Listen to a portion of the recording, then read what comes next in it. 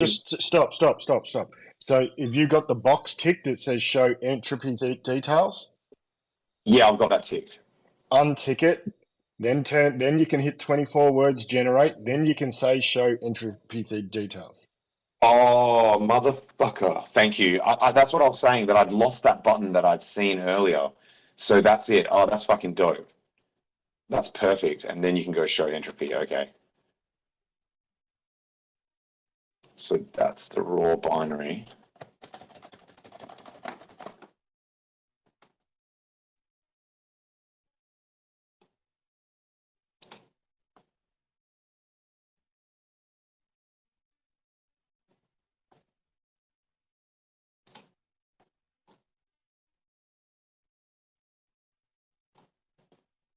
And you'll see down where you can throw in the BIP39 passphrase where it says optional.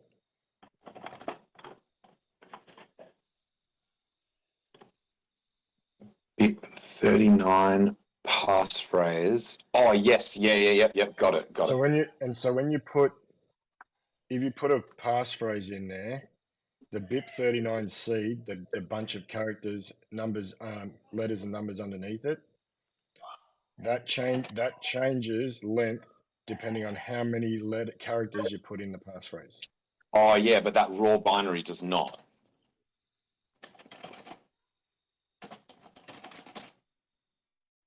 Oh, sick. That's sick. Thank you for walking me through that. That's fucking sick. I'm so convinced now that I've been right about this the entire time. That tool, like unless that tool is fucked, this proves that I've been right the entire time. What are you right about? What did I miss? Assuming that this tool is not fucked and it's like this is legitimately correct, the length of the binary private key does not change when you don't, no matter what you put in as that 25th word. Basically, this is the best tool out there. It's open source. It's on GitLab. It's known for many years. You cannot find something more genuine than this tool. I used this tool offline on a live session on a air-gapped computer and created seed phrases with accounts with multiple numbers repeating. I clicked generate until I found what I wanted. And I wasn't suggesting in any way that it's buggy or wrong. I was intending that to highlight how sure I am that I'm right now, like as in saying it would have to be the very unlikely case that this tool is fucked, which it's definitely not, because so many people have used it in the past and it's like considered to be. This is the same tool that Day 43 was playing around with when we very first had this argument, which actually means that he's right that there must have been some miscommunication between us on the stream, because if he had understood what I was claiming, then he would have seen this result and been like, Tangent's right about that shit, because the length of the key is not changing, which means your probabilistic, like the probability of you guessing correctly is definitely still the same. And that's what brute forcing is. You're just guessing combinations. So unless the length of ones and zeros, like the number of ones and zeros, unless that changes, you are not changing the difficulty of a brute force attack. I am fucking glad we got to the bottom of that. You could have just asked ChatGPT. No, ChatGPT got it wrong. Look at my tweets, got it wrong. Someone DM'd me and they're like, bro, look at ChatGPT. And I was like, fuck, this says I'm wrong. It said that it says it does. So if you look at my tweets, there's one where I'm like, guys, it looks like I'm wrong about this. And if it does end up that I'm wrong, I will publicly claim it and step to it and admit it. This is what ChatGPT said, and said, the 25th word does increase the entropy, and therefore it does increase the length of time that it would take to do a brute force attack. And I was like, fucking hell. Like, no, I got that answer, but ChatGPT was referring to brute forcing the seed phrase. But if you ask... so ChatGPT made the same mistake that these guys made, that they thought that I was talking about, like, doing it that multi-step version where you're trying to actually brute force the the passphrase and the seed phrase. Whereas if you just go direct to the binary, you don't have to do that shit. You bypass all that crap. You're literally brute forcing the fucking the private key directly. Yeah. So that's possible that ChatGPT just made that same mistake. Fair call. So did you tell it, hey, no, I'm not talking about that, I'm talking about this, and then it admitted that it was the same? I asked, does the length of the seed phrase changes for a 12 or 24 words seed phrase? It says, no, the length of the private key itself does not change based off the length of the seed phrase used to generate it. In Ethereum, a private key is 256 bits, number 64 characters. Perfect. Yeah, cool. So that was smart. You thought of like the correct question to ask it so that it didn't fuck up the answer. Thanks for that. You're welcome.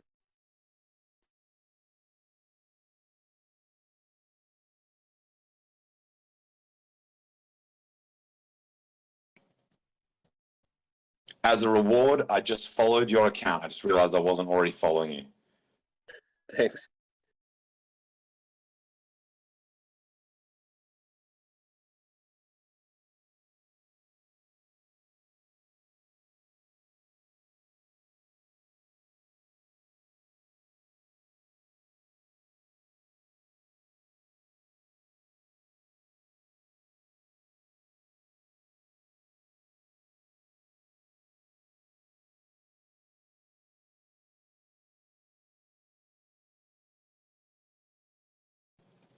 Oh, and famous, if you're still there, you can see that I was also right about that. The length of the binary, when you go from, say, 24 to 12 words, it does make it shorter. So the number of words in the actual seed phrase does impact the entropy and does make that so there. And most of us should have known that, because there have been plenty of people who have talked about security and who have said that 24 is harder to break than 12. That was pretty widely accepted. That does change the length of the private keys, and you can see it there. That's what I was saying about the 128 bits, and the other one takes 256. I remember, and when you were like, "Oh, how did you get that so fast?" And I was like, "Oh, because I changed I changed the way we were wording it." It's just the way we were. Yeah. I was thinking different at the beginning. I thought you were like, "Oh, does the actual seed phrase change anything?" And I was like, "That's a good question." But if you were talking about just private key generation for binary wise, you're right. But it's multiple by the way, things, I right? think It's multiple things. You might have been the only person, and if not the only person, certainly the fastest to actually get what I really meant. Like, most people just got stuck on the other shit and couldn't, like, no matter how many times I was trying to explain to them that you're bypassing all that bullshit and going direct when you're brute forcing, everyone seemed to be stuck on this word shit and thinking about it in terms of the words and not in terms of the binary. But you were like straight away, you were like, oh shit, I get what you mean. Like, so congrats on like quickly realizing the freaking path. Shouts out to Adrian too. He came out with that like, he said, "Oh, check this out." That was good too, man. But you see how we help each other. I love famous. This, I checked. I DM'd you that like 2 hours before. Oh, my bad, Magic. Yeah, sorry, guys. I don't know. I don't get notifications, but you guys don't know. I don't. I'm telling texting. I'm the worst, man. Oh, he did send it. Yeah, when I'm on Spaces, I'm not checking my DMs. Hey, I'm really bad like that. My bad. So all good. All right, sick. I feel bad. Well Magic. done. Well done, everyone. I'm sorry, Magic. It's all good. Right, it's like the 6th time, man. He's like, yo, man. All my phones are charging right now, and I'm just doing other things on the PC, you know? Together we are stronger. Right now we're live on YouTube too, so we're recording. So let's make a tangent, run this shit. Are you doing a simulcast on YouTube? Yeah, right now we are. We're on Hex to Learn YouTube, and we're also being streaming on Twitter. So if you go on my profile, there's the video of us live. So like, if we have something to show them, we could show people so they could go check So it's like, oh, let's go look at this liquidity chart. Like I could pull up the chart if you want. Check it out. I'm on OBS. Right now. I'm not like on StreamYard. I'm on OBS, so I could do a lot of stuff right now. Look, I'll so that was another disagreement that I had recently on Twitter, and I can sort of see, like, as I stopped replying to it because I was just like, I'm not going to get into an argument over this shit. But I saw that person's replies to other people discussing it, and I got a sense for what they were actually, the reason that they were actually trying to say. So I'll try and break it down really quick, right? They claimed, they were like, oh, the price of Hex is not going to go up because the liquidity hasn't been moved. And I said, that's not how the shit works. The price can go up. Like, in fact, it goes up faster when there's no liquidity above that point. But the point they were trying to make, which there might be some validity to, is if you're a whale and you want to buy a lot of Hex, you're not going to market order when the liquidity above, like when the sell side liquidity is so thin that you're just going to eat mad slippage. So they were effectively claiming that whales wouldn't buy the price upward until the liquidity providers moved a significant amount of liquidity up and around the current price. So there's some logic there, yeah? Like, as in that's you could make that argument that a whale's like, fuck that, I'm not just gonna like send the price straight to $1 and eat slippage all the way up. But in my opinion, that's like one of these, like, oh, I'm gonna paint a picture of a single market participant and assume that everyone thinks like that, which is, I always advise against against doing that shit.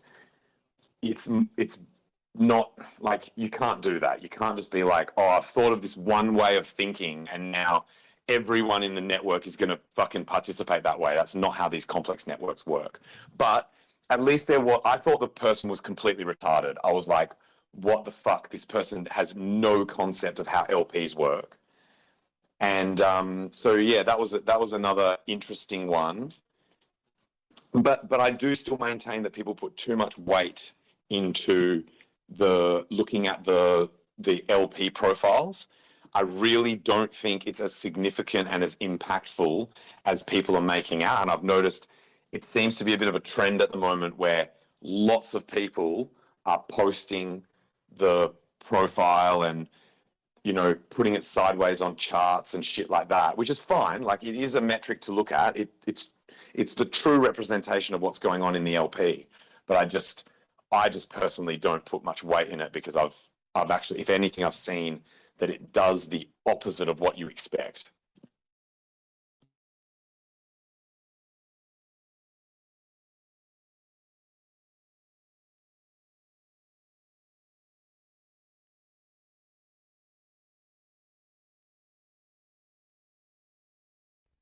Well, gas right now is disgusting, man.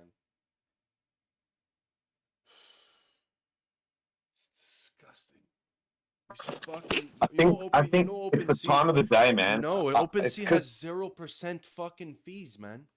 These cocksuckers for a limited. Oh, I saw that. They're trying to compete with Blur. Yeah, and now it's gonna fucking just make people just fucking do nonsense, man. 0%. Boy, my stupid. CowSwap says it's 25 Gwei at the moment, which isn't too bad.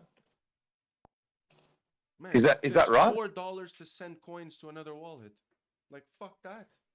What the fuck? Wait, what? Are you using a wallet that might be estimating the gas wrong? This says, I'm on Etherscan. It says the average Gwei, it's only 22 Gwei. I'm using. I'm using whatever MetaMask.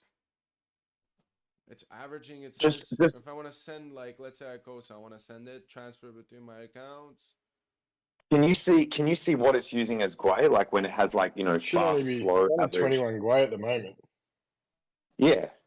Yeah, that's what mine's saying as well. Like CowSwap and Etherscan both saying about just over 20 Gwei, which is not that extreme. I think, Famous, I think your wallet might be estimating the fee wrong. Like, as in it might be fucking it up and having it higher than it needs to be. It might be using like 50 or like 60 or some shit. By the way, guys, I really, really like the Rabby wallet. It smokes MetaMask in every single way. It's so fucking good. Yeah, man. Like, so you know in MetaMask how it doesn't have custom RPC settings, so it won't support Pulse Chain yet, right? What wallet? it kind of does, kind of doesn't. You can change the RPC settings for coins that they've already added, but you can't add new coins. So, i.e., you can go in on Ethereum and tell it to use a different configuration for Ethereum, but you can't add like another Ethereum. So you can't use Ethereum proof of work with Rabby. You still have to use MetaMask. And you're right that if they don't support Pulse Chain, then you also wouldn't be able to use it. But I'm hoping to pressure them to support Pulse Chain. What is the name of that wallet? It comes from the same guys that made D-Bank, and they're the fucking assholes that have like deleted the price for Hex. So maybe they've got something against Richard. Rabby wallet, Adrian. RABI. I think it's I think it's RABBY. I think. Oh yeah. But you are right. Spelt with an A. Yes, it's Rabby. I am watching a mobile wallet for some time. It's open source and it can generate also the 25th word. And it's very nicely done, but it's still work in progress. It's named Unstoppable Wallet. It's a very, very interesting app. It's for mobile. Yeah, we're gonna get. Is it made by the Unstoppable? We're getting fucked for like the next domain month, folk? man, and fees, man. We're getting fucked. These fucking NFT cocksuckers, man. No, it's not made by. It's not made by Unstoppable Domains. Thanks. What's with the Rabby wallet? What? Famous. I think your wallet is that differ estimating from shit MetaMask? wrong, man. It's only like 20 grand. It's cheap. How does that differ from MetaMask, Tangent?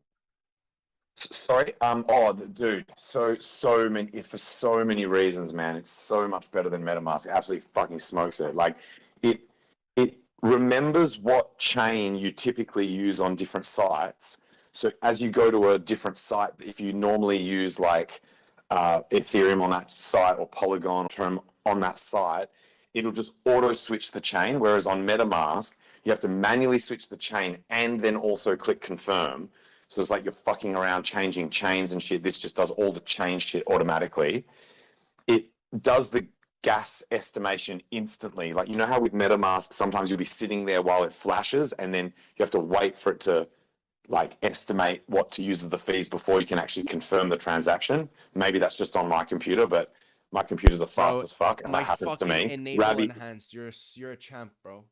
Holy fuck! The enable enhanced gas UI, whatever the fuck was on. I don't know why that was on. Bro, you're a champ. Thank you so much, bro. Yeah, customize gas, let me see man. if it made a difference, but that thing was on, man. What the fuck? So it estimated it on its own without you customizing it. Man, I hope that hasn't been like pounding you and fucking making you pay like higher than. Probably, man. But whatever, man. It is what it is. Well, then that was dope that you mentioned it. Like if you hadn't mentioned that and said, "Oh my god, look at the hex price! Go and look at the hex price immediately." Holy shit! God, Oh my fucking fuck! Yes! Are you yes, bitch! Yeah, bitch! You haters like that shit? Fuck yeah! No one in this room. Obviously, I'm not talking to you guys. I'm talking about all the haters. All those haters that didn't believe. Dude, we are above my resistance. I had two resistance lines. One at 6.4 cents and one at 6.7 cents. We're above that shit. We just blew through that and just said, "Fuck y'all." Hey, by the way, can you guys still hear me? Yes. Yo, Yes, mate. Do you remember I tweeted out saying 7 cents within 24 hours? I'm gonna go and look at when I tweeted that. No, it doesn't change. Because I think we're still within the 24 hours. Oh my god! But don't worry, guys. I'm not just flexing. I'm actually genuinely pumped that the price is up. You know, This is my shit here. This is my shit. I live and breathe Hex. I'm a fucking maxi. And when this price pumps like this and says, hey haters, how you going? It doesn't even say hello to the haters. It says fucking goodbye to the haters. This is epic, guys. Wow. Here, 15 hours ago. So 15 hours ago, I said 7 cents within 24 hours from now, not financial advice. And so we still have another 9 hours and to hit that fucking target. Did the wick go up there? Let's have a fucking look-see. It's 'Cause just that would under. be- It's like 6,934 or something. Let me see. Oh, bro. It's Oh, like shit. Well, I've got another 9 six- hours to be right. 6,934. The wick. Yeah, I saw the wick is like just, well, but you know what? If we don't get there, I'm going to fucking claim that wick is close enough. Like, because when someone says 7 cents, it's not like, I'm not saying to 10 decimal places. I'm saying it within like, it's the vibe of the thing. It's the fucking vibe, man. It's a vibe. It's in the castle. This meets the vibe. This meets the vibe check. 6.93. If I say it's going to 7 cents and something goes to like 6.93, that's pretty much close enough. However, I've still got 9 hours for it to actually get to 7 cents, and it'd be great to get a close above it as well. That would be maximum correctness. I don't know why I decided to throw down a prediction that was that specific. I think there was something that Funding Jim tweeted out where it was like, he tweeted, if someone's going to make a prediction, you need to specify price and time, otherwise you're fuck all. Like you like anyone can throw out fucking predictions that are non-specific. A true G, you have to predict both time and price. So I was like, yeah, fuck it. Like, why don't I do something super specific? And it was based on this idea that once we broke up, we just looked like we had so much upward pressure. And I knew that once that shit breaks, shit moves really quick. So, wow. Okay. This is great news. Well, And ever since also that it means day, I can start- since that day that we hit like I don't know how much in volume on ETH, and there was nothing protecting it on each and other side. It just right now upwards, there's nothing protecting it. Not much people want to sell it, so it's what's stopping us from going up. And right now, there's only things stopping us down. That's why when I posted timber, it's like, bro, if you want, it could go, but the up is not stopping no one, and that's what's showing right now. Up is not stopping. Yeah, I agree. Yeah, I agree, man. I did see your tweet. The timber tweet. I think I actually retweeted that.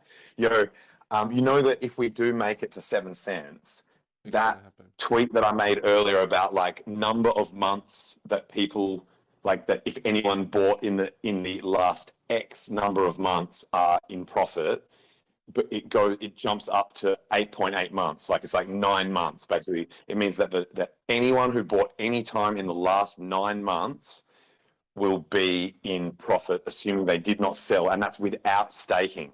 So obviously anyone who staked, you're immediately better off than that. Should post that right now. Post the level. Yeah, well, I'll wait for it. I'll wait for it to actually get to the price that is required for that to be true, because I think, actually, yeah, that wick actually does go high enough.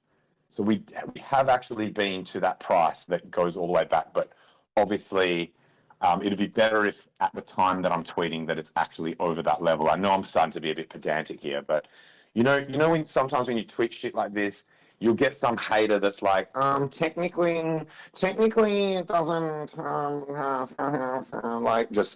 just to be a hater. So I'll just shut the exits and then light fire to the room, you know? Yeah, but the haters right now are irrelevant in my opinion. Fucking irrelevant. They don't make sense.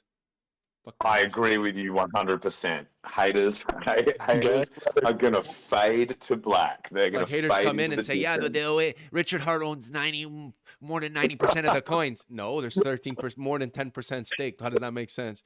And then they just go like a dog, bro. It's like, okay. Tangent, Do you remember Tangent, I just that guy? replied to your I just replied to your 7 cent within 24 hours from now because I noticed there was a few funny things on there. Satoshi was like taking a Polaroid picture, like for receipts. So I just wrote, "We will pay this call 0.06934 hex." Great call. Yes. Fuck yes. And, Thanks, and, man. and I put a gypsy with a crystal ball gif. Well, I need to refresh because I cannot see that yet. Somebody's ended 124 million in penalties so far today, just in the last few minutes. Payouts of over 12. What? Did someone emergency end day? Yeah, there's like 6 or 8 of them just in the last few minutes. It'd be a hack, no? Could be. Because they only got 200 days left in their stakes. It's kind of crazy to end after 1,000 days.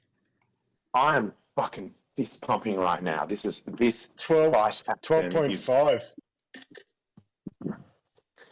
That's it, Can you guys. see that So tweet? this is- Did you see it, Tangent? It was. It yeah, wasn't. yeah, It's from. It's from. I It's retweeted from it. it's from our other account, Zero Steakhouse. Yeah. Yeah, for some reason, do you know what? For some weird reason, it hid. Like I had to click show more, so it like Well, it's probably it might have because thought. it's because it's a new account and you don't follow it. That's probably why. Oh, okay. Yeah. You know, there was a guy that came into the chat. I'm gonna just flick you a follow now.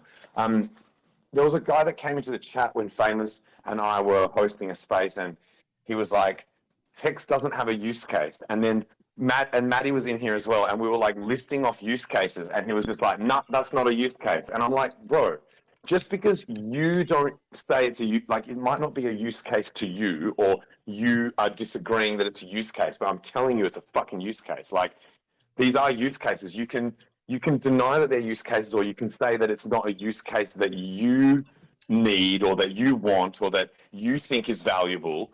But a use case is a fucking use case, bro. Like, is that the guy that said, "Well, how is Hex gonna help the world?" Yeah. He was like, it doesn't have a use case. It doesn't have a use case. And then he listed off all these other coins that he owns, which were all complete garbage. And I'm like, well, bro, you tell us what the use cases of these fucking garbage fucking pieces of shit. And he was like, all of crypto is fucked. All of crypto is a scam. That was his response to me saying, for him to give the use cases of his coins, he's like, nah, the whole thing's a scam. And I'm like, bro. And then at some point we lost our cool, man, and we were like, fucking fuck off, you. I told him, fucking geezer, get the fuck out. I'm all fucking worried, man. Fuck him. Fucking piece of shit. He was here just to trigger you.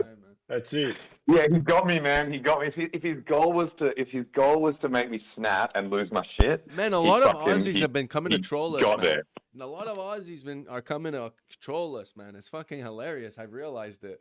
The Aussies come in and they troll, man. You guys have a good fucking hater-lover relationship with them, man. Fuck. No, it's just the Bitcoin Aussies, dude. That's all. Well, no. Satoshi's been here. He's been arguing with us. I'm actually very surprised how much he does argue with us. Like, yeah, I actually like that account. And there's another account that's been trolling me. He and quietly loves Hex. He quietly loves Hex. He's like I think he's it's like a just closet fun. No, hexer. but it's fun. I think he likes the competition where it's like, I'm not like, you feel like if at some point, if you bully a handicapped person, how much fun do you think you have instead? But if you're bullying a jock, like you're bullying the bully, right? So that must be like, I think that's how he sees us, where it's like, well, I don't want to troll idiots because they're idiots, but let me troll these people because they think they're like, in his head, he thinks that we think we're right, but we're not. That's how he thinks. You understand? So to him, it's like, oh, well, they're intelligent, but they're completely wrecked. So let me have fun with these guys. That's how he thinks, in my opinion. Yeah, I'm enjoying getting trolled, and I actually laugh at a lot of the insults that I cop. And there's one guy that I'm actually really enjoying his trolls, but he's got a coin in his fucking name that I refuse to allow. Like it's the worst coin in all of crypto, Down Forever coin. It's just the most horror you've ever seen on a fucking price chart, and I refuse to give anyone with that coin in their name any airtime. but his trolls are actually really good. His trolls are actually really good. There was one over the weekend, and remember, I was out and I was fucking lit, and he just said, I would rather go down on a dry pussy than have to sit through another one of Hex Tangent's live streams.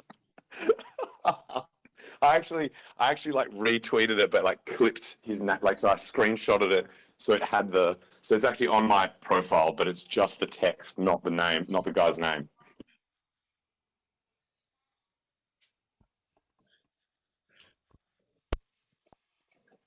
Fucking devil, man.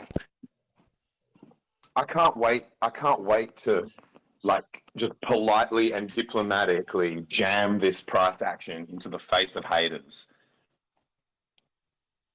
Oh, someone just thanks Stockton from the chat. Bro, did someone mention the payout 12 hex or something like that? Yeah, 12.5. Yeah, that's because one No wallet. way. Well, yeah, day 1174, I think it was yesterday. That remember we were talking about that one wallet that just fucking unstaked a bunch of shit? Yeah. Payout. Bro, why? Why would you do that when the price is mooning? Like, there's no reason to panic sell. Like, if the price is going up, like, that's crazy. Maybe it was a hack. To be honest, I was looking at it with Funding Jim. At first, we were like, "Oh, you got hacked, whatever." But then when you look at it closely, most of the big stakes were more than 75% done.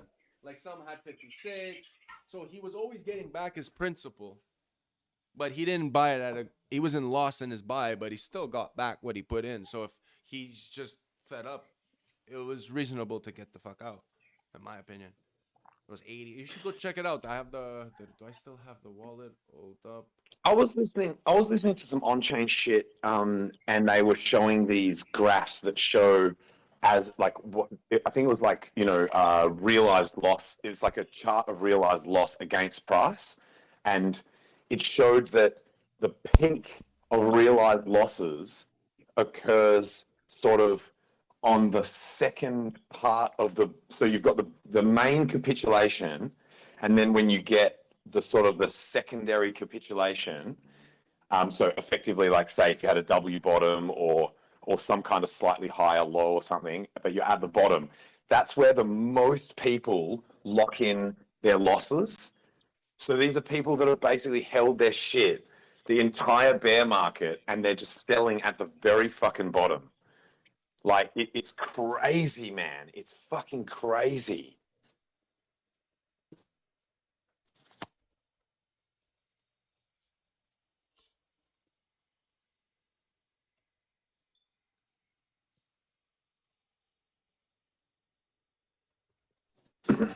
I need this hex price to go higher.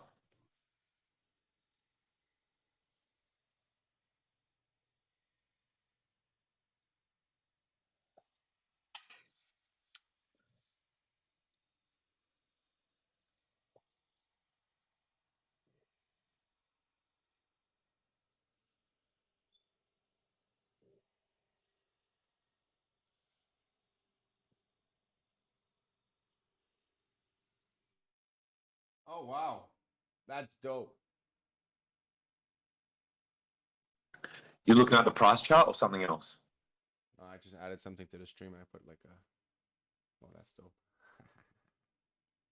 I added like a ticker at the bottom so everyone on the stream could always see the price. Oh, that's dope. Wait, so not to chill, but I noticed that, I don't know if this is still the case because I haven't looked at the chart recently, but I noticed at the time, which I think was like yesterday or something, the prices of Deci and Icosa were very, very good, like very juicy, very tasty, well cooked, medium rare. It was just very tempting.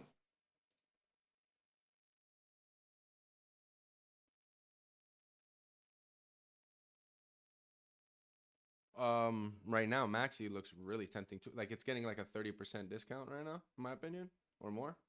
It should be almost there. Yeah, so Icosa is under 10. So it's under 10 hex to get an Icosa. And Ooh, really? where's there? Let me go. Yeah, check. I dude. have that on right here. Oh wow, wow. How crazy is that? And Maxi, I think where did I 1.06, put 1.06 premium. So 0.6%. Desi was like insane premium. It was crazy. Yeah.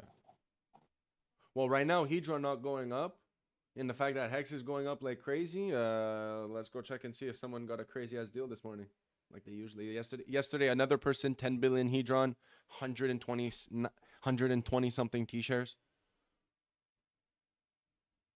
for fucking 70 grand worth of fucking Hex. Fucking Bro, I'm getting so cut about missing out. I just like I need to get onto these auctions. Like I think I convinced myself that I don't have time to like monitor the shit, but I think I just need to go and like throw bids. And can you bid higher than where it's at? You can, Yeah, right? you Like could can put just bid whatever you 0.0. want. You could put 0.0001. So what I used to do is I used to bid the same amount of what the guy's bidding, and then just add a 0.001. So it wouldn't even show that it's 0.001. It would just round it out to the same number as the guy. So if anyone's looking at it, they're just tripping and they're like, "That's what I bid." Like what? Or add one Hedron more. At first, I was doing one Hedron more. Just always adding one Hedron more than what the person was coming back in with. Like one more, one more. You said that it costs gas, didn't you? It costs gas every time you bid. Yeah. But on a good You'll- day, it was you'll- like $1, between $1 and $3. So I don't know how much it is now. Let's go check right now. Famous, you're like a little, you're like a KuCoin bot. Yeah, I'm a pain in the ass. You know, like you're on silly And- exchange, oh, like and- you put an order in, and then like literally, if you wait and watch, like within 2 seconds, 3 seconds, the bot comes in just tops and unders your price. You can see it happening real time. That's famous, Rip. Is that in HSI auctions that you're talking about, or something else? Yeah, the HSI. But what I'm talking about is just Yeah, like any old exchange. Like you can just see the bots at work. You know, like you put a bid in, and automatically they're like under and over, like within seconds. Oh yeah. Just something to be aware of.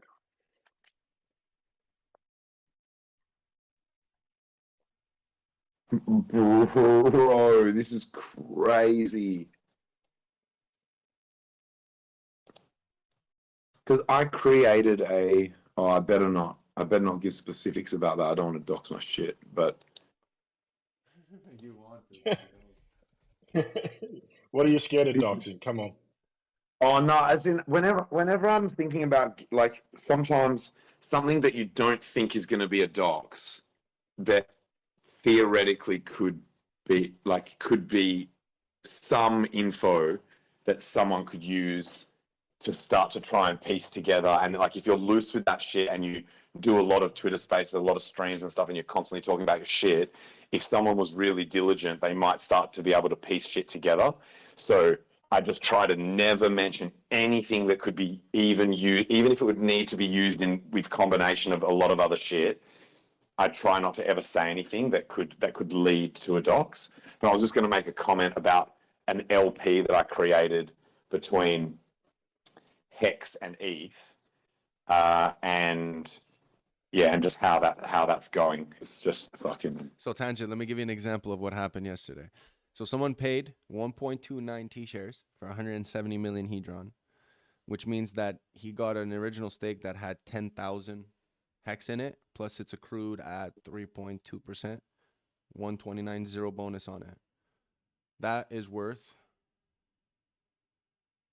on Uniswap, that's 170 million Hedron is currently at $376, and that's worth about 5,441 Hex. So think about how that gentleman just won.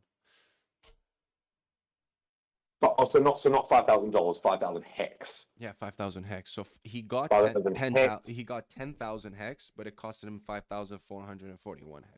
Like it would have costed him to just take that money, what the Hedron was worth, and to create a 555. he would only have been able to get less than 5,540 because he would have to keep gas. It would cost him more for the state, all that shit, right? So he would only be able to, with 170 million hedron for that value, get 5,400 hex right now and stake it. And he would get less T-shares. But he went and he clutched 1.29 T-shares, and he has 10,000 hex principal in that stake. And also there would probably be some hedron in it, and also you get 200, only two, but well, technically it's 1.29, so that would be 1,290 times 5,555. That's the total amount of hedron that comes with it. Oh, but not like, as in, not if someone's claimed in the past, right? It would, some of it might be missing if they Yeah. But claim. I assume everything's missing, just for measures of Okay, yeah. statistics. So just to see, like, oh, okay, well, I have to put it back in, but I'll still have 1,290 times 5,555. At the end of that stake, I'll still have that much hedron left.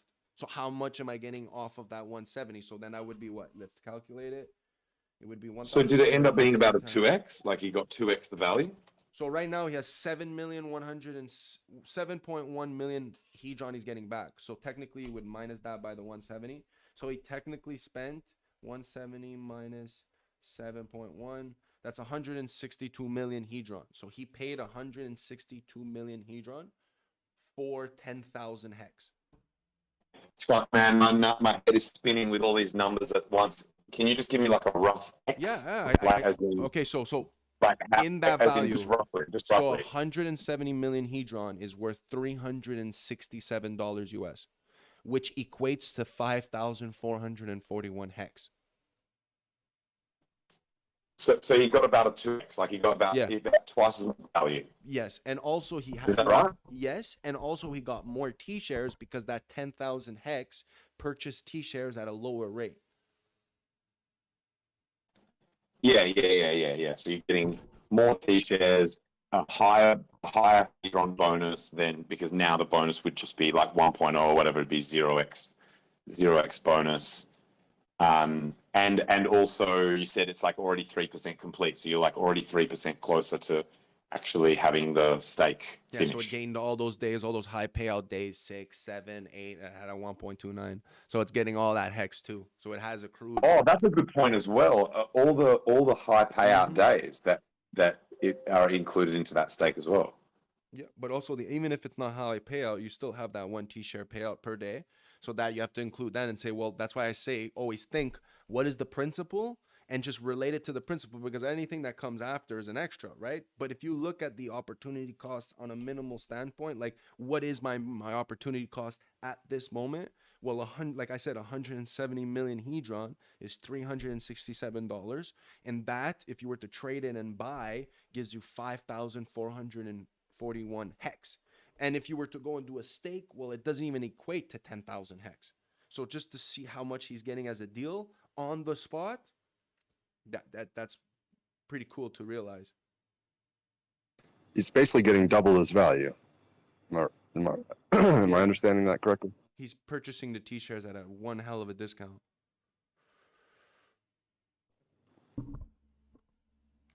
Because the T-shares are worth in hex, right? So if he's getting twice the hex, then technically he's paying 3 cents per hex on this chart. He's basically paying 50 cents on the dollar in terms of value. Exactly, on the spot. So that's why I've been telling people, like, look at this, because like if you're going to do something at a certain amount or rolling it, and like the rolling stakes for 30, 90 days, 180 days, you should check out Icosa staking and the hedron staking, because that's outpacing it. So there would be no point in you even creating rolling stakes,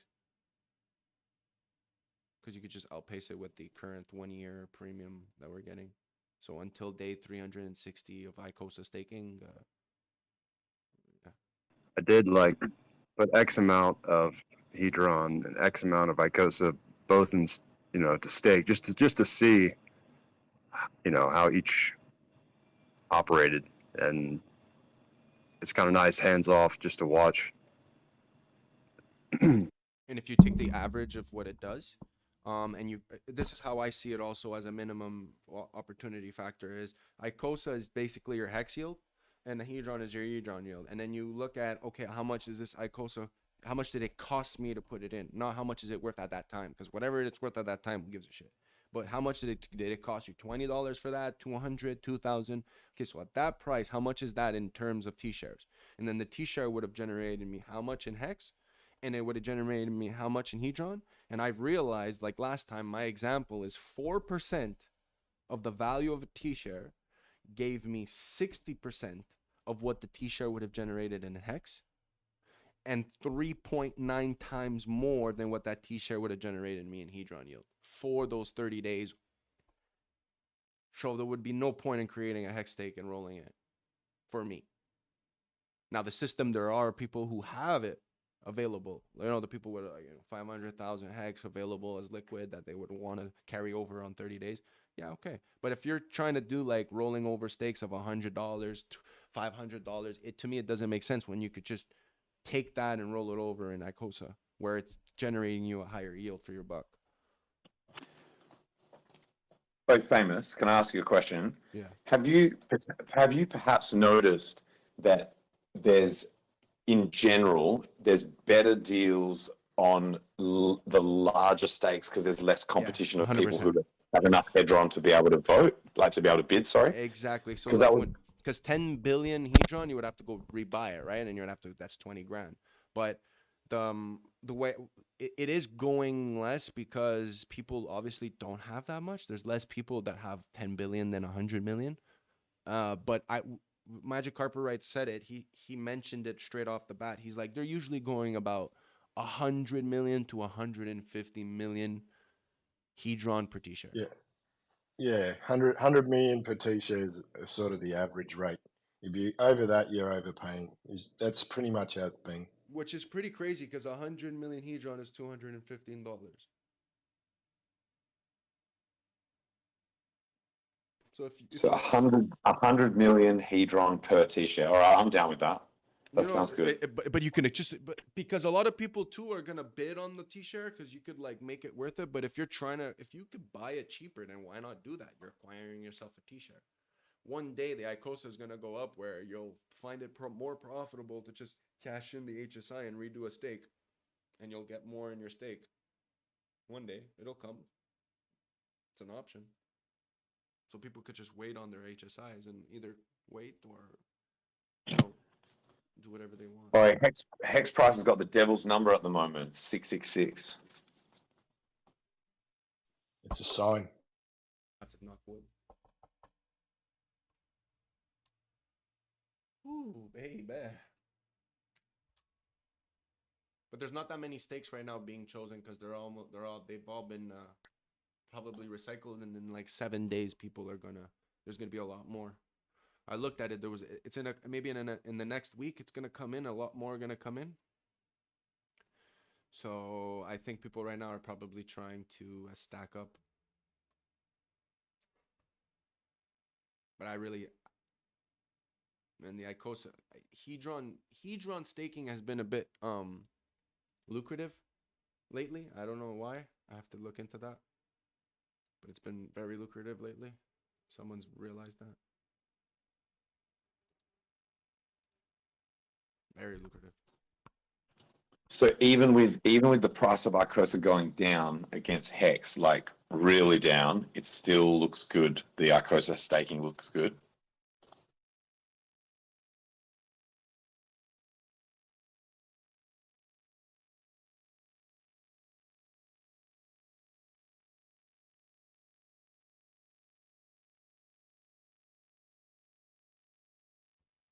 Right now, there's 43 T-shares going for 550 million hedron. 6 hours left.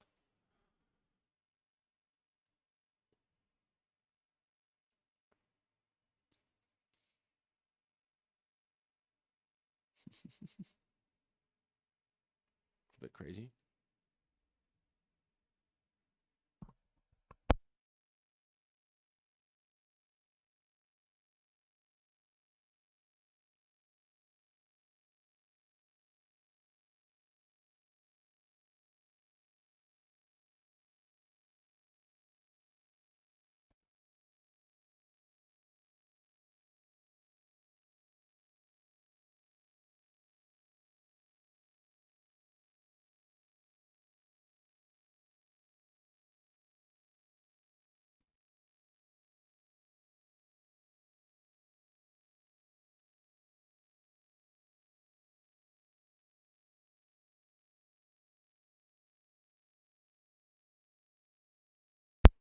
That's there's a lot of things to do right now, man. I feel like people need to get it on.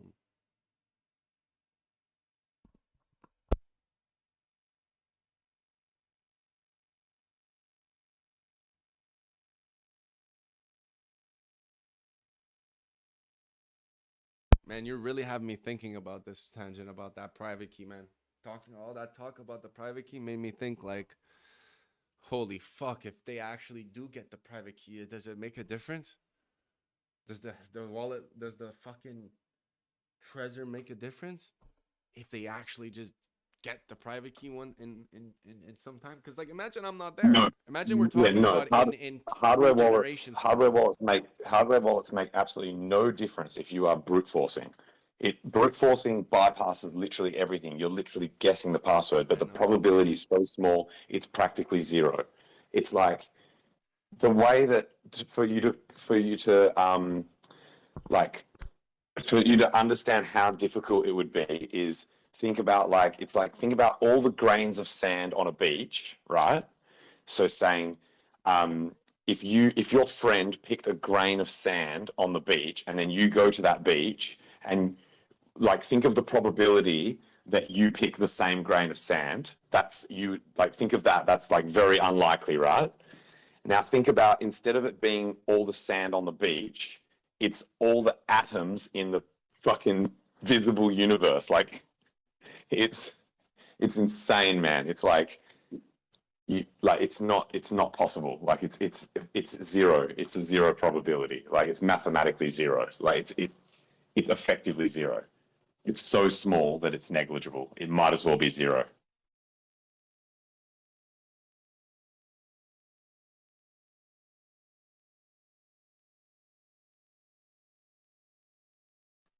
Like I think there's the longer version of it is like you think of the sand on the beach and how impossible that would be, and then it's like think of all the sand on all the beaches, and then all the sand that's on all even under the oceans and shit like that, like all the sand on planet Earth, and then think about the atoms within the sand in terms of they get to pick an atom within any of that sand, and then like then it's like that for the entire observable universe. It's like it's just so someone comes along and picks an atom anywhere in the universe, and then you're trying to go around checking atoms within the universe. You would spend your entire life just checking the atoms that are immediately in front of you, and you might not even be on the right fucking planet. Like it's zero.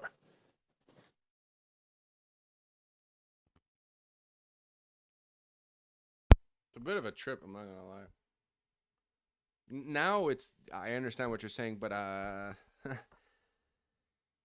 anything's possible, man. Especially Yeah, mathematically. in theory, it is possible. It theoretically is possible that you could guess someone's private keys. But it's just such a small probability that you wouldn't even bother allocating computer power to it. It would be a waste of electricity.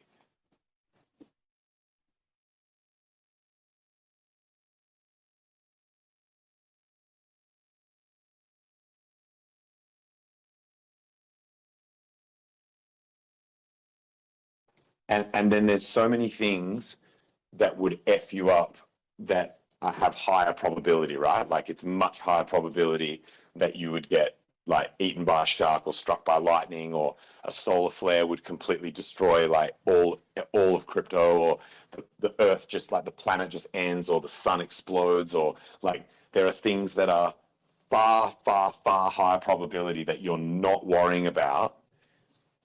So the thought of someone accidentally guessing or trying to guess your private key should not be of concern, because relatively speaking, it is much, like many times less likely than a range of other things that could occur that would F you up just as bad or worse.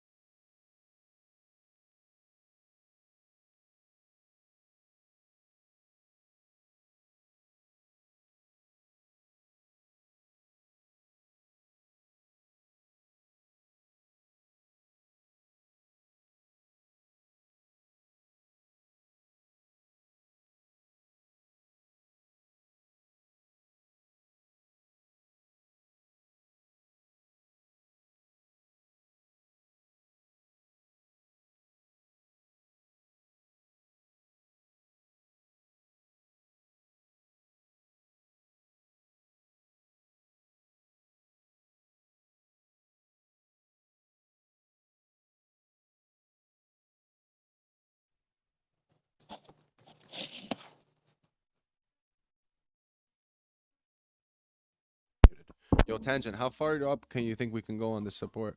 On the ceiling, sorry. I guess that's the word. Ceiling. What do you mean for Icosa versus Hex? That the No, or for do you mean Hex Hex Hex bets? USDC. Because right now it's very ironic that the two biggest pools are just the USDC pools. It's very Oh, ironic. so what the ETH pool has been pulled, like mainly pulled out. Well, because ETH right now is at a support on the ETH BTC. It's at like 6 point. ETH BTC. What did I take it out? Actually, I took it out. Shit. Give me a second. I'm gonna re-add it. Because it bottomed at 6.8%, so that could try to come back up. So ETH might be going more up in expectation for more withdrawals. My predictions for resistance above here, once we're like convincingly above 7 cents, 9.6 and 11.2. And that's not based on the liquidity pool. I don't look at that. That's just based on TA of the actual price chart itself. And I think it's going to be quick. Oof.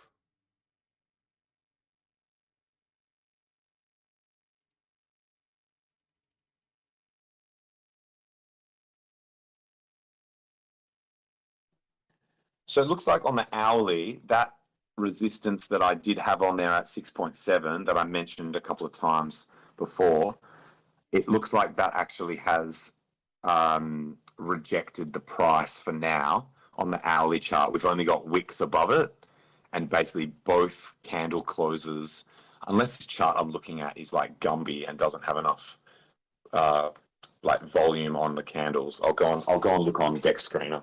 I think Dex Screener is the best for looking at the Hex chart.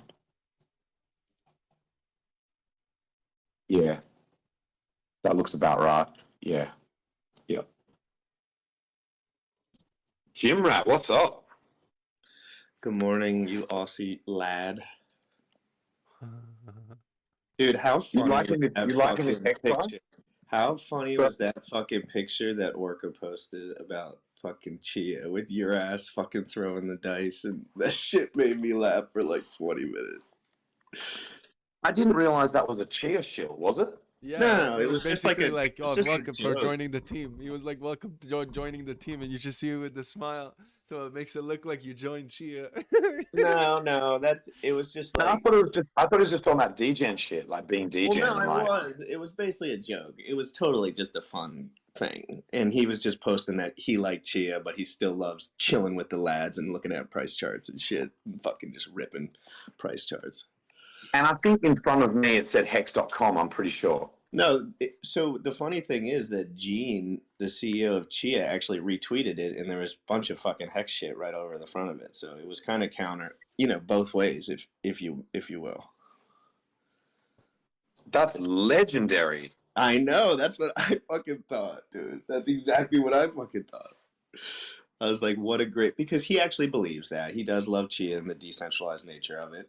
But at the same time, like, he loves fucking, what do we talk about over here? Price go up, fucking ripping fucking price charts and fucking talking money. At least when Tangent's in the room. What do you mean? He's TA master, man. He's like, he runs the rooms when we got the price action. Well, It's all about the price price, action man. looks great, but in my opinion, if you just go to app.uniswap.org, go to the bottom right where it says top tools, and then you type in hex, then you can have a much better idea of where the price is going to go with that a lot less, because you can just see where the liquidity walls are. Oh, you're talking liquidity. Yeah, like I just look at when I'm looking at the price action personally, I just look at the liquidity on info.uniswap.org, and it's much more clear because you can just see that there's nothing left. Yeah, we've been checking the some of the USDC pools that are remaining and the ETH pool, and wrapping your head around that, and that indicates like more like when price might move than like where it will go necessarily. Right, and everyone else has different I'm just talking I've never drawn a line on a chart once in my life, ever. Like I don't think I've ever drawn one line You on a can chart. watch everyone else do it. Don't worry, you're not. You know, Yeah, no, I know. That's what there's a I'm saying. litany Like of in my options out there. opinion, I don't think TA is necessary, but again, I don't know anything about it, so it's just my opinion.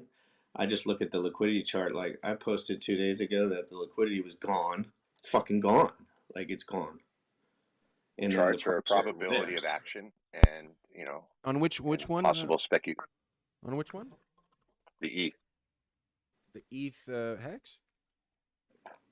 On any hex pair that you look up, the liquidity. Well, let me look. I'm looking at USDC right now, and then I'll go to hex ETH right now, and then I'll tap on it.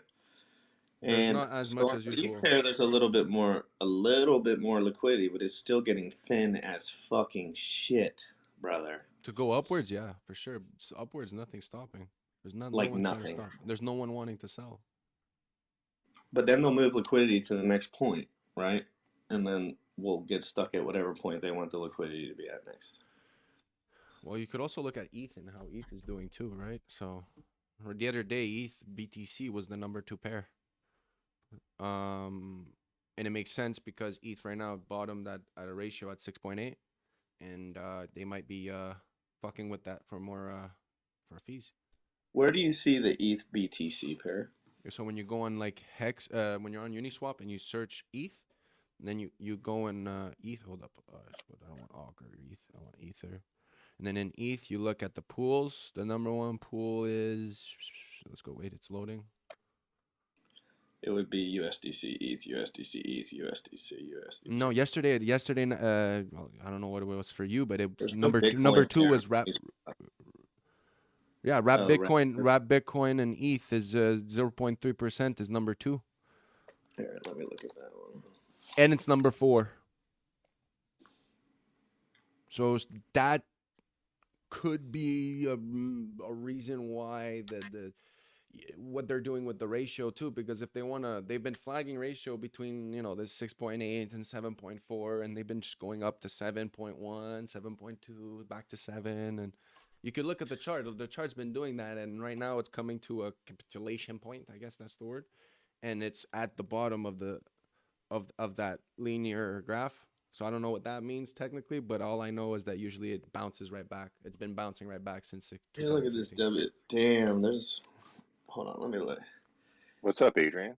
Yeah, let Pulse Chain talk because his hand is hurting. Yeah, guys, I wanted to say if you have time, maybe you can go on CoinMarketCap on the Hex page and at the community, comment to other positive comments, because if we comment at negative comments, we'll put them in first in the list. But if we comment and click on the heart for positive comments, we'll keep those at the top of the list. Just go there, spend 5 minutes, comment 2, 3, 4 positive posts, and it's perfect. All right. Yeah, I'm gonna on have to ask you to say CoinMarketCap. that one more time. Yeah, he's basically pointing out to fight the algorithm for comments about Hex on CoinMarketCap, because people are leaving more negative comments than positive. So if we add positive comments, it'll fight that algorithm and just make a public, a better public image. No, I wasn't hating on you either. I just woke up. I didn't catch it. There is a guy there that is a professional father.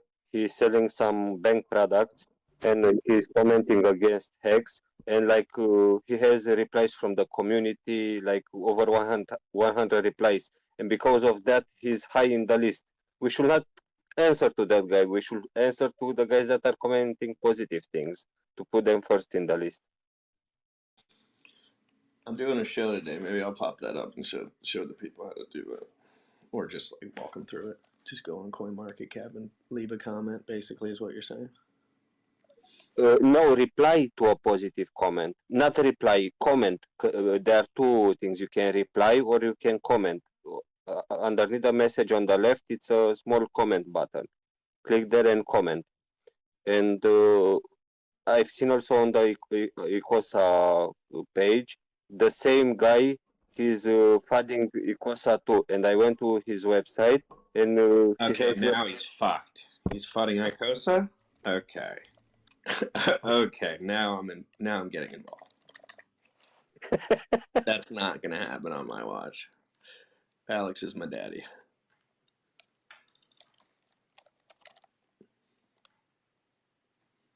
But what he's saying is not. What he's saying is, if you're gonna do something, make a new comment and make it positive, or if you're replying to a bad comment, just make it good. Like, don't reply to a bad comment because it's just gonna give them more clout technically on the algorithm. Yeah, the most efficient is to comment to a comment that it's already made. So Yeah. we put a lot of comments to that comment. So he's saying to write good comments on the good comments, so the good comments algorithmically can push the bad comments down. Yes. To not focus on the bad ones or to try to correct it, because by correcting the bad one, it's just boosting its interaction level, and the algorithm Exactly. is going with interaction and showing those who interact the most. So if someone says fuck Hex and everyone's like fuck you, it's the best, and everyone keeps putting good on the bad, well then it just shows more the bad, instead of saying Hex is the best and everyone replying to the Hex is the best, yes I love it, it changed my life, oh my god, go check it out, it's on special, it's boosted, it's up, like. And if you were to always do it on the positive, then it would boost always the algorithm for positive comments, and everyone would always see positive comments at first. That's what he's saying. Yep. Somebody just DM'd me and said, weird how the Hex is the only community that has sacrifices. As far as I can tell, Hex sacrifices are just theft. That's what I wake up to every morning from random motherfuckers. It's like, I was just like, let's see what I said back to. I said, seems like that's what you really wanted to say. I said, money is a vote. It's a marketing play.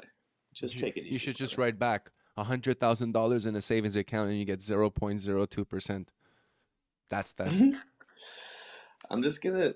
Dude, it's funny. The guys from the other communities that I've like talked to once, they just get real upset that Richard created an army, because that's the hardest part of all of this stuff. Like the hardest part is actually the creating of a fucking absolutely crazy fucking community that's fucking insane. Also, technically, the sacrifices weren't a part of Hex.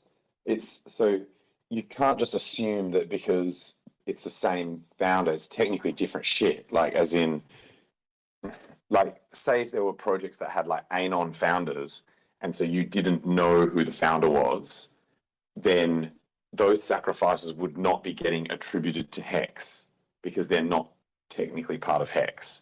You know what I mean? The sacrifices were from Pulse and Pulse X.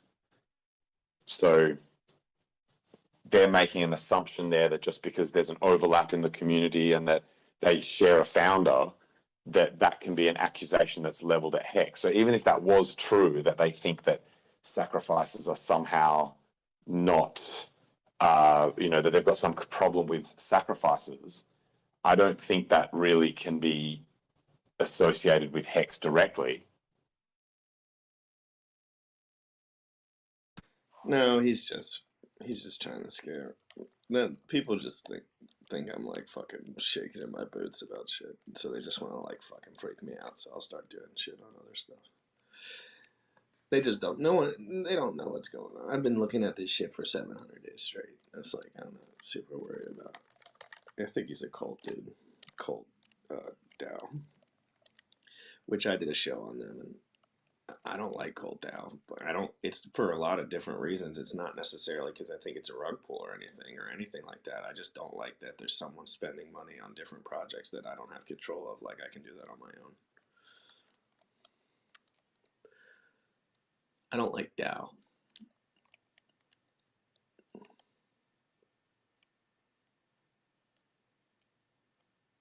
It's an interesting concept, though.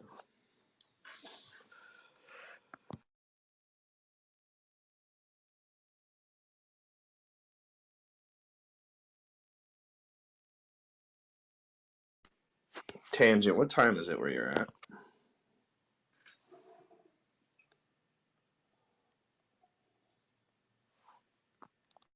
Sorry, man, I was just eating something. 8:42. In the PM? Yeah, PM.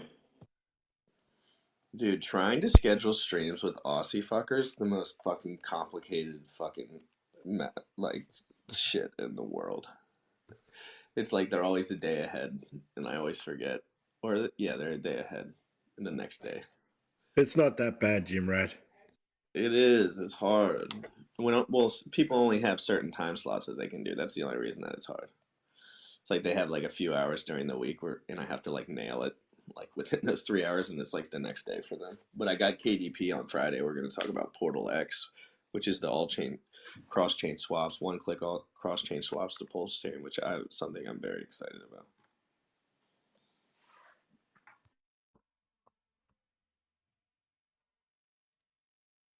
Bro, talk about the possibility of bridging from PRC to ERC, man.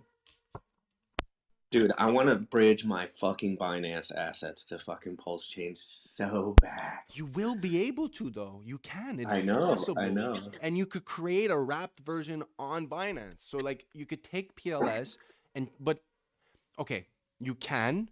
I would not suggest it because BEP20s are almost dog shit.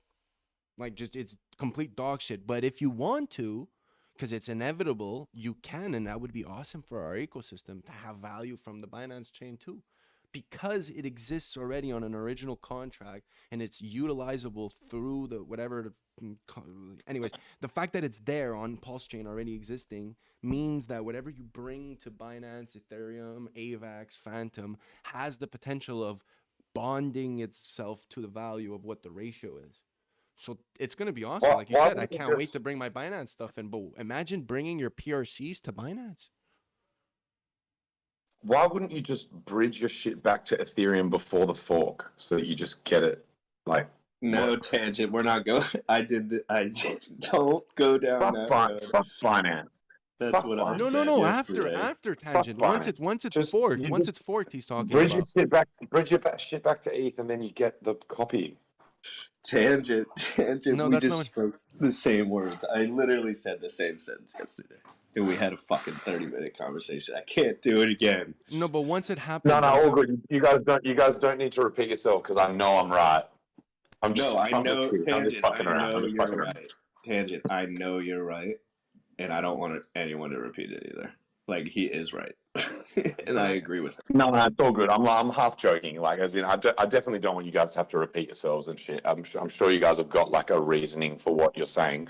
But for me personally, I'm in the process of literally bridging everything back from all like layer twos and everything for the fork.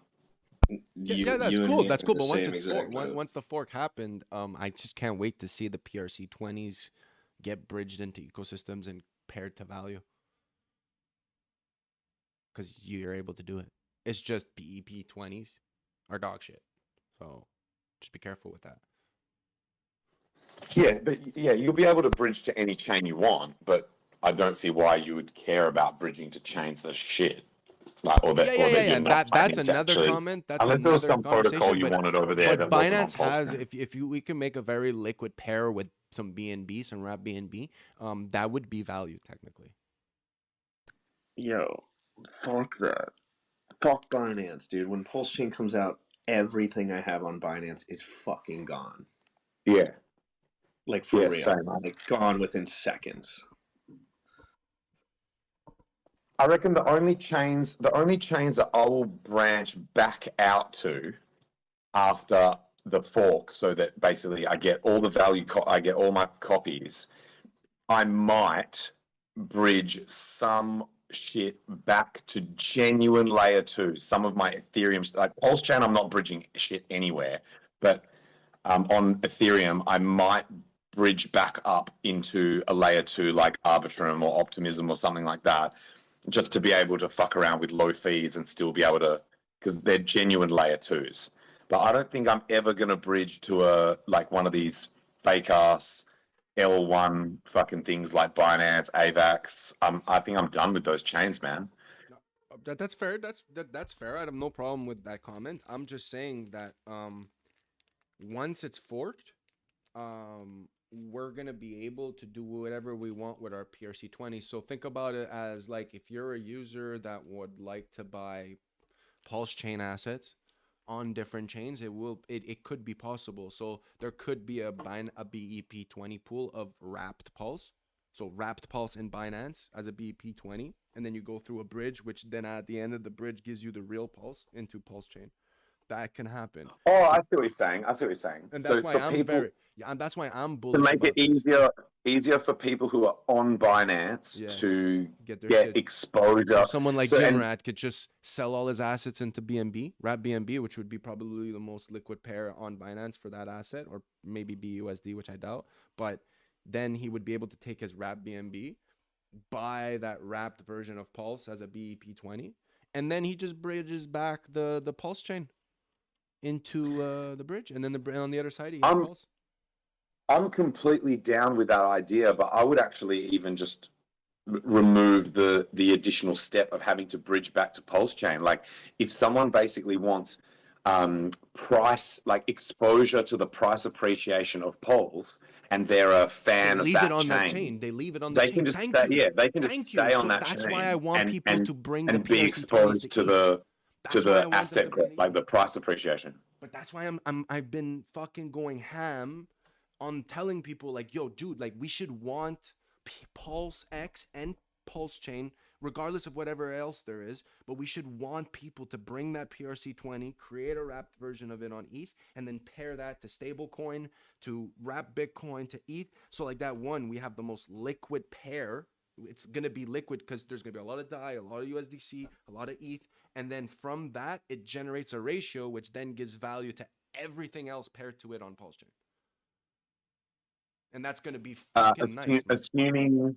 Assuming that ratio stays the same on those other chains as it is on which they generally do, I guess. But yeah, it gives like it allows people, assuming that those ratios stay roughly correct, it would allow people to see the power of Pulse, in terms of the price appreciation on whatever their preferred chain is, and would act as a pretty decent advertisement. Like, because people will be like, holy shit, what's this fucking token that's just like doing fucking 10,000x? And then they'd be like, holy shit, that I can go and get the real version of that. And so it might actually bring interest to Pulse Chain through people seeing the crazy price appreciation of its wrapped versions on other chains. 100%. Because imagine, let's say like P ship, it's 1 E ship for 10 P ship, and they're like, and then they end up having a DApp where they could do stuff, right? Like Sand 2 and Mana. It's like you get more coins on that. Like I see that also happening where the ratio is at like everyone's gonna have a ratio that makes sense, and the arbing will occur where it's just gonna equal out, because if you could do it on one side, we could do it on the other.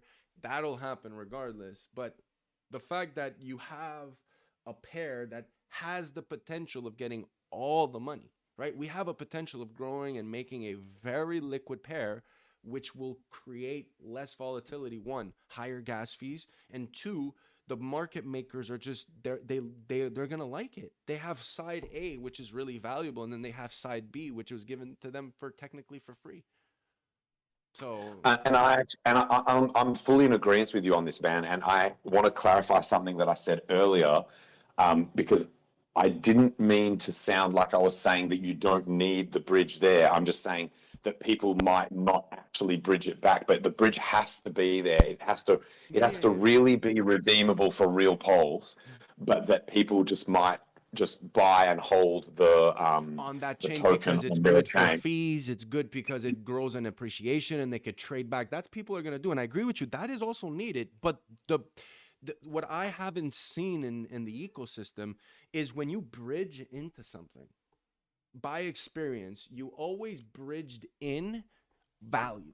You never bridged in the most utility in. You didn't say, oh, well, I'm able to interact with the contract, so that's my value of bridging this coin. So it's like, well, when P Hex is going to be on Ethereum, it's going to be one of the most useless Hex coins. Why? Well, because it can't interact with the on-chain contract. So what you have to do is bridge it, and the true utility of that coin is as a PRC20. Same thing for SHIB, same thing for the P SHIB, the P Mana, the P Aave, all that bullshit, the PUSD, even if they keep it. But though they have native contracts. So I was thinking also, you know what USDC and USDT can do? They could just burn all the coins. They could burn all the PRC20 coins and then literally say, oh, you have one USDC? Okay, cool. Give it to me. Perfect. I burn it as an Ethereum USDC. I burn it. And then boom, I mint you a PRC20 USDC. And they could do that. Yeah, and yeah, that would be the best contract, thing that could happen for us. That's the best thing that can happen for us is they burning to make a USDC PRC20 and a ERC20 USDC the same thing, that you burn one for the other, and they finally have the contracts available for this. Because on Solana, on AVAX, on Binance, they don't have the original contract, and they would technically have to create a new coin with a new address, and that would complicate a lot of burning, and it just wouldn't be the same. But technically, the PRC20 and the ERC20 come from the same contract and have the same functions. So you could create some automatic way of, hey, burn this, and then the new one is minted. And that would be fucking awesome for us. But people would have to be okay we saw with that happen. We saw that happen on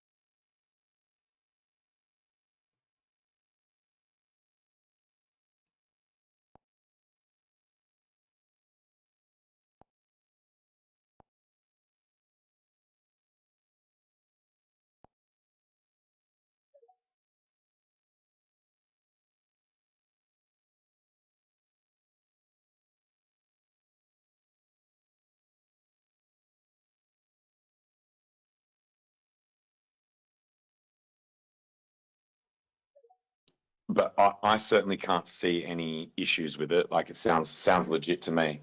But I would love to hear his opinion on that shit. You know what I mean? And maybe that Beetroot protocol could be the ones that do it, since they're planning to have all the bridges between all those chains anyway.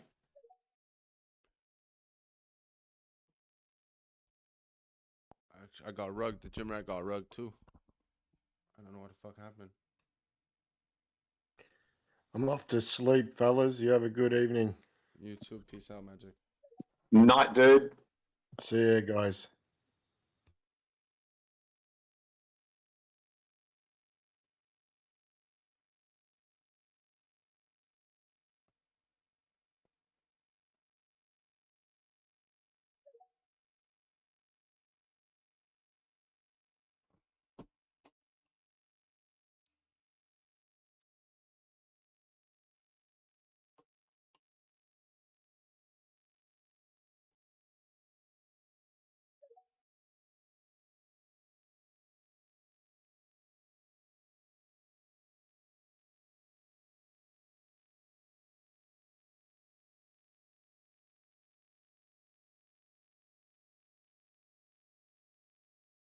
Is everyone good?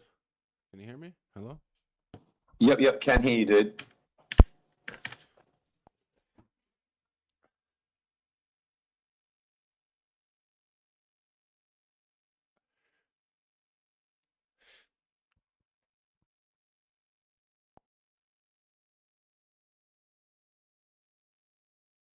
We need to get Alex after we need to get Alex on another question.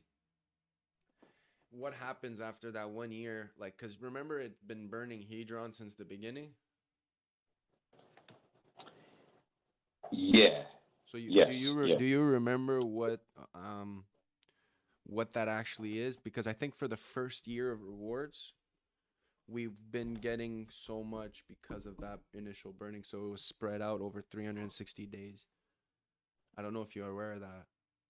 And I still haven't found any information on that, and people just keep talking about it on the Hedron side. Fucking Jawa. Let's get Jawa in here. I don't remember. I didn't really pay that much attention to that side of it.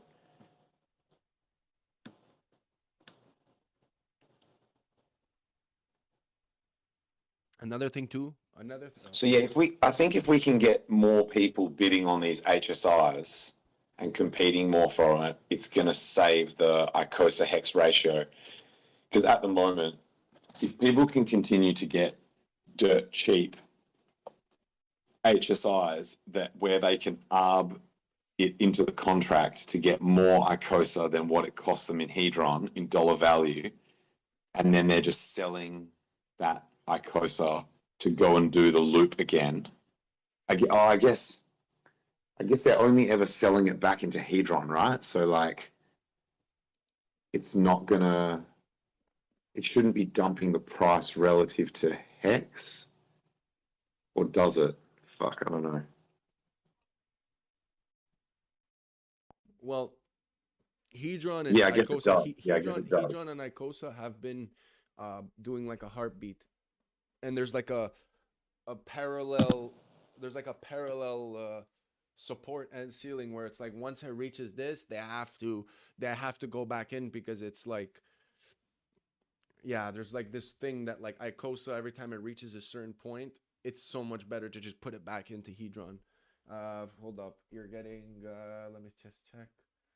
ICOSA, it's a really cool chart, that one too. And also ICOSA ETH, that shit's just going down. So I don't know what people think about that, but it's pretty cool because there's like nothing that happens to ICOSA makes the chart move.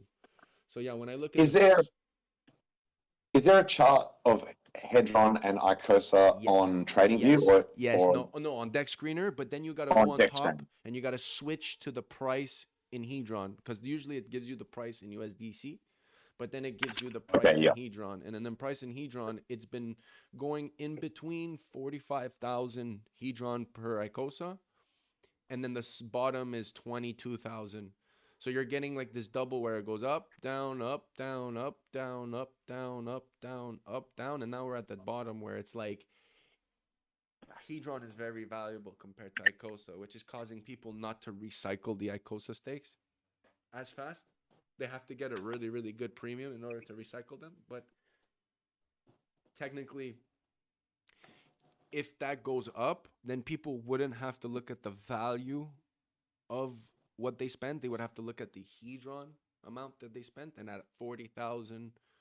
Oh no, it's more than 40,000. It's 40,000. Holy shit, dude! You're right. This is like a fat sideways range. Yeah, it's like, and it's just straight, but it's just because the levels at like 200,000 Hedron per ICOSA, and then it goes to 400,000, and then it keeps going in between those two, because it makes sense, because it's like, well, lately the way the price of Hex has been moving, it's like, well, you're able to buy Hex stakes at a discount always, and the more it goes up, the more it's at a discount, and you're able to get so much more T-shares, which means that you're able to exchange it for ICOSA. Now at ICOSA at this level is not worth it trading for Hedron, but you could keep the HSI stakes and then trade them in the future when they have this higher rate, because of how the ratio is. So people have been looking at these charts probably wrong, because you got to look at how their mechanism is worked, right? So it's like, oh, you have Hedron, you buy something that gets you ICOSA, and then you're getting Hedron and you're staking ICOSA, and then ICOSA gets you Hedron. So the amount that Hedron gets you in ICOSA compared to how much ICOSA gets you in Hedron is much, much better in Hedron. So they would want to suppress that price. So like that, people that are getting a shit ton of ICOSA right now are not getting their worth on Hedron, because then they could just game the system in a way. But as it goes up, you see the system getting gamed, and then it drops. But it has nothing to do with the price. And right now, Hedron doesn't have enough liquidity for the price to technically be like, oh yeah, we can go up in price. But there's nothing on the market right now for Hedron, because right now it's hard. It's hard to buy stakes. Why? Well, because everyone's getting Hedron stakes. Everyone's buying HSIs. These HSIs are being utilized. There's people getting a shit ton of T-shares for Hedron, and that's getting burned.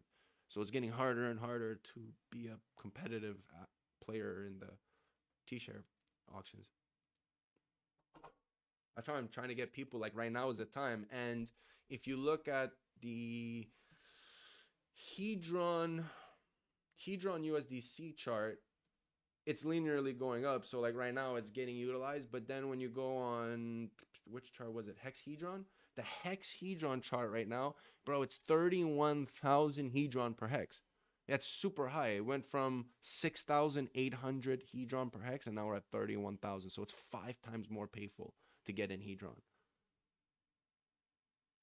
And right now it's about to hit its ceiling, where at one point it's going to become, It's like everyone's gonna take their hex and just be like, oh, I'm gonna buy Hedron, and I'm just gonna be able to not only get 30 or 40 or 6 times more Hedron, but I'm also getting 6 times less in T-share value. So like you're getting like 10 times the price. So if you have hex, the move right now would be to trade it for a Hedron and then take the Hedron and buy T-shares, because you would get more for your buck. Right? Like the way I'm explaining it to you, if you had 10,000 hex, well, that amount of money could go ahead and probably get you a T-share with 20,000 hex. So what's the point of natively staking? And that's what the charts are showing you. And that's why they pulled the liquidity, because if it was more liquid, then more people would be able to do it, and that wouldn't be good for the hex price. So right now, because they stopped that, people have to buy the fucking hex, because it's the only way to acquire the T-shares easily right now. I got rugged, man.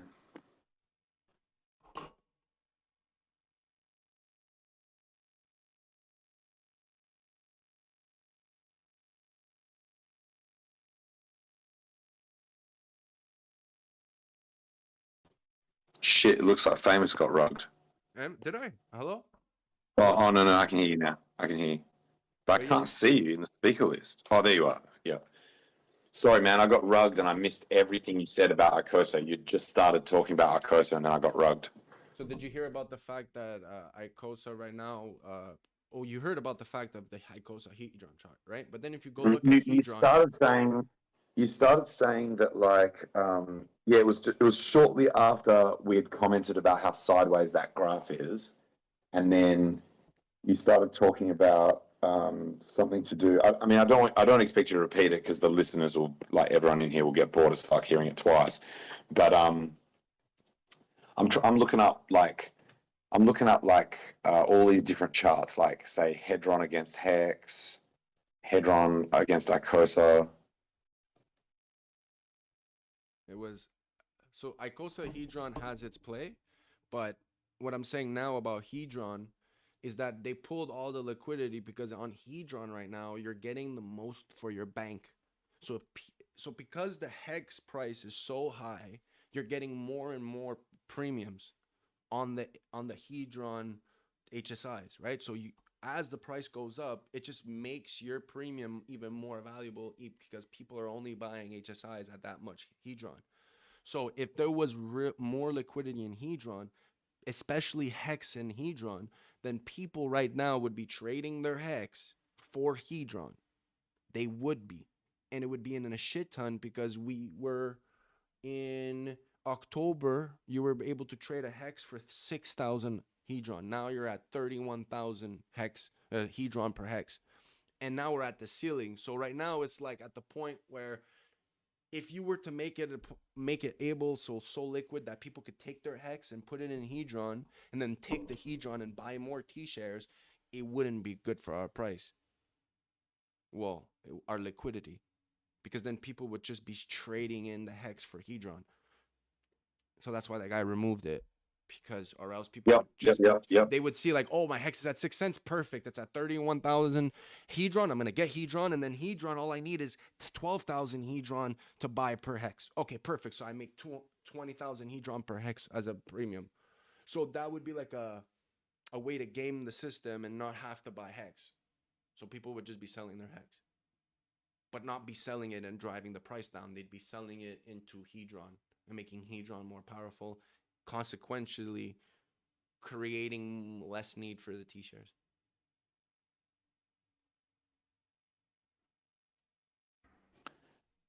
I think I follow that. I definitely need to win some of these auctions. Yeah, you have to understand, man, because like even like today, the guy spent $250 for something that's worth 1,000 something. Like, okay, cool. Yeah, getting the old T-share rate is fat, man. And the T-share rate on those HSIs are less, right? So like there's some of them, you see them, the 3 T-share ones are the best, because you could see how much Hex was put in, and that's the T-share price. Because if you do a 555 on a T-share price at one day, then the 555 gives you 3 times more T-shares. So there's so many 3 T-shares available right now to start, and they all have 21,771. So that was the price of the T-share at that time when they made that stake, which is beautiful because it's like, hey, right now it's at 26, but you're able to buy with Hedron at a discounted T-share price. So it costs you less in Hex to get that T-share. Do you think people are doing that deliberately? The people who are creating the T-shares, that's No, creating at the the beginning, you were getting when ICOSA was at like $2, $1, dude. All you had to do was just make a stake, and then trade that stake into the auction. You would get more money than what you just spent on that stake. So then you would just take the money back, and just No, I mean, in terms of people making them exactly 3 T-shares. Do you think that was deliberate? Yeah, 100%. Because there's like 20 of them. Because 3 T-shares is at a 5,555 equates to how much you had to have paid per T-share on that day. So you know how the T-share price is like now at 26? Well, today, if you put whatever that T-share price, 26,463, whatever it is, and you put that much Hex, and then you put 555, it's going to give you 3 T-shares. Okay, sick. Because of that 3 times bonus, right, for the 555, and the longer pays better. So the fact that they have 3 T-shares, the amount of Hex that was deliberately put for those 3 T-shares tells you automatically the price of how much those T-shares costed. So it was 21,771 per T-share at that time, the cost. Yes, sick. It's pretty cool, man. So, and there's a bunch of them. I think they're in like, which page? They're in page. Yeah, if at one point you just go look for it, that it's just like there's like 20 of them just back to back, 21,771, and it's boom, boom, boom, boom, boom, boom, boom, and you could just start it, and that would cost you technically, at a 3%, that would cost you like a couple million Hedron to start those. I think it was 17 you million. You mean a couple of 100 million? No, 17 million Hedron to start them. Because in the future, you have to understand, you could only, like, the minimum bid is only the amount of Hedron sorry, let me rephrase that. The max you could minimum bid for a stake is the maximum of Hedron that it could generate without the bonuses. So when you look at a 1 T share, well, you do 5,555 times the 1,000 B shares. That equate to 1,000 Hedron per day of minting. And that means that a 1 T share, the max it can cost you to start is 5,555,000 Hedron. So in the future, when Hedron gets to a fucking crazy point, well, people will only be paying 5 million Hedron per T-share. And at that point, man, think about how much a T-share is worth. Probably giving like a fucking 50 to 75 Hex per T-share. And you're able to go buy that with little less Hedron. Yeah. So how much more worth it is it right now to stack your Hedron? Because if you have 15 years to acquire this HSI, then who cares if you get it on day 1 or if you get it on day 5,000? If you acquire it on day 5,000, you're still at day 5,555 of that stake. You're still going to end stake and get everything that the person started it would have got. So I'm thinking like, well, it's wonderful acquiring and getting your T-shares now. But what's even better is the fact that all you need to do is stack this free coin that everyone is technically getting rid of, dumping when it goes high in X's. They're doing the HSIs at a crazy amount. They're doing 20 times the amount of Hedron that would have been minted for the price of acquiring it. So you're deliberately keeping a coin that 1 is deflating, but 2 later on is going to be cheaper to purchase what now is very expensive. So to me, it's like, man, just keep the Hedron, just stack it up, do the whole fucking staking mechanism. And if you find the possibility of getting more than 60% premium, go buy it, because 60% premium is insane right now. And you could retrade that for the ICOSA, since the ICOSA deliberate contract redemption is getting lower and lower and lower and lower as the T-share rate goes up. So like, let's say we go on hexmodel.com right now. Let's say we go up to 75,000 Hex per T-share. Let's put it in. 75,000 Hex per T-share with no bonus. How much would 1 T-share give me in ICOSA? Only 81. But right now we're getting 230 something. But when it's at 75,000 hex per T-share, you're only going to get 81 Icosa out of it.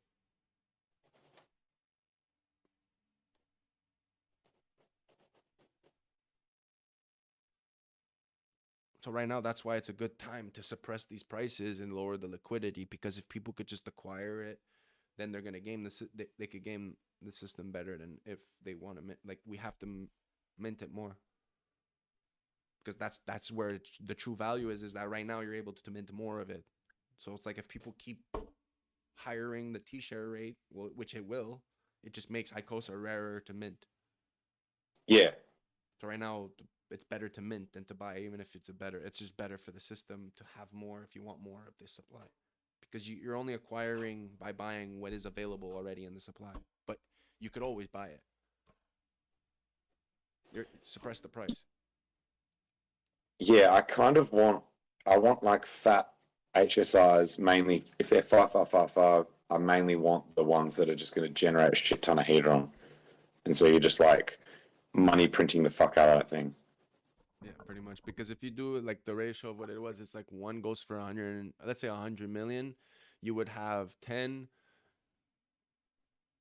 You would have 100 of them. So you're getting a better deal. Like 129 T-shares went for 10 billion, but that 10 billion, if you did it individually, would only get you 100 T-shares.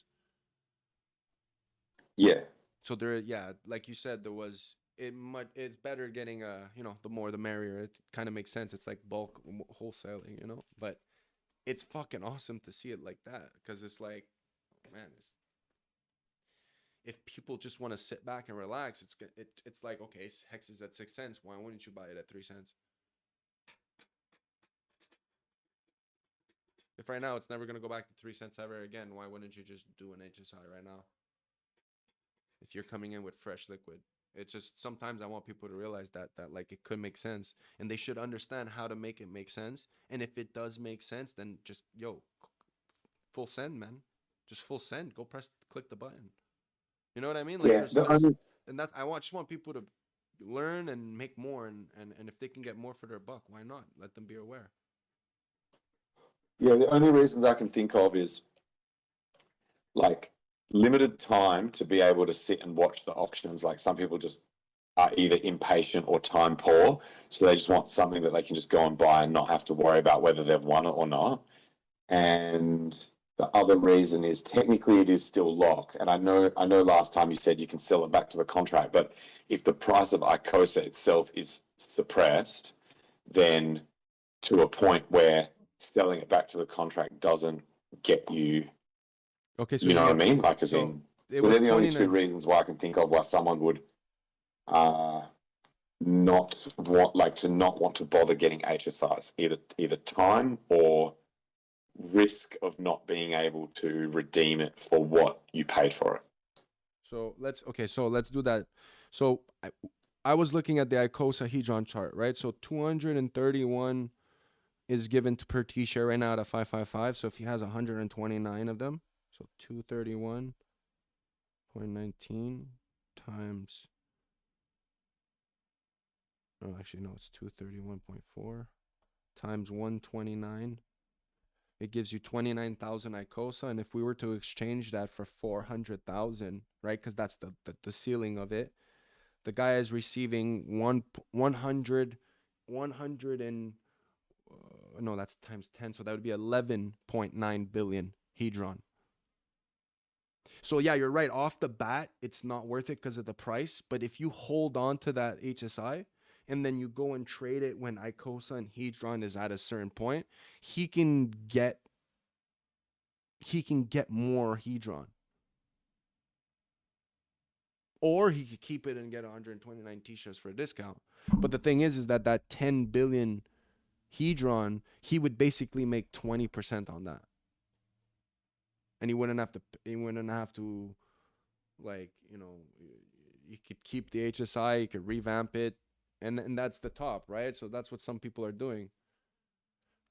So it could be profitable. And some people are already taking risk. I don't know. I see it as a wonderful play.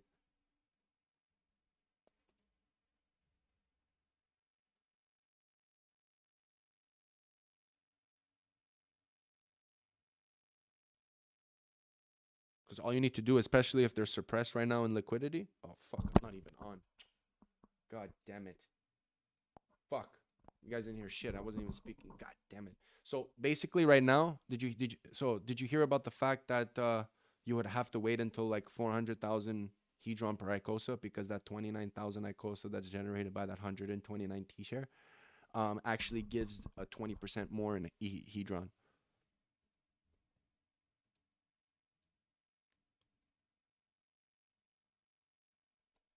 Hello? Does anyone hear me? Hello? No, I don't think we heard that part. Yeah, I was muted the whole fucking stupid ass bitch ass time. So tangent. So with 129 T-shares at the current rate, the gentleman would make 29,858. So 29,858 times that by, let's say, 350,000 Hedron per ICOSA, the person would be generating 10.4 billion Hedron back. So if it would go back to its ceiling at 29,858 times that 400,000 Hedron per ICOSA, like I said, it's 11.9 billion. So he would have more Hedron to go and bid, and then he would be able to go bid back and get more and keep the Hedron for later on. I don't know if Tangent's still there.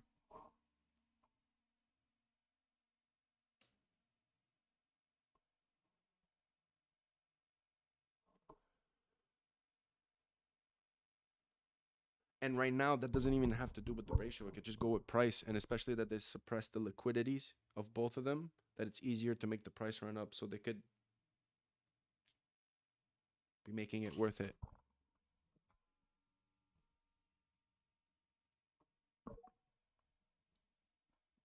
Am I muted? Hello? Nah, you're there. I was just thinking about ICOSA on Pulse Chain, how there's no gas, and yeah, it's gonna be great with the 30-day stakes. Make fucking 100 of them. I need a full-time job just handling those. Oh, Tangent's disconnecting again. Compound that shit.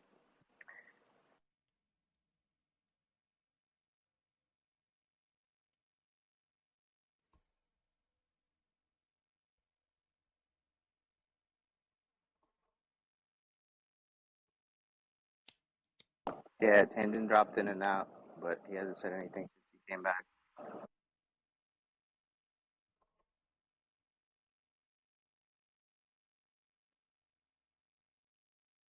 He needs to come in and out. He probably needs to close his app and come back in.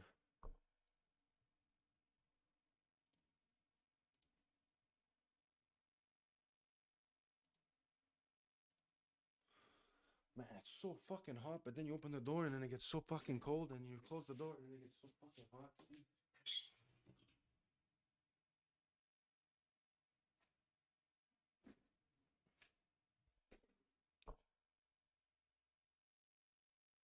Right now, okay, so 2,900.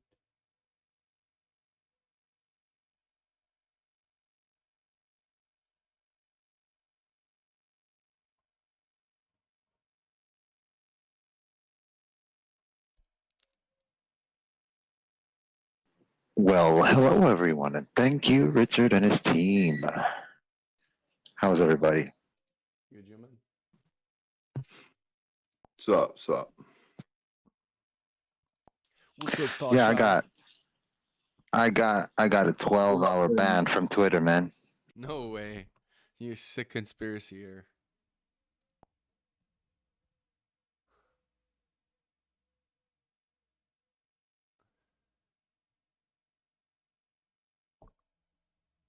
Yo, is Alan here, or is he just in the YouTube? I'm sorry? Is Alan here? Alan Filsamy? Is he just in the YouTube chat? He's probably just in the YouTube chat. Why he's asking for something? I want to get him on the show today because he got his 369 shit. Oh, let's go. Gee, brah. What time are you doing the show at? I don't know if I want to have famous the Sicilian on, then I should probably do it earlier, huh? Well, what time is early for you? Because I'll know what time it is for me. I don't know. Let me look at my daily planner here for a minute. Yeah, call your secretary. Let me know. I'm banging her right now. Ask her. As you talk. We don't talk business during love time. Yeah, my parents also said that never talk with your mouth full. So yeah, that's true.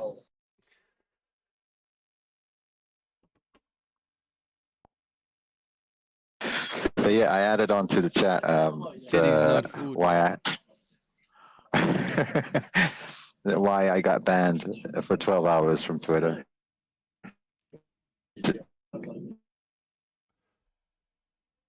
Yo, bro, that guy who founded MySpace is here.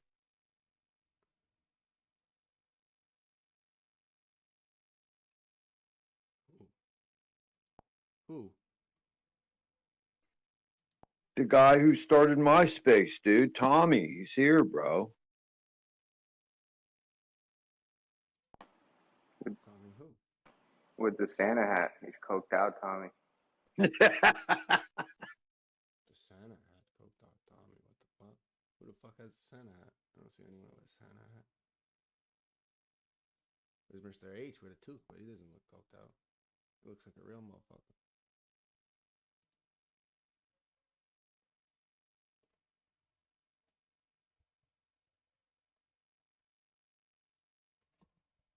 Where's the Santa, man?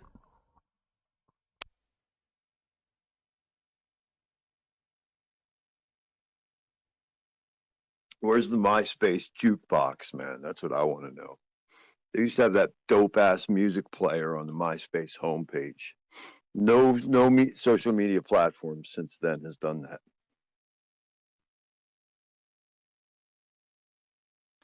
That way you could inflict your musical taste on everybody, on all your friends.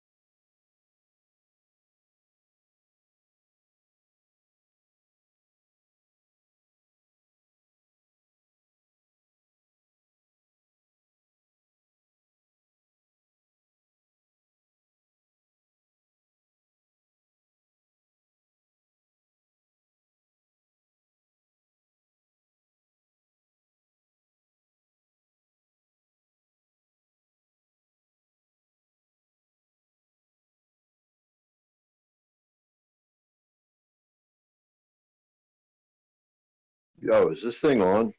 Is this like a functioning space or what the fuck's going on here?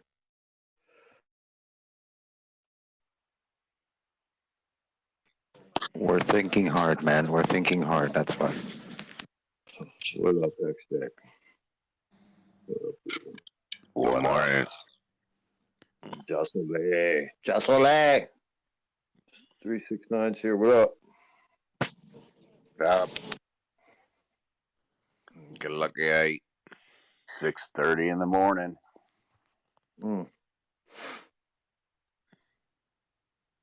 Cracking Soak out. those beans, X-Deck. Soak those beans. Bro, every day, rice and beans, rice and beans. No, I'm talking about the coffee beans, right? I got to get those soaking too.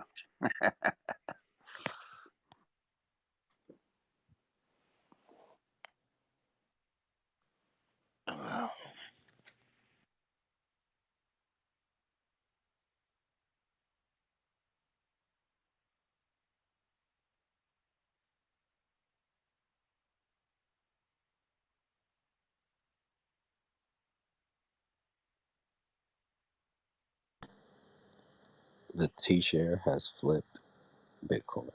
I mean, Ethereum. Oh shit. Dolo. What up, Dolo? What up, famo? Long time no see, bro. Yeah, I've been fucking working with this DAO, building this fucking,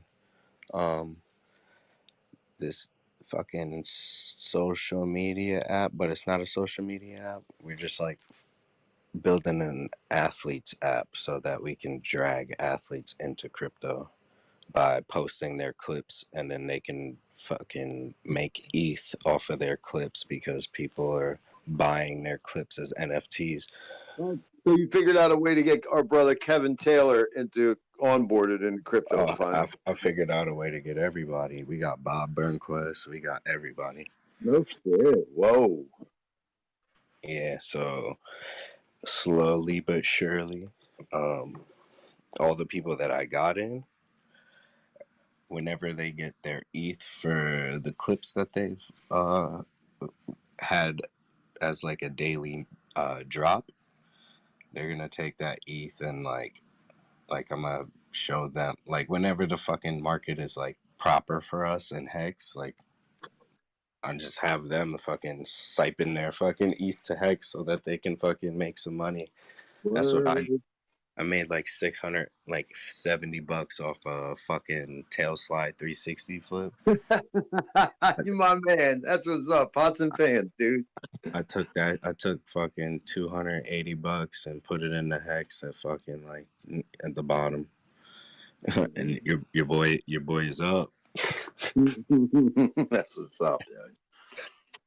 I'm thinking about all my lamest of the lame onboards that I had. I onboarded 70 people, and I don't know. There's a good like 15% of them that just had no faith at all. Like I even had a couple guys be like, "Well, Hex is dead. Hex is dead." I'm just like, "You fucktard, dude. You're gonna fucking regret this shit so bad." It's all good, bro. Fuck them people. To be honest, they're just gonna fucking hog up space for the ones that really understand and know what's going on. Yeah, I just came over here to say, hey, we done flipped Ethereum, even though Hex is still down at under 10 cents. Hex has flipped Ethereum due to the T-share value being worth more than Ethereum. There we go. There we go. There we go. Yep. Flipping the beans, bro. Hex smoothie. That's the sound, bro. I'll tell you what. It's crazy, bro. I was up earlier. I already did my workout and cardio and stuff like that. I was just kind of chillaxing on the couch. So, but I got to get moving. Got to get the day started, man. Turned to double nickel today. Yes, sir. Today is double nickel day. Word up. Yeah. Yeah, I'm about to go out to Hoboken, go skate for a little bit. Hoboken, New Jersey, bro. You feel me? I know it well, bro. I know it well. I spent time down in Blackwood, New Jersey. So, yeah. Yo, Dolo, man, what about this February we've been having in the Northeast, dude? It's like the warmest I think it's ever Bro, been. people gotta stop worrying about the weather, bro. Remember, anytime this happens, fucking April, like we always get some random ass week in April where it just snows, or March gets hit heavy. You know what I mean? So like, you gotta remember when probably like a year or two after like Hurricane Sandy, it was the exact same way. Right.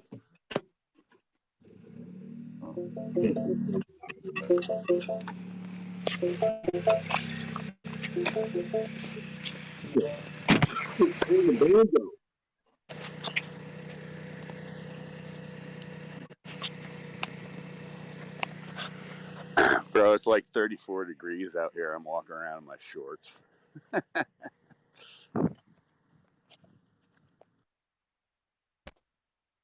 You fucking mounting the tractor or what? Now warming up the Mini Cooper. So This is the anniversary of the day that I left on my cross-continental drive last year. Left the Atlantic and drove all the way to the Pacific on this day starting last year and made it just on the rebound, just in time for Nagabo's party at the last conference. In Vegas. Yeah. Met a lot of people. Only made it to that one thing, and I still met a lot of motherfuckers. Ain't it crazy, bro? The whole year done flown by. No, you never lied, man. It flowed. Dead ass, like it's crazy. Yeah, bro, life is wild. I can't believe we're already out of the freaking market. I thought we were gonna be pushing up the market. Like I thought the freaking chart was gonna start moving at like probably like March like 18th or some shit like that, or like March like 10th. But we up now. Fucking great, man. And this dude's almost done. I'm sorry, Well, but my call was December 14th, where we would beat bottom, and then from there that shit would rock. So I was like maybe 20, 30 days technically from this stupid triangles. I was kind of right. well, yeah, from the end of the triangle, yeah. And I was like, yo, maybe around. I was like, estimating it like, yo, December 14th looks like some shit's gonna go, and it's gonna like something has to happen. But the 26th was the bottom, dude. Man, 12 days late. 12 days, man. Literally. But I called That's that. not bad. I called that in. I remember we called June, we called September, and then we called December, saying that it's gonna still go down. And we were like, yo, man, this is what's happening. Stupid triangles. I know everyone in the chat knows, so it's good, man. But I think it's not done yet. The reason. Yeah, I for some reason I got this feeling like we're bro. not done yet, especially with Bitcoin. So like, yo, look, the way I was thinking about it is like, if Bitcoin topped out in April, but it didn't really top out, you know, like it just did that little weirdo shit all the way down to like 30K, 28K, and it bounced all the way back up, or like I think it was 40K or some shit, and then it bounced all the way back up. 48K and bump. Yeah, and then it bounced all the way back up, and then it went higher. So I'm sitting here like, maybe that's just the same shit that we're experiencing right now in the market, and then whoever the whales are in Hex are like, all right, we're gonna take advantage of pushing Hex up and creating a fucking a buy wall all the way like under like from 5 cents and under, you know what I mean, just to keep pressure up there, like keep the price from moving from like 5 cents to like 8 cents, like how it was in 2021, like June, you know. So that was fucking wild, dude. I remember all that shit. Oh And my then right after that, Pulse Chain Sacrifice, and then we took off. Yeah, I'm not a bear. I mean, I don't wish for bearish things, but So what I'm happened just in April 2021? What happened in April 2021? What was on the The April? the top of the Bitcoin market. In April 21, that makes sense. So it dipped back down on Hex, and then it just catastrophically went up. But that was because probably everything went down. Yeah, everything was going down, and Hex was just like, I'm guessing like all like the Bitcoin shitheads that were talking shit, So April and on the ETH, YouTube what's April? shitheads. April Yeah, because 2021. ETH was like 27 days later it started falling or some shit like that.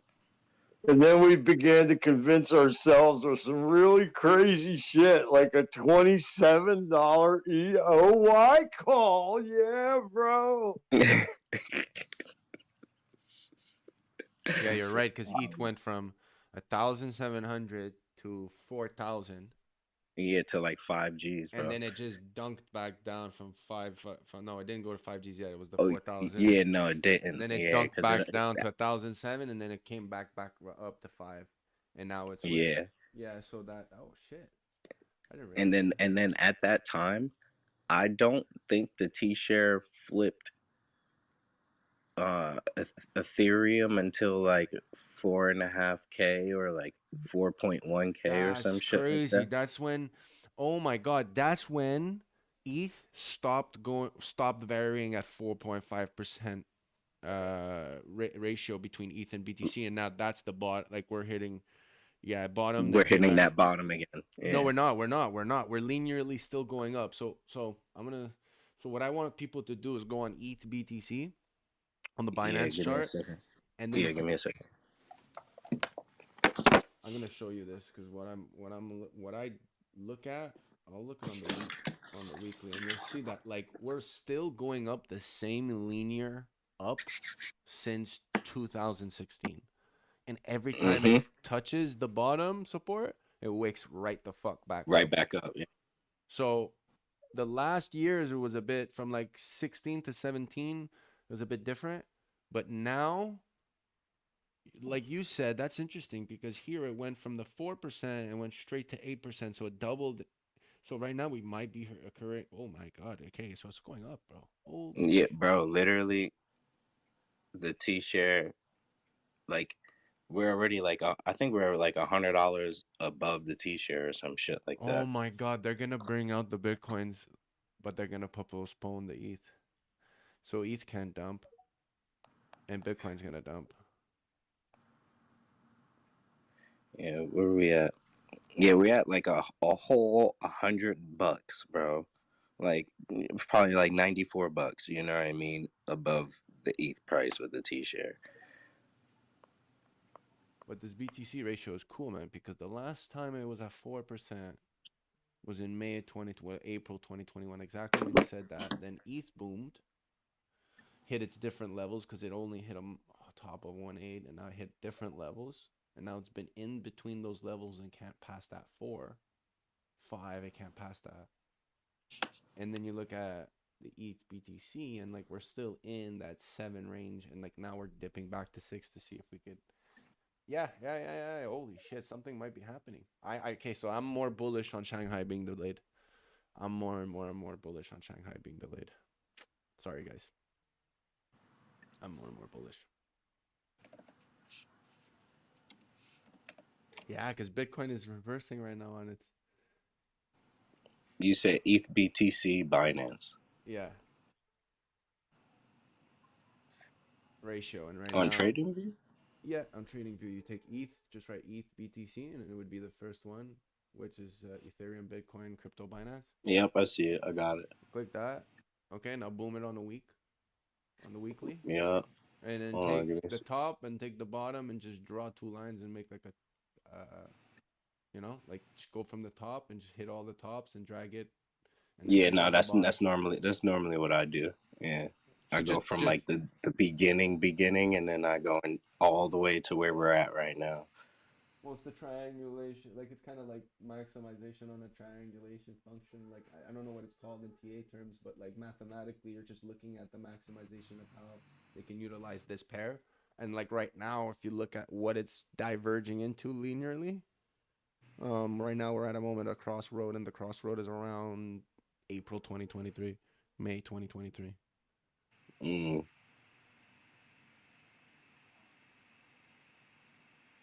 Very trippy.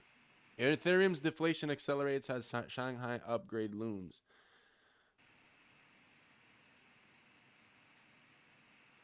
Oh, really? Let's check out this acceleration.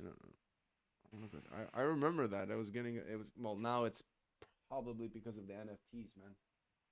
You said probably because of the NFTs. Yeah, like right now this whole OpenSea has 0% fucking creator fees. Probably because of Jack Levine. No, You it's actually said because zero. it's because of you Blur. said Because Blur. I was gonna say it's because of Blur. Yeah, 'cause Everybody's Blur, going over there. Yeah, because they Blur downcutted them by like 1.5% to 2%. So they were like, oh yeah, no fees for no one. So they undercut Yeah, them and they said no fees for nobody, which is for crazy. That limited shit's time. outrageous. Limited But time, you bro. said for a limited time. No, it said limited time. That's what their post said. Yeah, yeah. Fucked up. Crazy. Like think about that tangent. Like people are just gonna be bumping their own projects, and they have no fees to pay to them, and they just pay themselves the reward, and like, yeah, Yeah, that's some dude, dumb shit. zero fee is a recipe for wash trading, bro. I agree. As soon as I saw that, I was like, bro, they're gonna be wash trading so hard. And then Blur also has like a Game Pass. Like anyone that plays video games, it's like they have like this Game Pass type of shit where it's like, yeah, bid. The more you bid, the more you get points, and it gives you like a fucking reward. So it's like right now, everyone's laughing. They got like a double whammy, more reasons to trade. That's crazy shit. 721. Where is it? More blockchain resources. No, where is it? More. Where was it? They changed it. My fucking laptop sounds like whales on stream. Yeah, man, the fucking dog, bro. There's one dog, man. It just doesn't stop barking all fucking day, man. Oh, that's fucking hilarious. Dolo, he still tells that story. He's like, first time Thought Child ever wrote me. He wrote me like 17 paragraphs about my audio. I was like, dude, you're too good of a streamer to have that shitty audio, bro. Yeah, or even just the computer in the background fucking sounding like a rocket ship. Oh my god, This shit yeah. crazy, bro.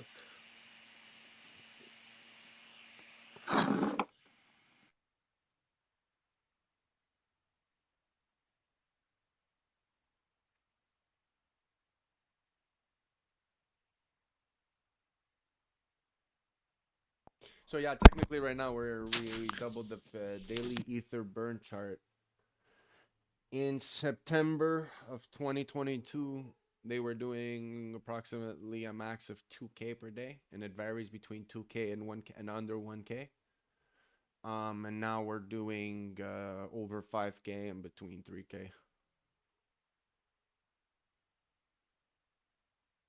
So the daily ether burnt has increasingly gone up dramatically lately in the last 6 months. That's wild. So that means if we doubled it, so then my calculations back when it was low, it was gonna take 100 years to burn 30% of the supply. So now technically it would take 50 years to burn 30% of the supply. 25 years to burn 15% of the supply. 12 years to burn just half in it.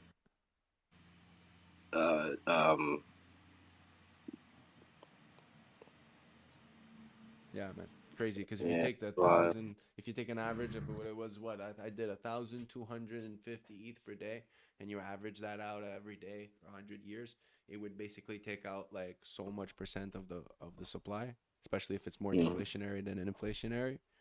And then, well, if you accelerate those characteristics and you add, you double the amount of daily ether burnt, then you're dividing it by 2 the time. So then it would go 100 years, 50 years, 25 years, 12.5 years, 6.75 years, and 3. Oh, my shirts are out for delivery. I just got an alert from UPS. My 369 shirts are out for delivery, yo.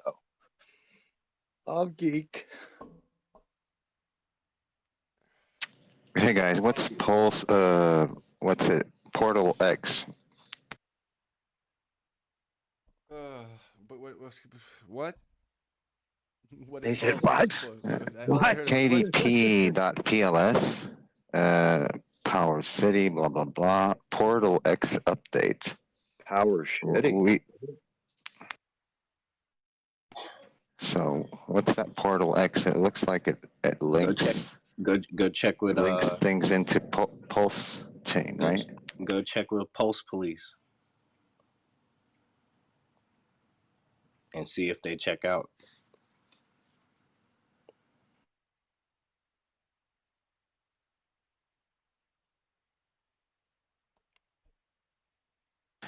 What's your take on the Power City thing? I'm completely out on that side.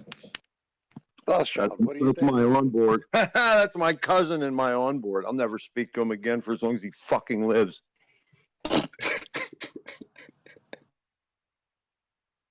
That didn't answer my question.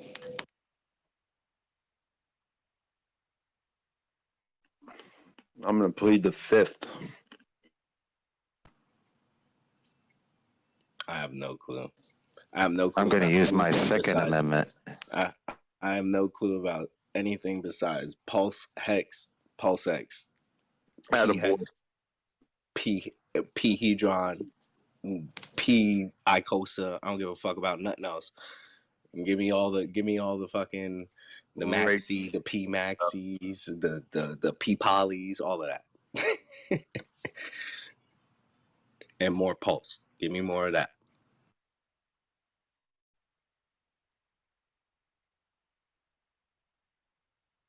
Well, yeah, I'm all pulse chain, but I'm trying to figure out what the hell this is. Tom must have seen the price chart and thought, holy shit, time to come back and check on the hexagons. Just getting started with that. Yeah, DMF Power City is basically a ecosystem leveraging Pulse Chain. They have a couple of different dimensions, but yeah, it's KDP and folks are covering it pretty well. So if you're interested, they have like a lot of different dimensions surrounding a core and NFT project, et cetera, et cetera. Fucking dog, man.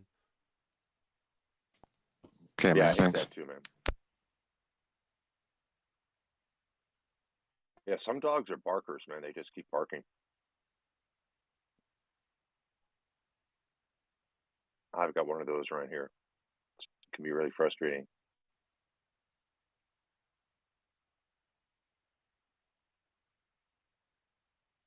Yeah, too bad Ty's not around. He was in most of his day or evening.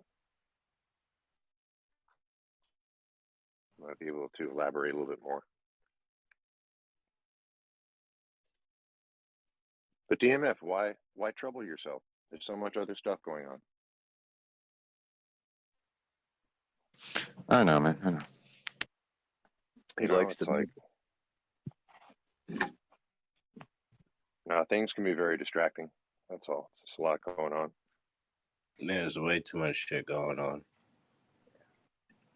Yep, 93% of it is not going to exist in probably 3 years. So Yeah, and just to think, like, this is my first cycle. You know what I mean? And I'm sitting here like, all right, I already caught all the bullshit, and I see all the games right now. I could tell, you know, when somebody trying to be a scammer or somebody trying to be a weirdo and try to get people to buy things that they shouldn't be buying because somebody got a bag of some shit. But this is different. Like, this is way different, bro. This whole crypto shit is like real crypto shit. The whole real crypto shit is different compared to like the blockchain shit and compared to like securities. oh, dude, the ARK, what do you call it? The ARK investment fucking annual report just came out the end of last week, dude. That they even them, like, you know, that brilliant gentleman like I brought up on stream last night, Gary Gensler, what a creative guy. He said this really amazing thing, something like not your keys, not your coins. I think Gary Gensler, what a fucking genius. But like even art, like mainstream fucking motherfuckers that they are, they're just like straight up. They're like, yeah, custodial wallets are the only way to go. DeFi is the only hope for fucking crypto. Like it's fucking so funny. It's all this shit that we've all been saying and Richard's been saying forever, man. Yeah, it's trippy, bro.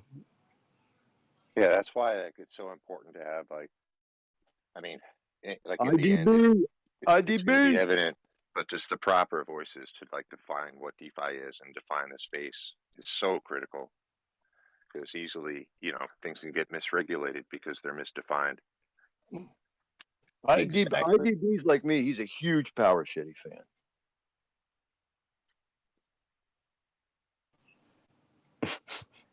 What's up, guys? What up? Yeah. What's up? Yeah.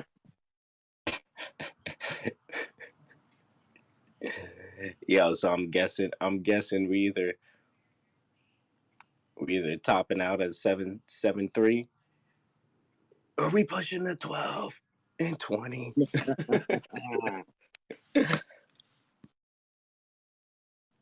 To be honest, I didn't think we were moving past 6 cents this fast, to be honest.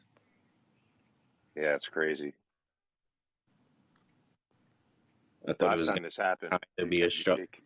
You said what? Just kept going, man. No, I'm saying the last time this kind of thing happened, It just kept going. Yeah, no facts. Like especially, and that was like around Pulse Chain sacrifice, and that time you were talking about earlier, it was like right. So funny, dude.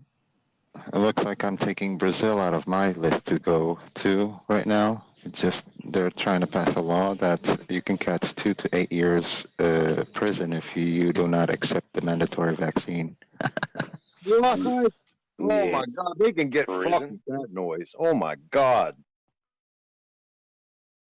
It's all good though. Because you just give it a couple of years. Just give it a couple of years. Just give it a couple of years. You know, the test trial. This the test trials, bro. Let them be the test dummies. All right. More hex for us. All right. I thought it was 2 weeks though. All the good people run into the interior, hide in the fucking Amazon, I guess. There you go. That's a good idea. Go for Manaus, right inside of the Amazon. Oh no, man. Try and jab my kids, I'll shoot a motherfucker. That's all there is to that. Yeah, fee. What if your kids want to get jabbed? You don't know, Mike. Don't even be devil's advocate where my children Ain't no kid trying to get jabbed. No, that's like saying a fucking 10-year-old wants to get a fucking sex change, man. What the hell? What if they have to get jabbed to go to work? Ain't nobody said you had to.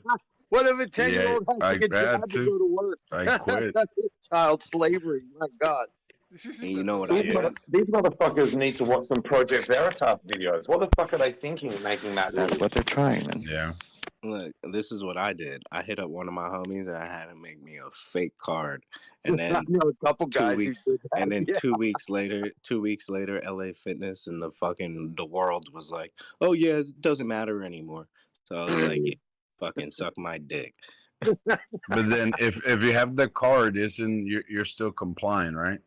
Nah, I'm talking about my homie fucking printed a card, bro. Like my homie fucking literally typed up some fake shit. Right. I'm not. So you're still playing the game. You're still playing their game. Yeah, you're right. But I played it on my terms, so they can go in the system and go fucking look for the name, and then they'll be looking for fucking years. Gotcha. But by the time they sit there and notice the fucking world already gave up on the idea that the shit was Should have done serious. Should have done been. My God, these fools. But Joe, you're probably on a list somewhere of like people that are expected to die in the next 3 to 5 years. Shit. Yeah. You know, we're in some list, all of us in this, especially DMF. He's on top of a few Oh yeah, lists. man. Yeah, there was some there was a profile in here yesterday, and it was a letter, and it was literally it had 0 followers, but it followed people, and it was private, so you couldn't hop in and figure out who was who, and all it said was not vaccinated, and it was kind of weird. It was like a list collector. Damn. Oh yeah, that'd be. They can't add me to any lists, man. They can't mention me even, or mentioning they can do, but they can't add me into any lists. How do you do that? He's probably Too late now. divested. He's probably got a Because normally it appears on your on your notifications that you've been added to a list. Then you go to that person and click on that person and just automatically block the person. The person you are already automatically removed from that list.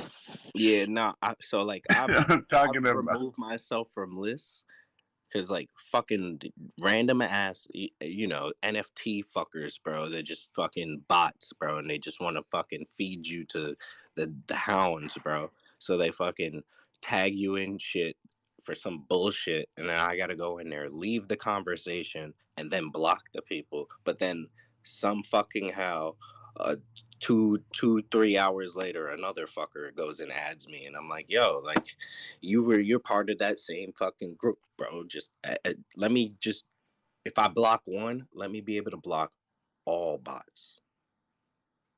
But you know, we ain't got that. Yeah, I was messing with you guys. I was saying a different type of list. That list, DMF, you're not getting out of. You're on Klaus list. I don't give a shit.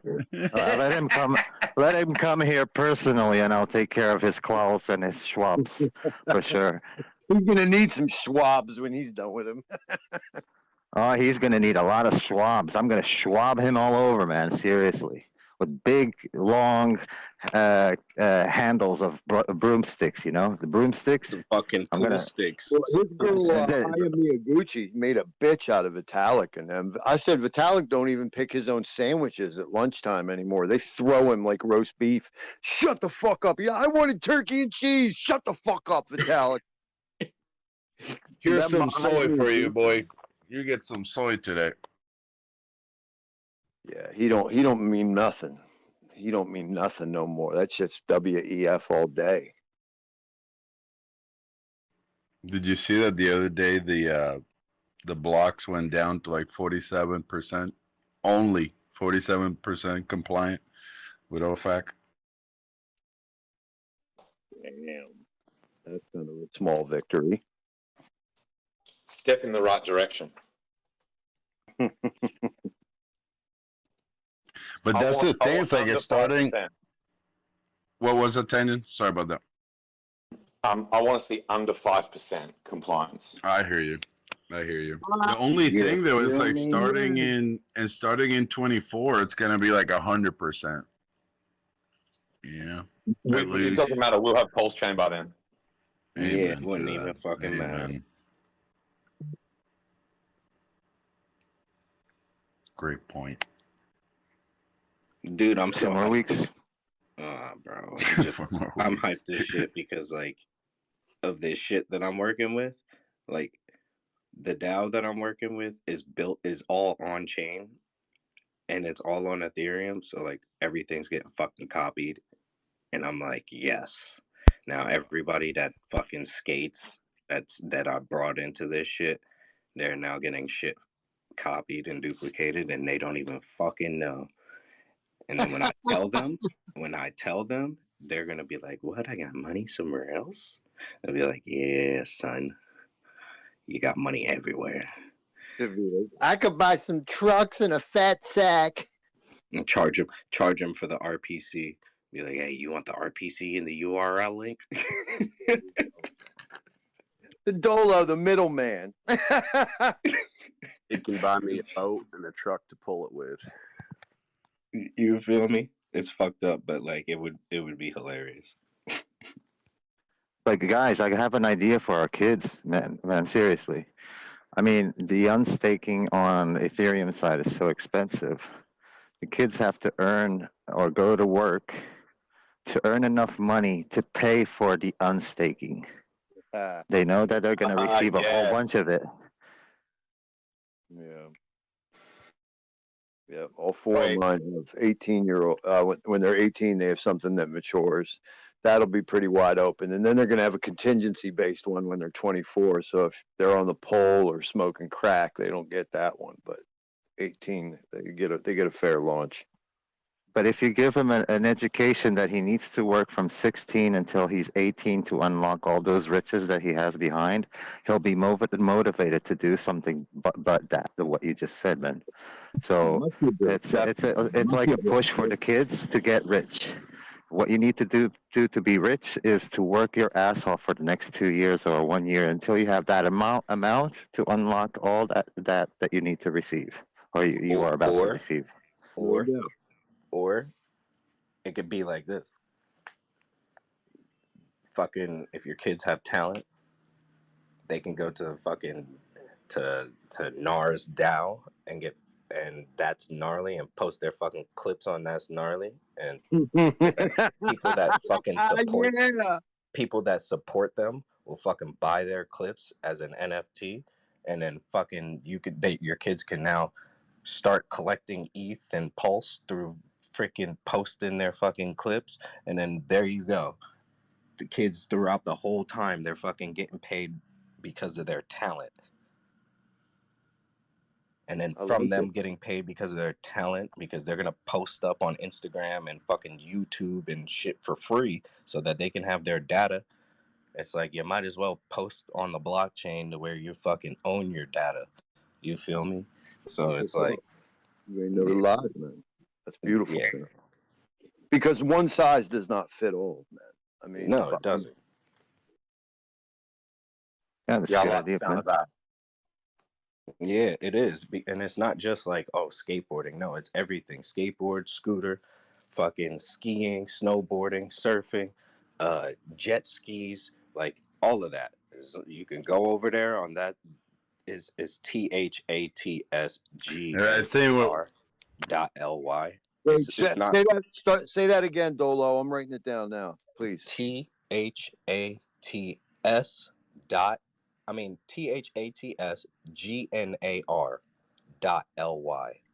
And then you could just go post your fucking footage on there, and then freaking people upvote you. And the only way that people can upvote you is if they have either bought a clip from you and got NFT voting power, or they go and buy an NFT so that they could fucking vote on your shit. But there's no like, and the voting is basically like liking somebody's shit on Instagram. But if you want to participate, you're gonna have to fucking participate. You know what I mean? And then the easiest way to participate is just fucking posting a clip for free. And you don't have to have an NFT or anything. Just post your clip and people upvote your shit. And your homies that have more fucking votes than you, they can upvote your shit so that you can get to the top of the fucking leaderboard of the day for the daily drop, and then your shit becomes a daily drop, and then people are buying your clip for 0.0069 ETH. That's fucking $10 right there. Buy your shit, and then there you go. Your kids are fucking making $10 a clip as if they were a fucking rapper in the fucking 90s selling a mixtape on the side of the block. Versus posting their shit for free on Instagram and getting fucking butt fucked by Instagram and TikTok. Yeah. I'm gonna be making money hand over fist on my fucking new album with Famous, man. That's gangster. Yo, I got 8 tracks so far. We got about 8 tracks done.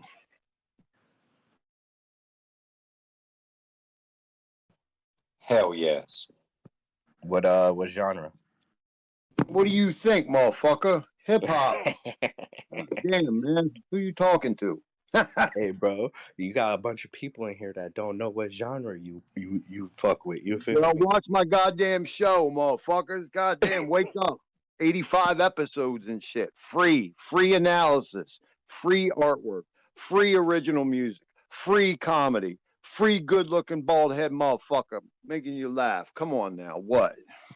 Come on, Thoughts, man. You gotta drop me in on that. I can Yo, rap, man. how about this? How about this? I'll stream real early today. I'm gonna stream at like 5 p.m. Everybody here is invited to be on the panel. I'll be around 5:30 Mountain Time here, but all right, I got some stuff to do. But I can drop some raps. The hip, the hop, the hit it.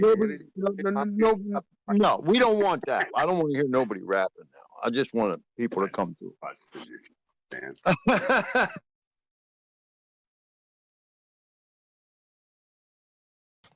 No, it's been a short minute since we got together, bro. I'll take no. I'm gonna do a screenshot here, so I just DM all you guys here in Twitter the StreamYard link. Yeah, I should be around. I should be back from Hoboken by then. Yeah, I got to celebrate my double nickel, man. It's my birthday. Happy belated. I meant happy Hey, birthday. happy birthday, man. Yeah, 55. 55 and still alive. Yeah, isn't it amazing how birthdays don't mean shit anymore? Like, I could care less about my birthday. Agreed. Yeah, it's kind of weird. But I do give a shit about everybody else's birthday, though. Birthdays are for women and children, man. Yeah, you gotta make sure that they're happy. Period. Yeah, that's the way to make sure right. they're happy is by remembering their birthdays. That's right. Period. That's right. And there's not a goddamn thing wrong with that. That's right. Facts.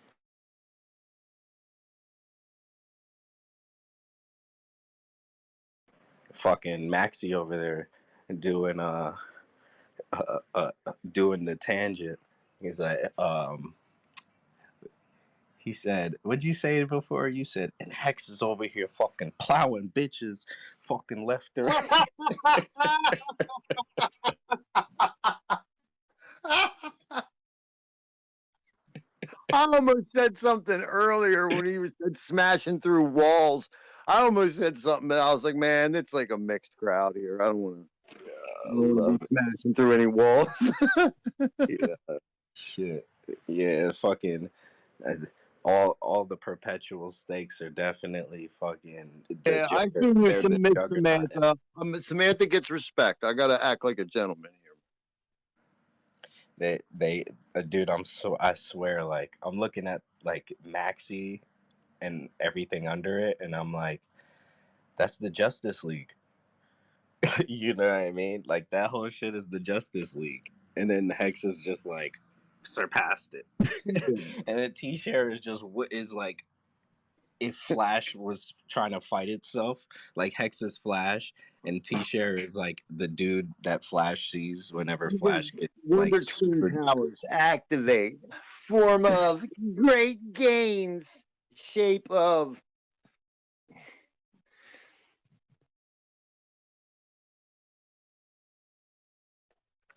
Shape of great brains. No, I'm sorry. If Hex gets to 7 cents, I'm gonna put Klaus Schwab on the blockchain, and then I'm gonna fucking send you guys tokenized components of him. Did you ever see that ritual thing where they had him in like a little Cupid, like angel's costume with like little wings on and a bikini on the beach or something? It was some kind of shaming ritual they did. It's nasty, but if you NFT that and make it the puzzle pieces, that would be hilarious, dude. I have not seen that shit, and I do not want to see that shit. You do not want to see that shit. That is correct.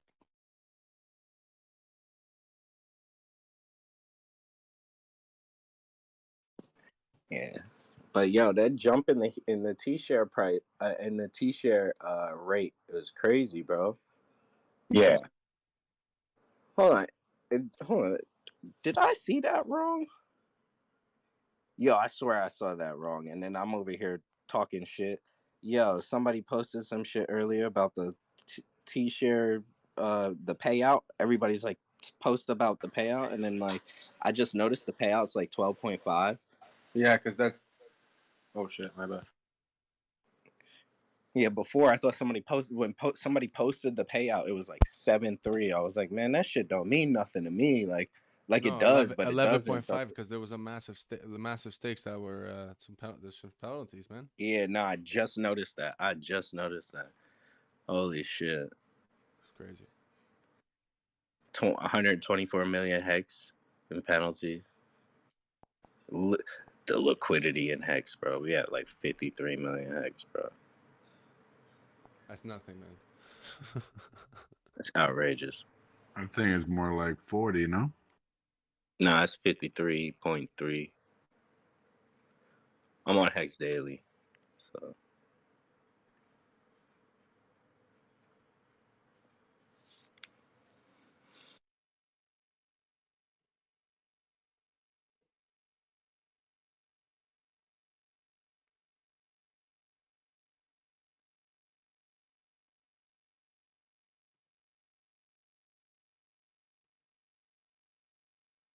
Man, Bitcoin can't just pass that fucking. Yo, Bitcoin I think is trying to pass that 25, but it can't.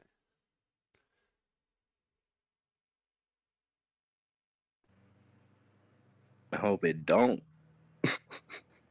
To be honest, I kind of want to see everything else go back down for like one more little, you know what I mean? Hurrah.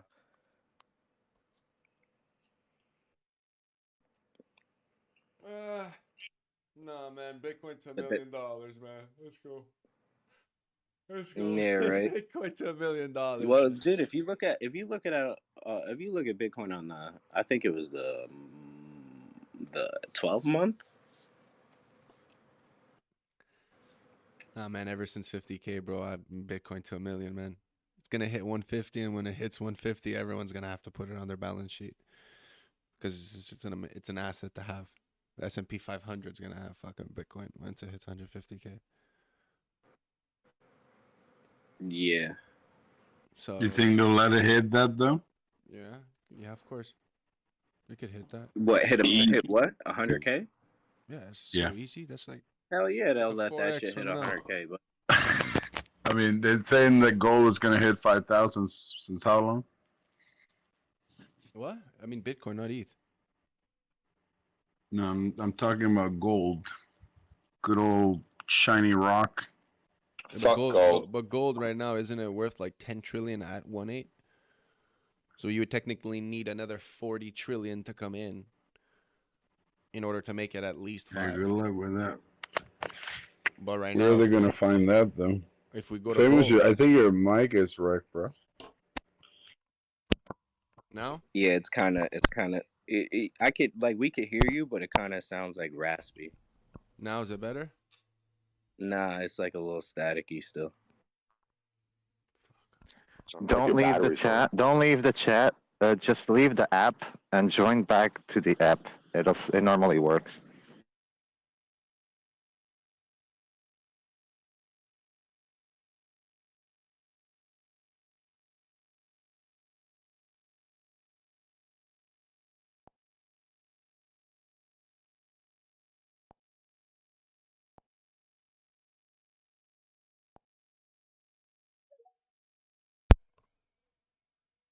Down.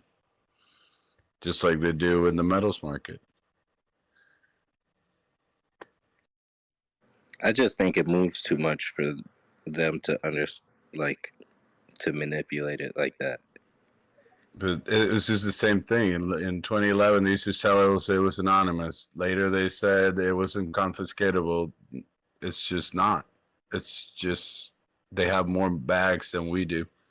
So they can't manipulate the code, but they can sure buy more than we can. It's all good though, because it's eventually a lot of people are gonna. The way I'm looking at it, everybody's gonna be like, "Damn, the gains are over here. Bitcoin ain't doing shit." Right. But I think we're missing the point. What I'm trying to say is they've been doing this already in metals for years. So it's just yeah. There's assets that people want and go, and they'll say, sure, I'll buy it. I'll buy gold at 5,000, especially if the guy next door doesn't have any, and they're So But there's it's people way, that will it's way easier to manipulate commodities, way easier than it is to manipulate crypto. Because crypto, you But can't Bitcoin is a audit commodity. you can't audit. I mean legacy commodities like non-cryptographic assets are easier to manipulate because you can't go and check the supply. But with Bitcoin, you can go on chain and you can check exactly where the coins are, make sure that there's 21 million, see where they're accounted for. But you can't go and check to see the fucking gold But that that- they've got in the vault, and they can just lie about it. So, But same with techni- Bitcoin, though. no, Same with no, Bitcoin. no. You can audit the chain.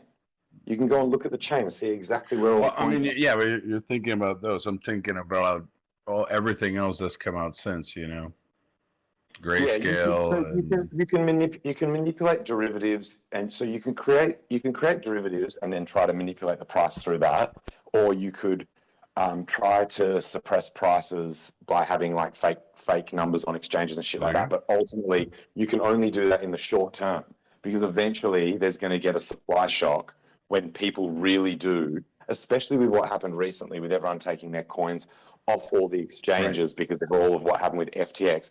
That makes it very, very, And it's very happening. difficult to manipulate prices to the downside. What's Grayscale's discount now? That doesn't really matter to do with trying to manipulate the price because their shit is auditable as well. I think the highest risk for manipulation in Bitcoin is to the upside. It's very difficult to manipulate it for meaningful lengths of time to the downside because you're eventually going to get fucked when there's a supply shock. Yeah. Well, I was gonna say, isn't that why And they will. That's why OFAC and FDIC and the Fed is telling all the banks don't fuck with crypto for the last 2 months. And that's why Richard Hart always calls the top correctly dead on, because he creates the fucking top. You don't create the bottom. So I'm not saying that whales can't push the price around, and I'm not saying that it's not possible to manipulate the price through some of the shitfuckery techniques that Legacy has, like derivatives and shit like that. However, it is many, many, many times better and many times more difficult to manipulate to the downside, which is the side that we're all worried about. Like, I don't want manipulation in either direction, but I'd rather it to the upside if it's going to happen at all. And so you've got an asset that's just infinitely better than anything else that you can invest in terms of downside manipulation. They've been doing this since 14. In 14, they did it. They made Bitcoin property. They did it again in 17. They removed the Litecoin exchange. So that's how they kill the pumps. They kill the pumps, and then they tell the bank since June of 2020, hey, you can do crypto custody, but no of their clients have custody in that bank. That means that authorization from Brian Brooks and OCC, Office of the Comptroller of the Currency, was for them to told, hey, you're going to be able to swap as much crypto as you fucking can at zero reserve requirement, because they removed that in March of 2020. And now they tell them, hey, you can swap as much crypto as you want. That's why the pump in volume has been so crazy in the last 3 years, because banks are in, but they're not, you know, if they wanted to, they could buy it up to crypto could be now at $250,000. But they manipulate it. And then when they need to kill the pump, they tell the government, hey, approve a new law. Starts January of 2024. Right. Now all the brokers are, now we only get crypto in the US through brokers, and they control the market. So that's how we get, again, 2019. Meaning we have a quick pump early, and then we're going to suck for the rest of 2023. Well, it depends how you define manipulation. If Manipulation, passing a law that says any when- digital asset is a property. That's how they manipulate it. They told that anyone in the U.S., it's a broker, and every digital asset is a property, that it's a security, and it's manipulated by Gary Gensler, which is a fucking maniac. So how easier is that? They made a law. Yeah, but that's the thing, though. The law says any. So, the guy is loose with a law that backs him up. Yeah, he a loose asshole for sure. Shit flowing out of that thing. He about to get loose. That nigga been loose. What you talking about? Yeah, just I think I mean I agree with what you're saying, Tenjin. I don't think they can manipulate the tech. I'm not saying that, but I think that the fact that I saw that for the yeah, but Ethereum side. They manipulate Ethereum on the tech side. They manipulate Bitcoin on the fucking side of the asset, on the fucking side of fucking, as you said, stopping the fucking pumps, man.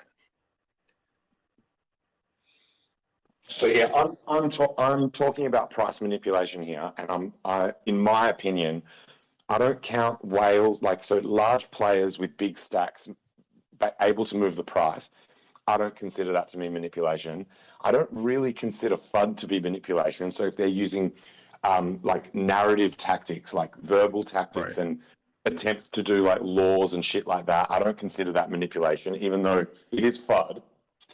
It is not attempts though, actual laws though. Actual laws signed and delivered. Yes. What I mean is the actual laws, in my opinion, is just an attempt to change people's perceptions or desires for crypto. But I don't really consider that to be direct price manipulation. But when I talk about manipulation, I'm talking about what that's they not true. We saw it with the bit license. It's New York, the crypto hub that they promised us in 2012 with the bit license, and then when it got approved in 2014, because it wasn't, and it's not. There's less bit licenses now than there were in 2017, 2018. So if it was such a great idea to approve all these laws that they did pass, it wasn't an attempt, it was a law passed that now if you want to mess with crypto, you needed to go suck middleman D, hopefully pay them hundreds of thousands of dollars, and then hopefully they would approve you to suck that middleman D. And I'm not talking about the introduction of the law being an attempt. I'm saying the successful introduction of that law, if that was considered to be an attempt to influence demand / prices, I'm saying I don't count that as manipulation. So they're things that are external. So when I think of manipulation, I'm like, the silver market is fucking manipulated. That shit is, the prices are suppressed. It manipulated though. It took players from New York, so people that were gonna go in and then they wanted to stay, like Shapeshift and all this stuff. They wanted to be in New York. Instead, they had to go to Puerto Rico, Wyoming. I don't know, any other state but New York, because they would just put in. But then you could say that anything that impacts price is manipulation. Then, to me, no. I'm saying that there's a group of people in New York that run the Fed that they tell the people in Washington what to approve, and what they approve in November of 2021 is gonna kill DeFi in the United States, unless it gets amended. Because they already did the test in New York. So the second that they approved that, business started booming in New Jersey, Wyoming, Puerto Rico, anywhere but New York. Well, what do you think is gonna? I gotta ask you though, how is this shit? And I asked this to you on stream before, but I put it to you again here. This shit, how do you see this shit as being enforceable, man? This shit is not enforceable. Yeah, they could say you can't go to this site. They can block sites, but we've been circumnavigating that shit forever, yo. No, but I mean, it's in the States. What they're doing is they're just appropriating everything. They're just telling everyone, all right, well, we control now the brokers. Coinbase, Gemini, Kraken, they're all going to be kissing the ring, and they're going to censor any transaction that's not approved by OFAC, any transaction that comes from a hack, any transaction that went through a Mix or Tumblr or any other website that they don't approve. So they don't care. They're almost doing like what FMS does with Social Security for the last however many years. So if you have a debt with the government, they don't go after you. They don't send SWAT to go to your house and track you. What they say is, all right, any other government money that's going to hit your social, it's going to go through FMS first. And once Federal Management Services collects their portion, they give you whatever many cents it's left on the, if you owe $1,000 and the government gives you 998, then they just give you $2. And then that's just how it's going to run. Like anyone that tells me, sure, we can use VPNs, we can do this, that, the other. What they're going to do is once you're done and you off ramp, they're going to go back into the blockchain and then check, all right, where were these coins? Oh, look, it looks like they went through tornado. Okay, here, we're going to send your coins to the Treasury Department. Go pass through OFAC, get a license, and tell them why did you went through the exchange. You know, and that's it. And if you don't give them in the proper time, which is probably going to be 3 years, they're going to keep your money, just like the Treasury does with taxes. All I'm saying is that everything that you've just listed, for me personally, I class that as an attack on crypto that may or may not have price implications. I do not class it as price manipulation. For me, price manipulation specifically has to be something where they're actually directly and fraudulently actually manipulating the price directly, not just doing peripheral shit that may or may not impact the price.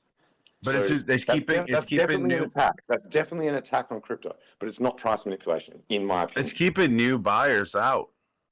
It's keeping new buyers out. It is manipulation. It's just, it's in a different way. It's just, trust me, it's not going to hit 100 grand.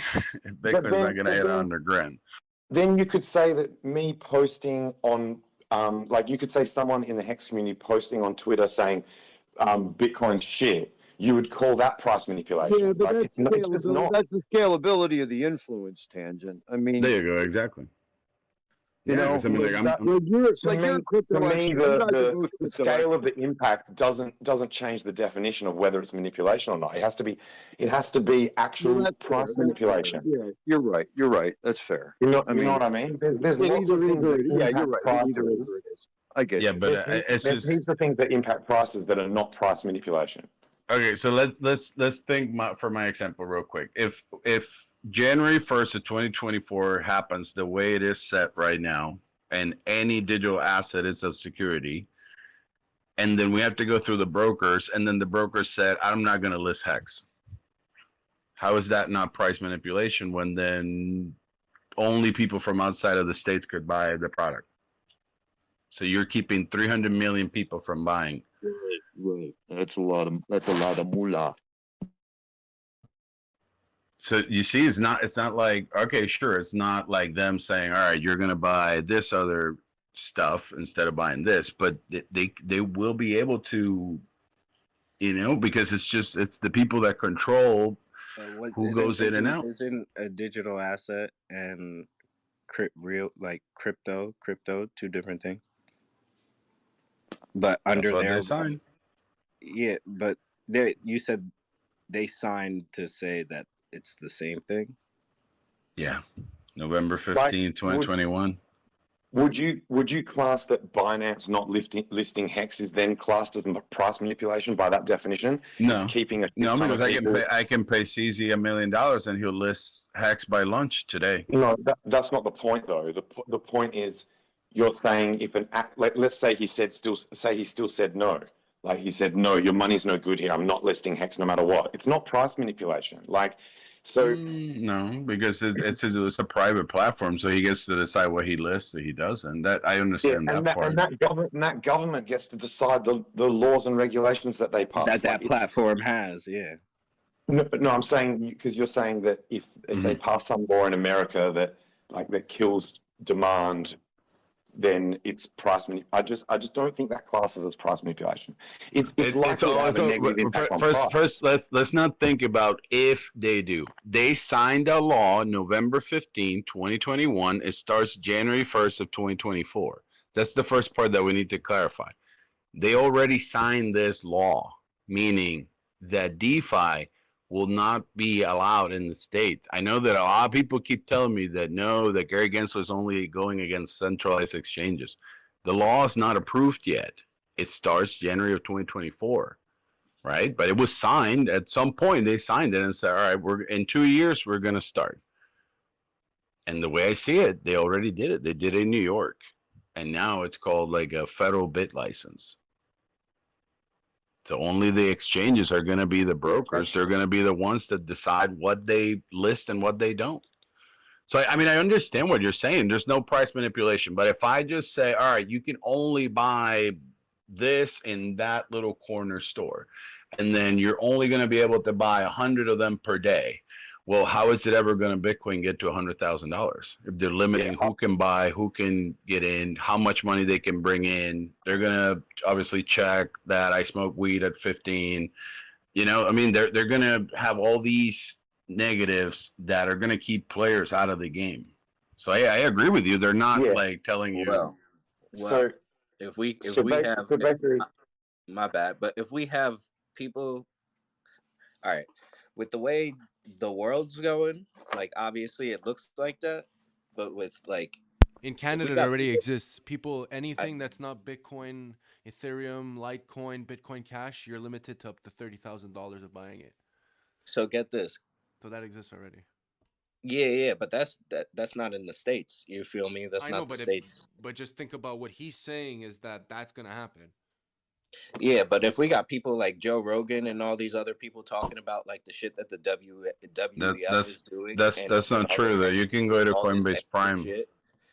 Yeah, but you can go through Coinbase Prime and then you go directly to the broker. You're not limited to 30,000. You're limited to 30,000 to the account that you opened. If you have a broker account, you're not limited. Excuse me. A good day, guys. Identity Block. Big Boy. He's trying to do something with Congress he's trying to wreck and us. whatnot. Is any of what he's doing? Are you following him? Is any of what Yeah, he's doing? You think it's not capable positive. of changing things? Well, yeah, for the worst. Because what he's trying to do is he's trying to create a digital Fed. If you have a digital Fed that goes in and reads the law and the law says any digital asset is a security, what do you think they're going to do? They're going to limit even more. So what we need to do is just amend the law. We need to change the law to say, hey, you cannot mess with DeFi stakers or validators. The call number again. Give us the HR number again, please. The what? The HR. Oh, number the House representative. Okay, Yeah. Law. Here, 1 second. It's- I have 1 second. Dad ass. I thought you were being a smart ass for a second. No, No, he was on my show the other day. We were talking about this extensively. It's called IIJA 3854, and it was approved November 15th of 2021. It was called the Infrastructure and Investments Jobs Act. Right. And it So was something supposed. that they folded in. It's kind of like a pork sir. bill, what they do with pork. It's something that they fold in the dead of night into a greater corpus of legislation. It's one of these goddamn Christmas maneuvers where they're like, "Oh, check it, nobody's looking." And that's exactly what happened. When it was discussed, the bill was saying that they're not going to go after DeFi stakers. They're not going to go after developers. They're not going to go after validators. Well, at that point, great, we can have DeFi. But the problem is that the thing that got approved says any digital asset is a property, which is a security based on the 1986 tax code.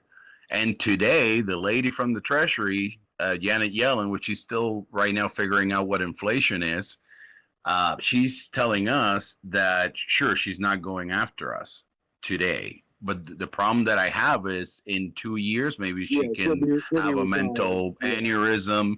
Maybe she has to retire. Maybe something happens. And then the new replacement just says, well, I don't care what that lady said. She was crazy. Right. She didn't even know what inflation is, even though she was lead of the Fed and the Treasury. But I'm going to go by what the law says. And the law says any. And at that point, then we still have problems because I have stakes for the next 15 years. So you got a passport. Hold on. You got a passport though, right? No passport. No passport. I was born in Puerto Rico. I didn't need a passport to get here. Well, you better fucking go get your ass one, just in case, so you could go fly to wherever the fuck you think you could fly to go and stake your shit. So again, Big Boy claims that Gensler won't be there for long. Do you think that he has any momentum on what he's trying to accomplish in Congress, and do you think that maybe this law just does get amended before long? If a bricks start to fall, such as Gary Gensler getting fired or no, because Gensler getting fired. It's Ben Armstrong. Here's the thing: the problem with with that is if Gensler's retired, the law stays there. The law that says any digital asset is a security stays there because he's just there to enforce the law. What BitBoy's trying to pass is the digital Fed that's going to go, and again, they're going to look at the law. Like I heard what BitBoy said. He said, I don't want to be involved with who makes the regulations. But you know who's going to fucking want to be involved? JP motherfucking Morgan. Amen. And they're going to have 5 or 6 people in a board of 12. Who do you think they're going to have? They're going to have 6 or 7 people there. Bank of America is going to have 3. They got somebody in this room right now. JP Morgan does this room we're in right you. But yo, they fucking run. They're the reason why MetaMask is even. You know what I mean? So like, hell yeah. Yeah, so we don't give him another agency. We don't give him more power. We amend a bad law that they signed in November of 2021. So that way we can do DeFi the way we wanted, the way we were in the right products. Yeah, because I mean, I agree with you guys. When you guys tell me, sure, just grab a passport, go. I'm gonna say this again. I'm from Puerto Rico, so there's a treaty between the Department of Treasury, IRS, and Puerto Rico that I can go in and they save me for the next 15 years. And if I play by the rules, I have a chance that in 15 years they extend me another 15. So and my family's still there, so I can go and I'm fine. I'm just trying to help everyone else in this room so understand that this is coming in in January of 2024. So I have my exit strategies, just like I was telling Tosschild yesterday. I was like, I'm at the door at the airplane right now with my parachute, and I'm like, guys, there's a lot of us and not that many parachutes. See, but here's the thing, guys, real quick. Let me just jam this in there. It don't matter Yellen. It don't matter Gensler. These personalities are plug and play fucking motherfuckers for the capstone of the fucking pyramid. Same thing goes for the countries. Last year when Proof of Beard, and this is no diss on Famous. He's an intelligent guy, and I know he knows his shit. But last year when Markable was saying, I'm going to go to Portugal and shit. I was like, y'all are fucking making all these maneuvers saying, oh, this is the golden promised land. By the time you get fucking unpacked wherever you're trying to run to, that's another plug and play situation. They're going to switch up the goddamn laws wherever you're trying to run to, man. It's the personnel don't matter. The country don't matter. It's all a prime directive coming from an ancient lineage of dark occult master psychologists who are in possession of fucking crazy technologies, and these people are fucking psychopaths, dude. If they were playing kickball at recess out on the playground and they got scolded before they got left off the playground, they'd wire the whole motherfucking playground to blow to high heaven just to spite everybody.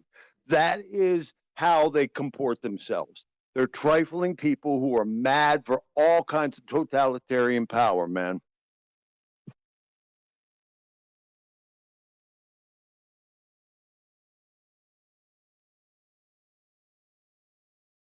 And I'm not saying shit's hopeless either. For real, though, because I said this on stream the other day. I used to think I had to change the world. I used to think I had to beat the bad guys. I know that I don't have to do that anymore. My brother Wales only hit on the term. You might have heard many of us speaking about this. We only have to bifurcate. We only have to establish a parallel society that's in a defensible position, man. Half of our talent needs to be building our infrastructure. The other half of our talent needs to be constructing the firewalls and the levers against these psychopaths. And that's doable. That's achievable.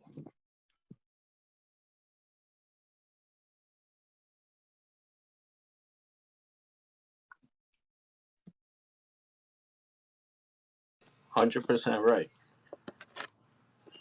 That was beautiful.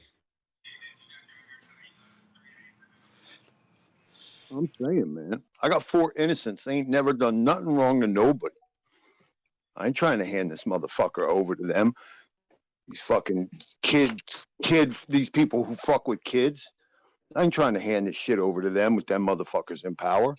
If I can't fucking beat them, then we're going to bifurcate, establish our own goddamn thing. And I know with my brothers and sisters, I can do it. I can't do shit by myself. Yeah. So yeah, to the gentleman that had asked earlier, it's just that what BitBoy is doing, he's focusing on new proposals and new creations of newer agencies that are just going to create more government, more bureaucracy, more red tape, more regulation, but it's just not going to help the original situation, which what we need is just a little dry razor. We need Kanye. There you go. Kanye 2024. Kanye, you said Kanye. I thought you said Congress. I thought you had said Congress, bro. I thought you said Kanye. Yay 24 will save. Yay 24 will save crypto in America and the rest of the world. Yeah. If we can get Ye to change that right there where it says any digital asset except DeFi stakers, I would be happy. I would be able to sleep at night without having to, like Toss said, waiting for the new guy after Gensler. Jesus walks until I die. If he does that, love it. That'd be the morning. What's that? Hey, College dropout. I love that CD. Hey, Identity Block. Hey, can you repeat that House of Representatives code again? Yes, sir. It's going to be HR 3684, and it's called the Infrastructure Investments and Jobs Act. And this was signed into law November 15th of 2021. It's just Why do I have not 3854 written down? You said three. Oh man, three. Really? I did that. Oh wow, it's 3684. Wow, I was way off. Sorry about that, guys. 3684. Got it. HR. There you go. Appreciate that. And yeah, it's exactly what you said. It was supposed to be for transportation and infrastructure, and in the middle of it, at some point they just added. Right. There you go. And they're like, yeah, what if we clarify what a broker is? What if we clarify what a crypto is? And all this happened in the middle of the night. And then, I mean, I've been saying it since the night that it was approved because, I started getting information right away from my coworkers and everyone else just saying, hey, this is going to affect the tax code. And I've been saying it since. A lot of people have listened. Some people don't care. Some people just keep telling me that it's all about DeFi. But the way I see it, it's just it hasn't started. And I see the way Gensler keeps talking, and I know that he's using not your keys, not your crypto. And then we're thinking, all right, well, that means he's not going to mess with DeFi. But I think that what he's still meaning is not your keys, not your crypto that was exempt or registered through the SEC. I think that's the part that he's not completing. Because at this point, as sad as this is going to sound, and obviously, please, anyone can correct me, I don't think the SEC is going through the codes. I don't think they're saying, all right, well, I went through the code in XRP and I went through the code in EOS, and this is why I find them. Yo, you remember what I told you about them? I mean, what a dinosaur, antiquarian. The way that these organizations move, case in point, the SEC, American Securities and Exchange Commission, was founded, I believe, in 34. They did not change their first protocol until 1970 motherfucking 7. That's how fast these organizations move, man. They're dinosaurs. So IDB's dead balls correct in that they're looking at all of this stuff and painting with a very ignorant, broad brush. And it's all the more to their benefit. I mean, ultimately, that they're so ignorant about all this shit. We want to believe that they're going to take a contextual, nuanced view at this stuff, because to us, it's crystal clear as day what the differences are. But they don't give a fuck. We think they should give a fuck, but they don't actually give a fuck. Exactly. I mean, at this point, the way I see it, it's the centralized exchanges that they're finding. They're being like, all right, well, I saw that 2 weeks ago you laid off 10% of your personnel. Well, I don't care. I'm still gonna. So you know what I mean? They're even finding some of the. And I'm not trying to defend any centralized exchange at all. I'm trying to think more like, if you're thinking more like a business move, hey, do I really want an exchange right now that just fired 25 to 10% of their personnel to receive then another fine of millions of dollars that could then make the other 70% of their employees go jobless. So it's just some of the moves that they and also to include that those $30 million that they took from Kraken and the money that they take from other other fines, they don't go to victims. They just go to just their pockets and just making the SEC fatter. Which is it's what I think is the reason why they're going after everyone now, because I think that same thing with the 501c3s. They do that same shit with 501c3s, bro. You think the money's going to where you think it's going, right? And most of that shit go to them, to pay employees and all Oh, the hell yeah. people It goes that to work. like administrative 10%. costs Yeah, and you're the like CEO's 10% of it. salary. Yeah, it goes to CEO's salary. Red Cross ain't helping nobody right now. American Cancer Society ain't helping nobody. Susan Komen breast cancer ain't fucking healed a single goddamn woman. And yeah, and I still got family members over here still fighting that shit. You feel me? Because motherfuckers don't want to sit here and, man, that shit is, bro, it's bullshit. It's bullshit. People need to wake up. That's why I say street smart, man. Go watch Charleston White talk about fucking 501c3s, bro. He broke that whole shit down, bro. There's like a whole book written on like that whole background of what's it called? Those charities and shit. Charitable fundraising and shit. Yeah. People think they did their noble thing for the year when they give to them. They give themselves a nice little pat on the end. That's why rich people really don't do 501c3s. Like really, really rich people don't do 501c3s. No, I wanted to do the church joint when I fucking divest all the way here, man. I'm gonna do the 508. Fuck, what is it? The 508, fucking C1A or what the fuck ever it is, the 508. That's the faith base, which, by the way, oddly enough, as a path to divestment and to status correction, to extricate oneself from the corporation of the United States, which, by the way, is not a country, it's a corporation. They're actually trying to get rid of that right now. So they're trying to close the loopholes to goddamn sovereignty. Motherfuckers.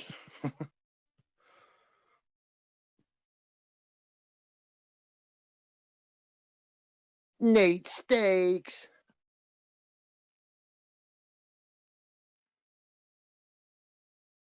Look at all these good motherfuckers up in here. Look at all these smart, good people up in here, man. Yeah, this is one of my favorite things about crypto is that it not only provides us with a tool to actually fight these battles that you're talking about, but it also gives a platform for people to talk about these things and raise the awareness of how much we are getting butt effed by these sorts of other entities and why people need to care. And also a reason for people to care, which is their crypto bags. So it's like a triple win. Yeah, man. You ain't never lied, bro. And I was bringing this up about the bifurcation that I want everybody to think about. Like, as far as it pertains to us, our sovereign autonomy under natural universal law, okay? That relates to our knowledge and our understanding of our freedom to transact as we see fit. Now, that makes the most goddamn common sense to me and you and everybody in here. That is inviolate. Right? There's nobody that should be messing with any man's fucking ability to do so. It seems like it's common sense. We got that covered in Hexaco. The Hexicans and the Pulse Chaniacs have this covered. Now what we have to do is we have to look out into the greater landscape to find where our allies are. I think about Sal the Agorist. How many motherfuckers can that dude bring to the table? How many people can Richard Grove and Autonomy bring to the table? I think about the streamers off grid, Doug and Stacy, the homesteaders. How many people can they bring to the table? If we got this angle covered, there's all these other flashpoints towards sovereign autonomy that are covered by other really smart, really talented people. Right? Like, nobody can do this shit on their own. But I'm telling you, man, it's our destiny. The spaces can be filled by other highly capable, highly specialized, highly talented passionate, motivated people, man. It's out here. We just got to build the bridges.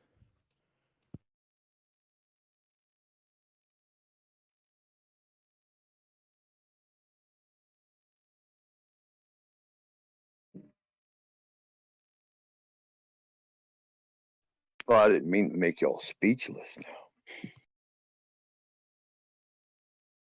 Need coffee. I do too. I'm going to get some right now, man.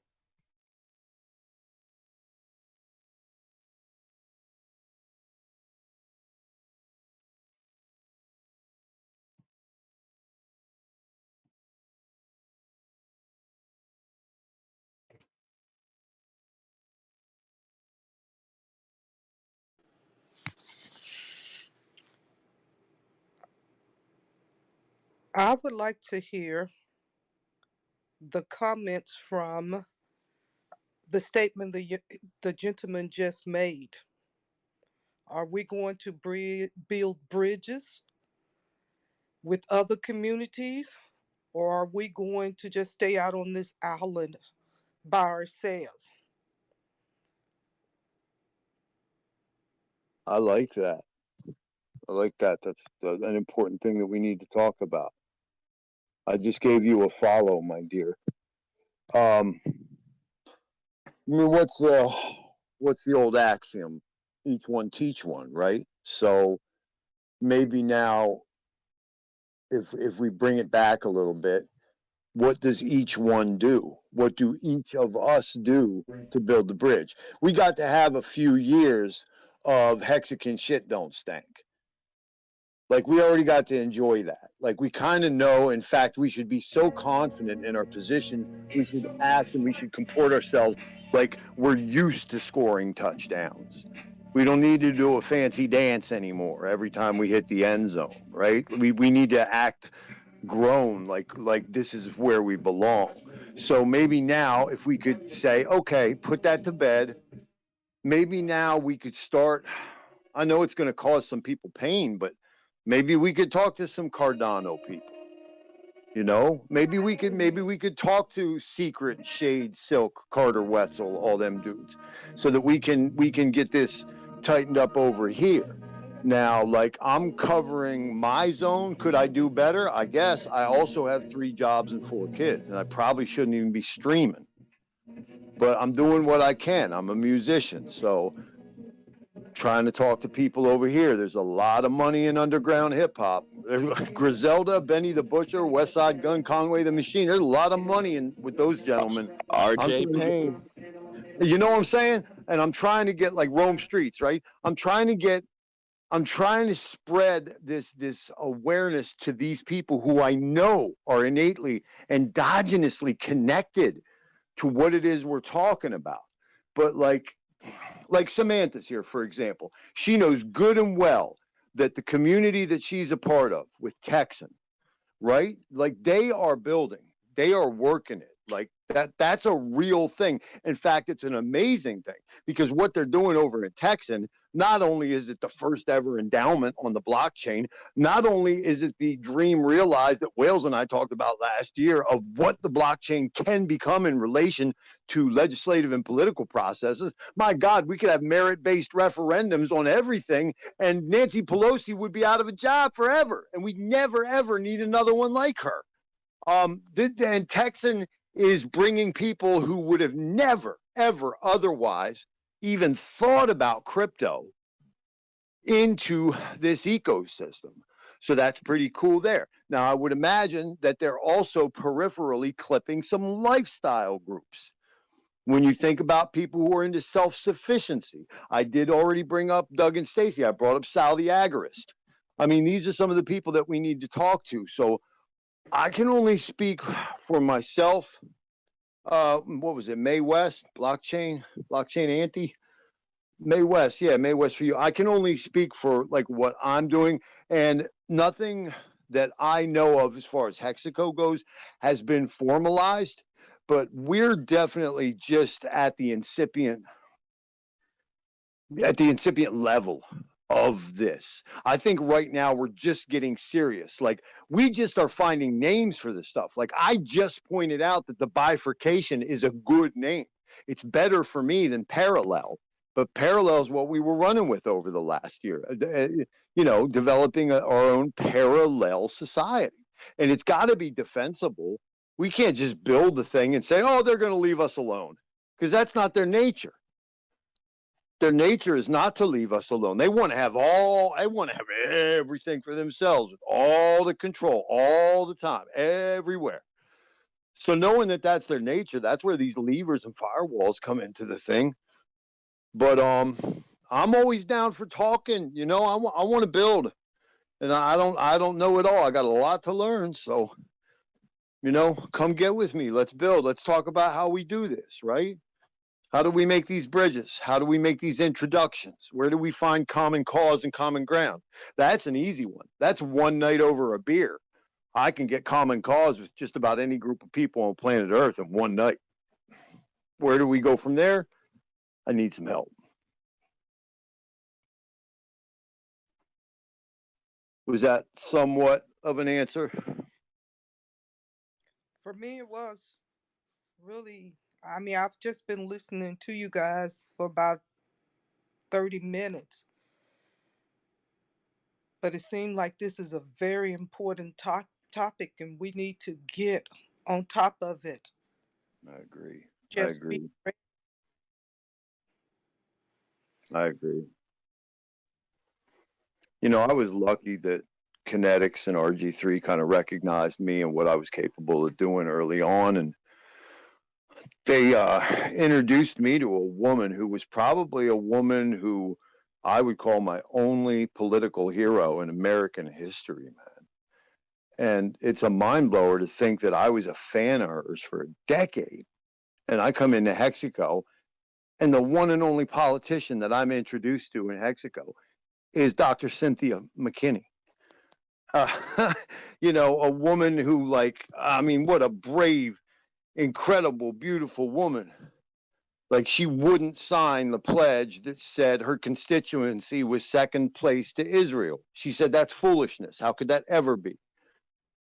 And they got rid of her ass, and she lost her next election because they threw all the money behind her opponent. And that woman came back like holy hellfire, and she won her seat 4 times in a row after they ousted her. And that's a woman I respect.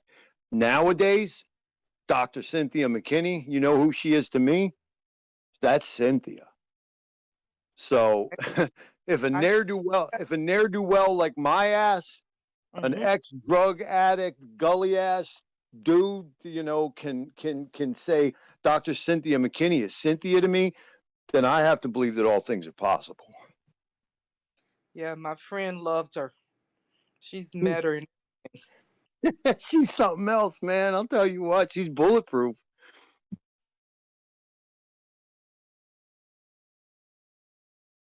Tough to get her nowadays, though, because she teaches at the University of Budapest.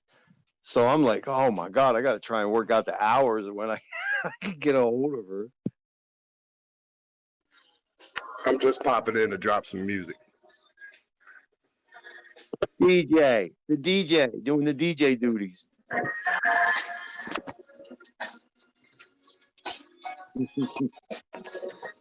Yeah, we needed an intermission. Hope y'all having a great morning. Yeah, man.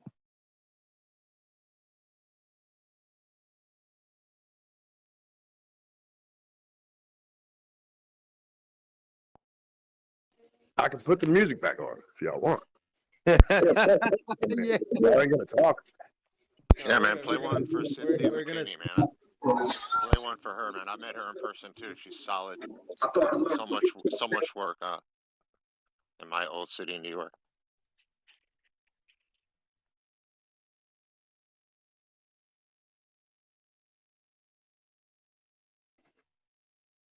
You got me thinking about playing some fucking 80s R&B right now. I want to play some Shaka Khan or something, dude. Bro, that's Mary J in the back. Beautiful. She's just Mary, just Mary.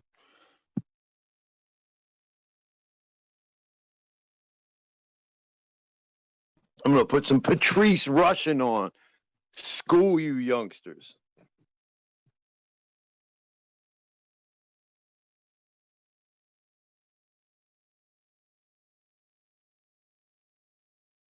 Would we totally get like rugged if it was copyrighted music, not a mix, and they just like listened in and?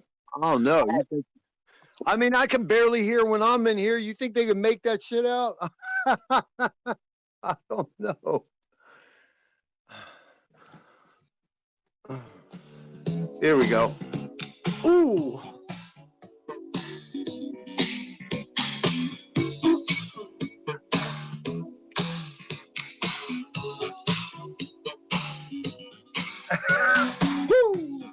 Send me forget me nots. Show me to remember.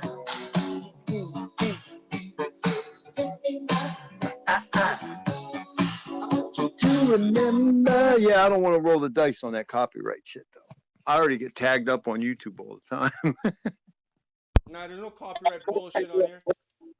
Bro, they yoked my old YouTube channel at the beginning of last year because that's where I was doing my Sally Up challenges, and the bring Sally Up in the background flagged every time, and I'm like, whatever, I don't want to make any money. That's what they were monetized for real. I don't I was get like, no, I don't care. And then they just kept doing it, and then one day it was like gone. I'm like, dude, I'm not even trying to make money off it. Like, it's my video on my internet, in me, like in my garage, on the YouTube, on my TV, the pay that I paid for the premium for the YouTube, but your public content is in it. So, like, dicks.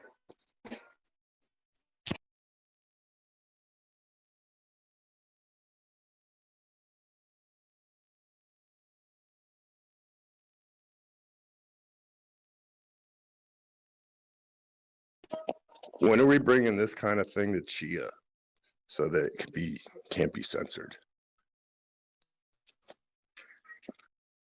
Once we get Wallet Connect integration in Spatial, we're going to be doing a lot of crazy shit. Yeah, I need to jump back on Spatial. I started with it and I got messed up with accounts, and then I couldn't figure out how to change my dude, and it was like just going all over the place, and I was like, went on to something else, but it's cool as shit. I just got to go back to it and play around.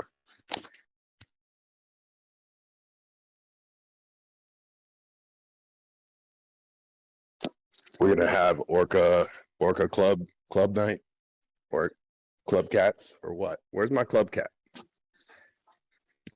Soon.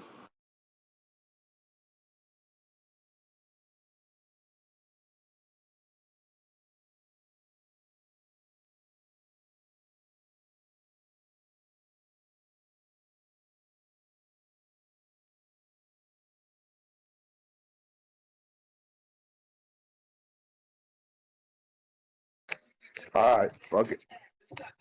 Gotta go with the Method Man then.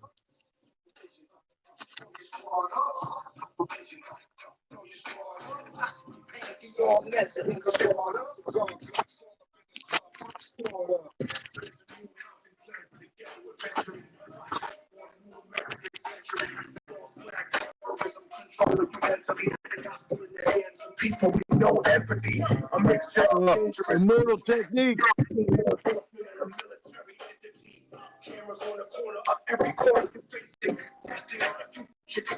What's that? I said that's Mr. Coronel. That's Immortal Technique.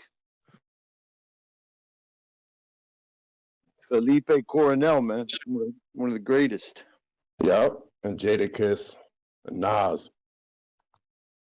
This is Who Do We Trust? Right. That new Jadakiss with Benny the Butcher called Sunday School is stupid hot fire. 38 Special. Wait, it's a Benny the Butcher song. 38 Special. Jada.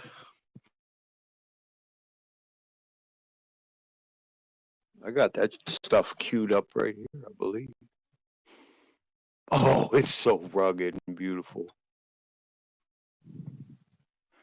People used to tell me, when you get older, you're not going to like hip hop no more. You need to get into some different kind of music. I'm like 51 years old, and I'm more in love with hip hop now than I was in 78. '79 when I bought Nucleus. It's a morning. It's a morning. It's a morning. I literally wake up with a little bit of gospel and a little bit of gangster. Where's this at, man? Where's this at? Where's this at? Oh, come on, man. This is fucking me up. Dude, there it is. Oh.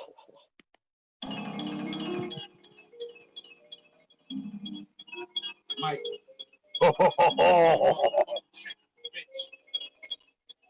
Check 1, 2. Ah, let's go.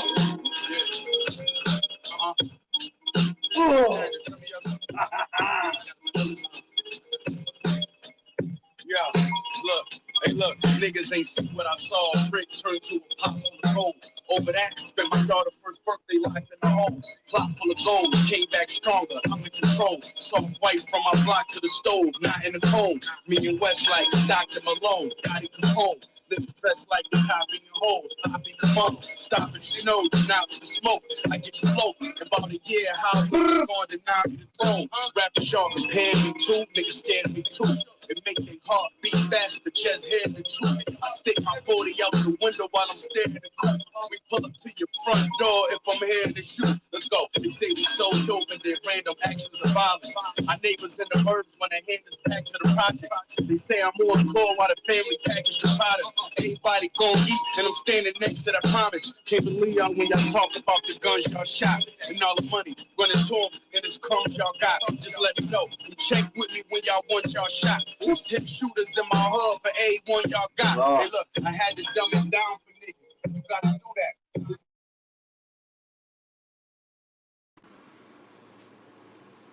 Come on, guys. Why am I listening to super low fidelity music in a Twitter space? This is what happens when we get in here, man. We come in here and we just pontificate on trying to change the world, and we just all sit in a Twitter space, the same 50 people over and over and over, talking to each other about the same topic over and over and over.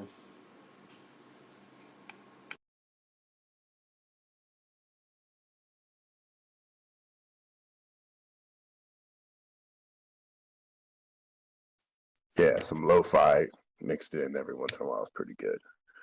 Lo-fi or not. That's Yamaha 8-inch speakers coming through a Focusrite. That's 50-inch Samsung TV speakers.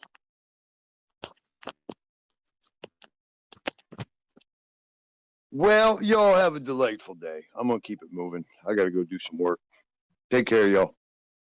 5 o'clock, Mind Spray. 5 o'clock, Thaw Style Mind Spray. YouTube live stream. Be well, y'all.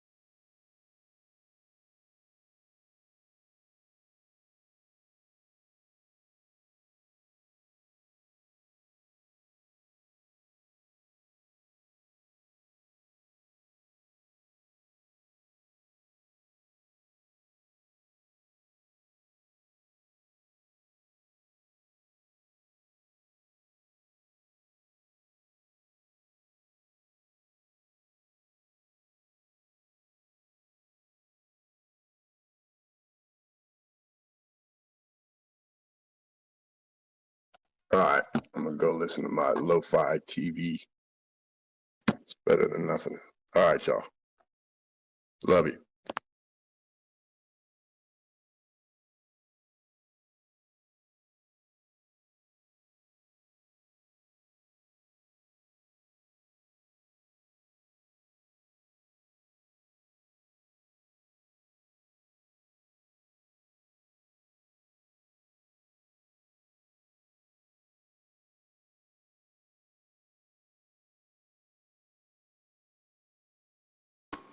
there any Chia spaces open? Dude, I want to talk crypto, man. Anybody building anything cool? Anybody got any projects they want to show?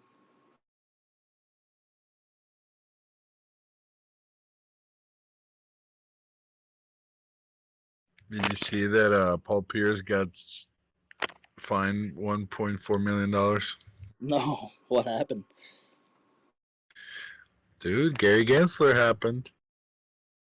Got his ass, huh? Here, let me read the article. Man, Paul Pierce, dude. He's having a rough go of it. He made a lot of money, so he should be okay. I mean, it's saying NBA star Paul Pierce fined $1.4 million for promoting whatever currency. So he got caught promoting. I think this was the same one as Kim Kardashian, bro. No. I think it was a different one. That's funny. Did they name whichever one he was promoting? Yeah, it says Ethereum Max. Wasn't that the same one from Kim Kardashian? Oh, I can't remember. It sounds familiar, though. I think it might have been. It says had agreed to pay over $1.4 million in penalties after unlawfully promoting EMAX cryptocurrency onto his Twitter. In a statement published on Friday, the U.S. Securities and Exchange Commission announced charges against the former Boston Celtic player, nicknamed The Truth, for making false and misleading statements about Yeti coin and failing to disclose that he was paid more than $244,000 worth of the tokens to promote the cryptocurrency to his social media following. Says, in one example of illicit activity, the commission claims that Pierce tweeted a misleading screenshot of an account displaying significant amount of holdings and profits without disclosing that the image did not represent his own personal holdings. Oh, wow. So it was just, I guess, he was just flaunting someone else's account. Solid.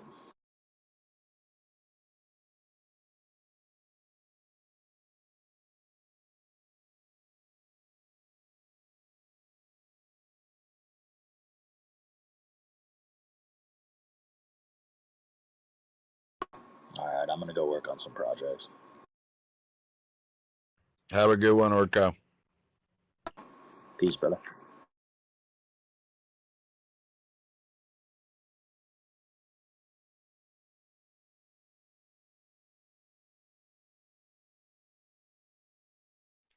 We're talking about who. Hey, what up, Adrian? Hey. I don't know. Free subject, bro. Whatever you want to talk about. No. You're saying something about somebody. What are you? Oh, you're asking it directly. He's a basketball player here, so I'm pretty sure that was the same coin that Kim Kardashian was caught promoting. So it's just when you're like famous or whatever here, like you have to like disclose almost everything, you know. So if they tell you if they paid him those coins, that he would have had to say, all right, well, I'm talking about this coin that they gave me this much units or whatever. And then they could start, you know, promoting or whatnot. But it's just they almost never disclose, you know, they never disclose like, oh, I'm a promoter, I'm a paid promoter or paid sponsor or something like that. They have to have a little quick disclosure. Mm-hmm.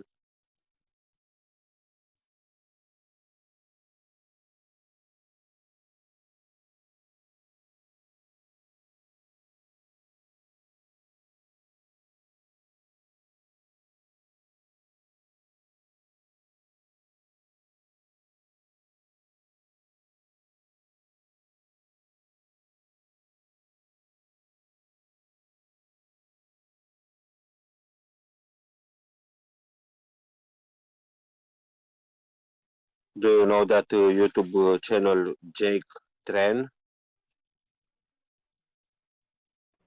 No, I haven't heard it.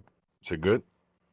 Yes, check it out. He is not related to crypto. He is making short documentaries, but very revealing of shit. I've posted one here in the comments. Nice.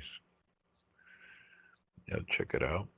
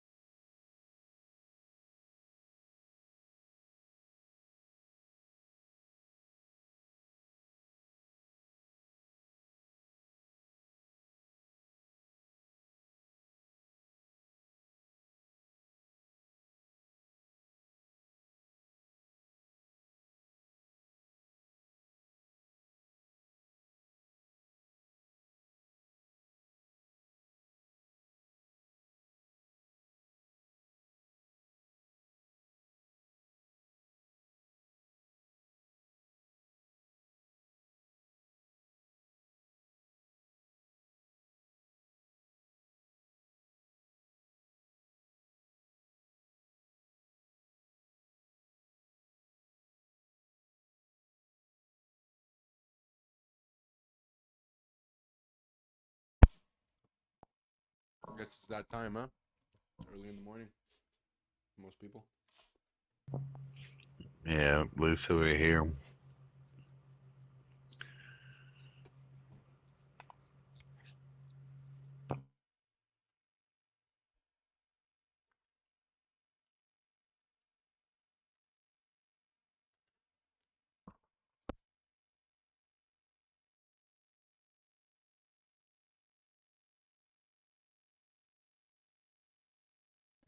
No question. No one wants. Let's open to someone wants to talk or.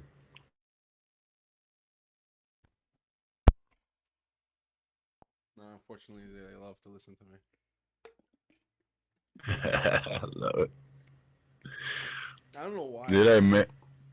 Uh-huh. I don't know why, man. My voice is so fucking annoying. I listen to myself and I'm like, Jesus Christ. You're silly, bro. I'm not joking. I think I sound like my brother, bro. Freaks me the fuck out. We used to spend hours and upon hours just doing this, just talking and just random subjects on main chat, and then it just probably at the start of 22, it just kind of stopped.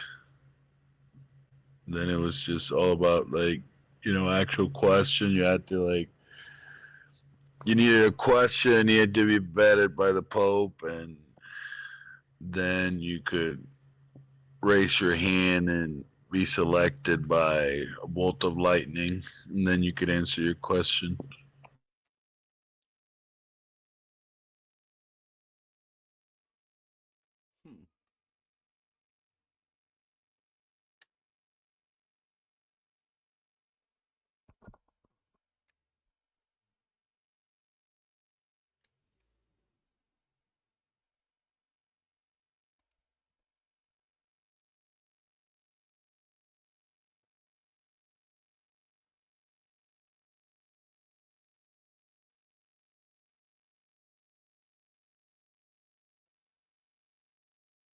Anyways, I think we're in a historical moment. Tom, get at the camera. Let it roll. Do the time lapse, man.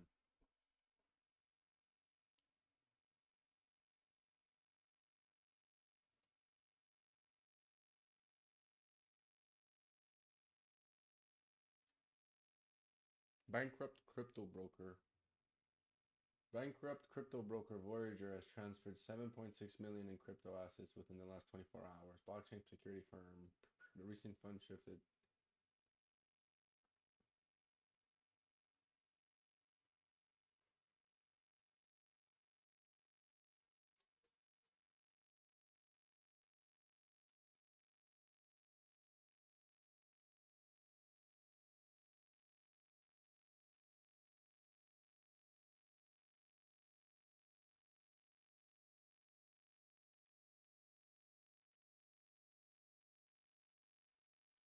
The market's gonna get it, man.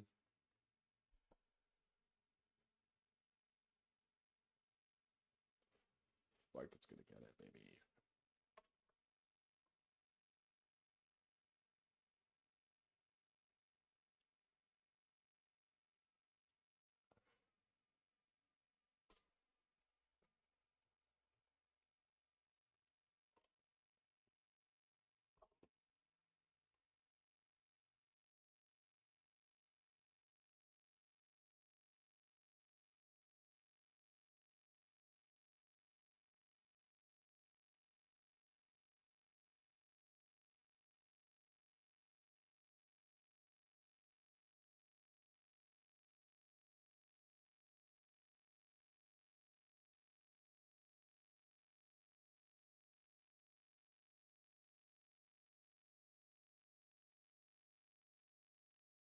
You see that article, famous? That post that says that Hong Kong's gonna start allowing retail.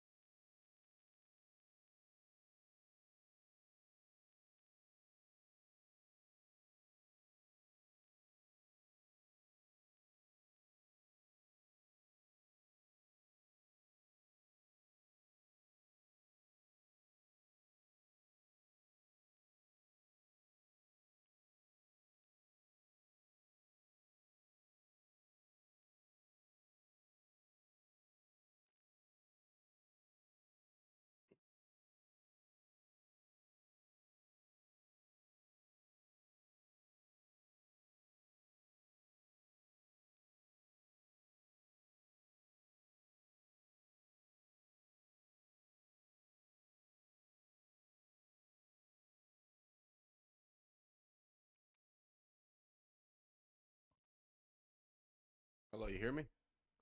Hello? Yeah, I got rugged. So, what were you saying? How about now?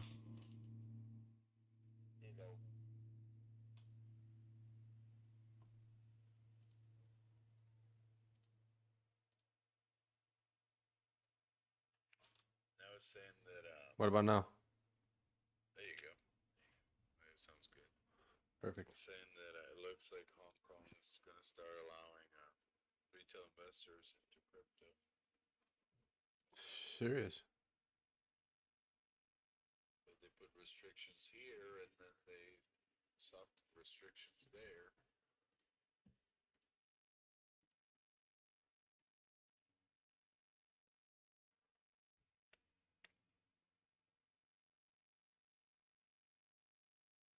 Whatever, man. It doesn't matter what they do, in my opinion. It doesn't matter to you. You don't get taxed where you at. No, but even You already take the jump. That's what I was telling people earlier. I was like, I already have my exit strategy to go back home to Puerto Rico, and I would be, under the Act 60, Act 22, I would be locked in for 15 years. And then they have it set up where in 15 years they kind of do an audit on you, and then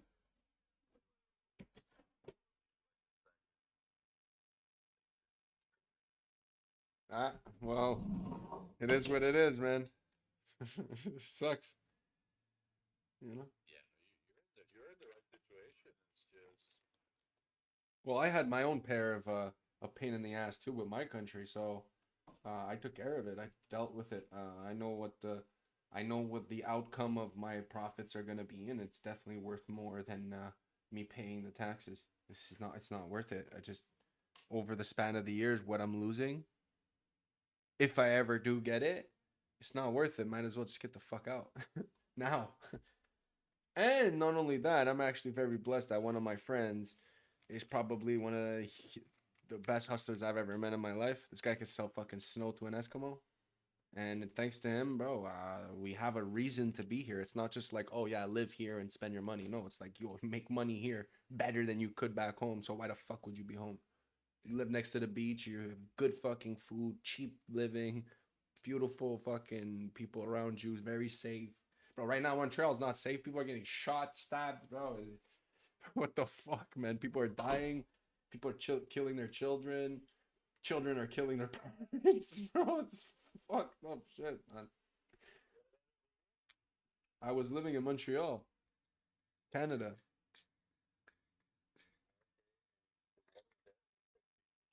Oh yeah, I live in Portugal now, in the south of Portugal.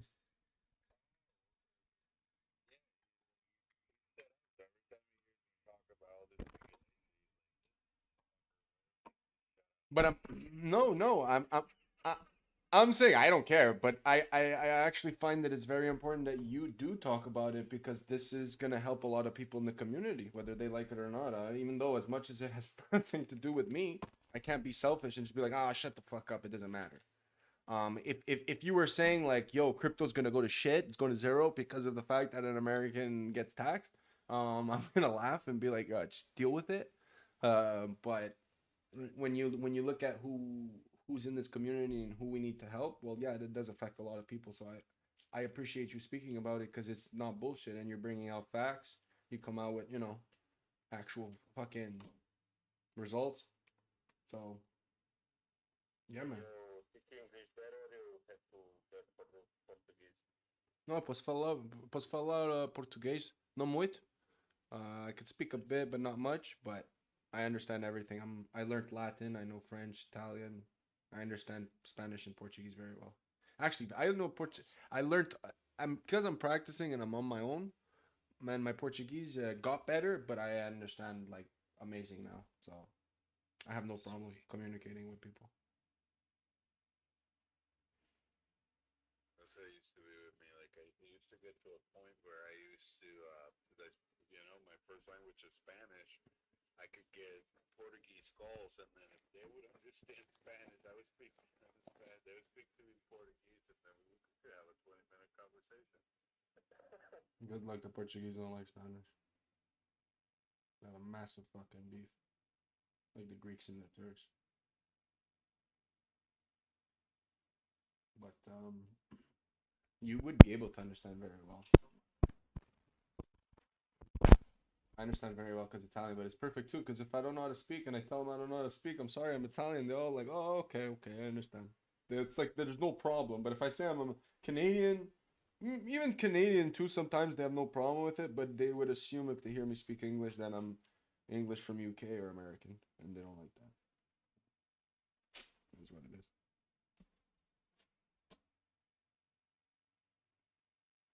Canadian is just another word for American. It's all good. Yeah, but somehow the Portuguese love it because they're like, oh, I got family in Canada. Like everyone has family in Canada. Portuguese.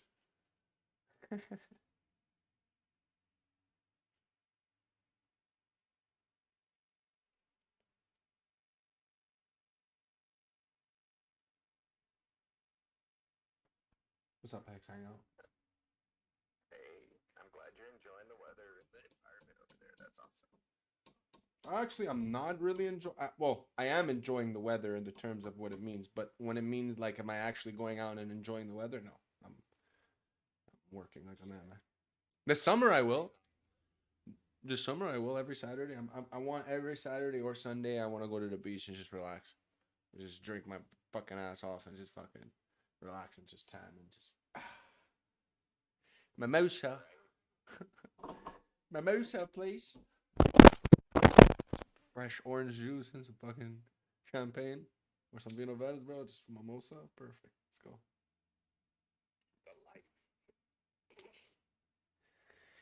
Hey, you got to make it the best of it, right? You only got one. YOLO. You have time for what you make time for. Yeah. Well, that's awesome. Nice. It's good to hustle and get it.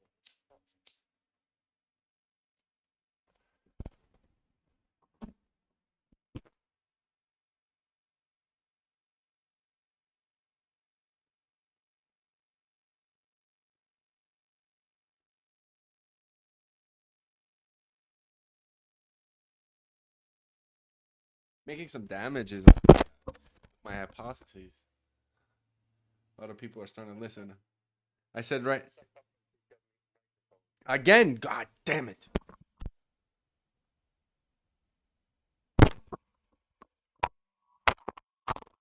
Now is it better? Is it better? Hello? Yeah, because I probably move it. The wire's fucked. To get a new mic. Were you saying you were making some good progress? Oh yeah, on my my new hypothesis. Hypotheses.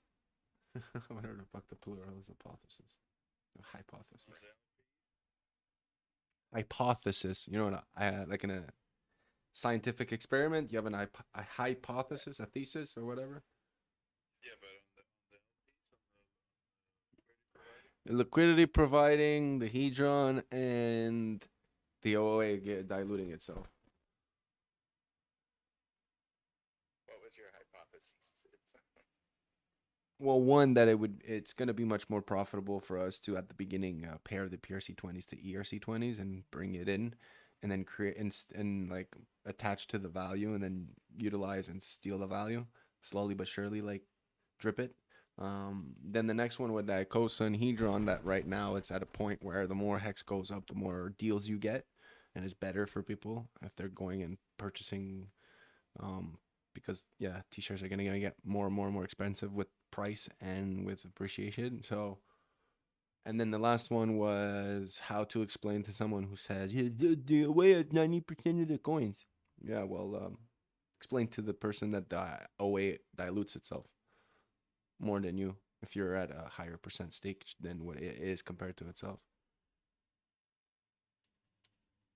Because mathematically, if you're at 60% staked out of your coins and it is staked at 40%, you're technically you're growing and faster than it is compared to yourselves. So therefore, you're diluting the OA.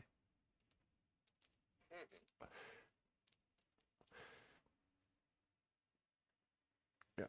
And sometimes it's pretty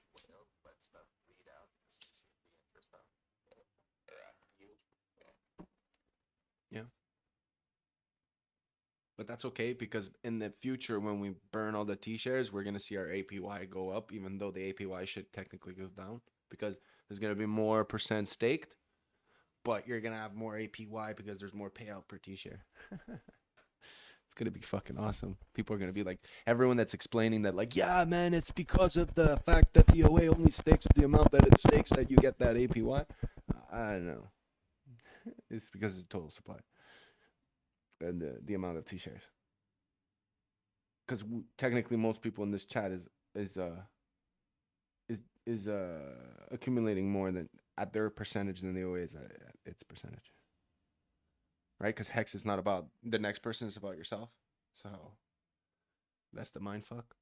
Anyway, cool conversations to have with those who don't know how to explain it, because this is very important. That debate.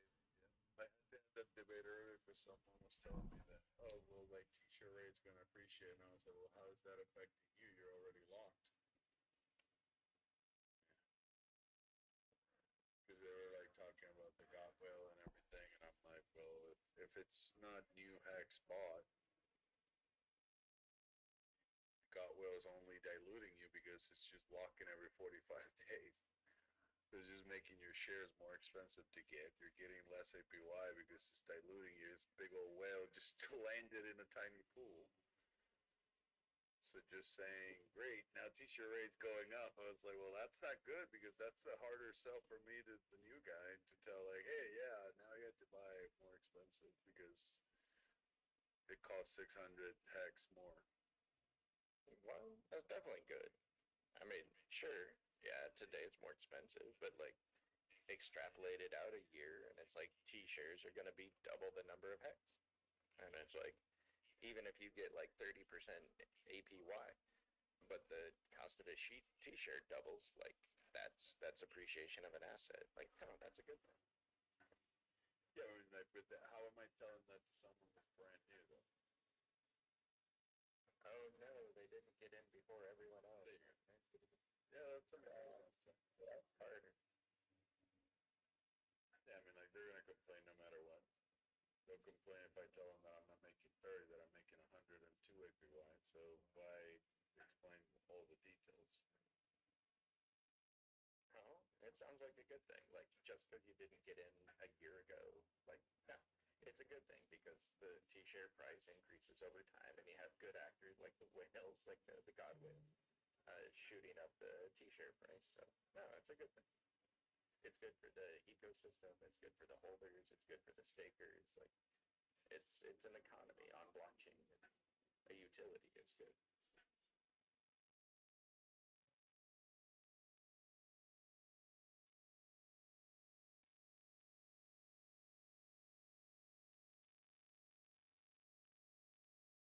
That's why the OA is good, because no whale is going to come in and fuck with X. Why the OA is sitting there. And it's like, yeah, it provides incentive to not be a bad actor, because if you're a bad actor, there's someone bigger than you. And that's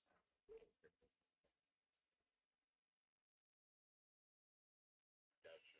I guess that was what I was trying to explain earlier, because I was trying to explain my position, but in defense of the new players, and then someone would keep telling me what you said, and I was like, well, I mean, it's in my, I mean, I'm good. You know, like, I'm good here.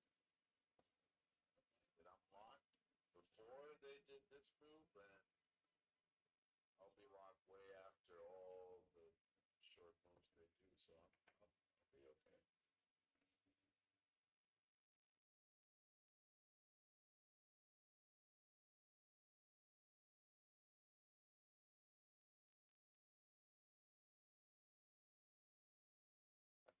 The one thing with the Hedron play is if Hedron doesn't go up with Hex and Hex does go up, then you have that permanent loss of holding it.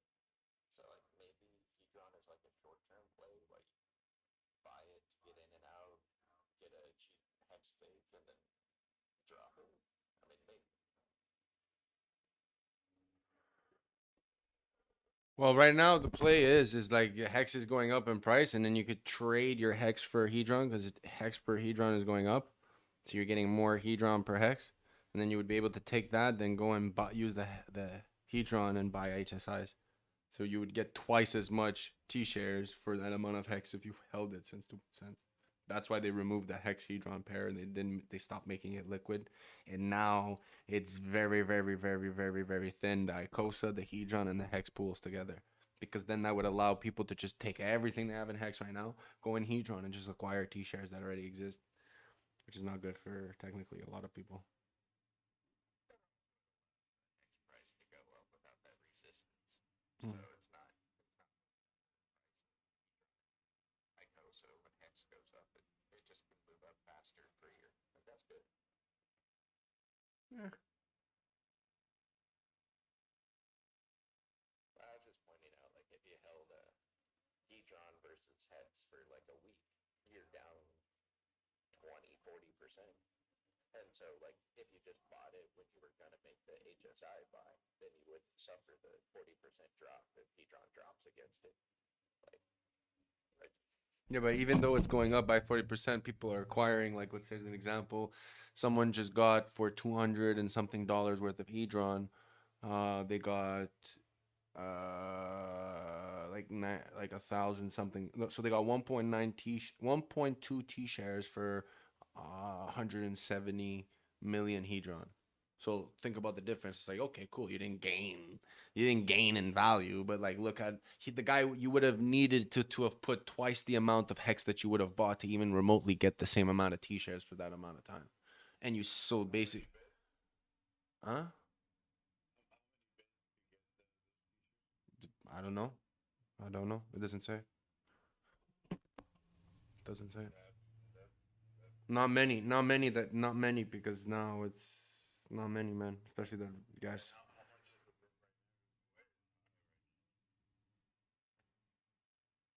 It's still it would have to be hundreds of dollars to even make it even. You would need hundreds of dollars of to make it even worth it. Like, you have to think about it, man. The guy paid only 5,000 hex, right? For whatever you would have bought with 5,000 hex, and you would have got a T-share. Even if you would have got T-shares fucking 3-4 months ago, the guy right now bought something that was done 3-4 months ago with 10,000 hex. So it's like, it's a joke. It's a joke if someone even wants to say, yeah, but we gained and you lost, and it's a joke because, like, bro, the guy's buying it right now at 3 cents a hex. And the T-share price is cheaper too, because the T-share price should have been like in 22,000, 20, maybe under 23. So like now it's at 26. So it would cost even more hex. So he's saving on a shitload of factors. That's why people, they don't want it to be liquid, because then everyone would be doing it right now. Especially when you get those double-digit payouts, like you'll get. And that's why they made it unliquid. They took out all that liquidity, because or else people right now would just be taking their hex and boom, getting Hedron and just go getting these HSIs.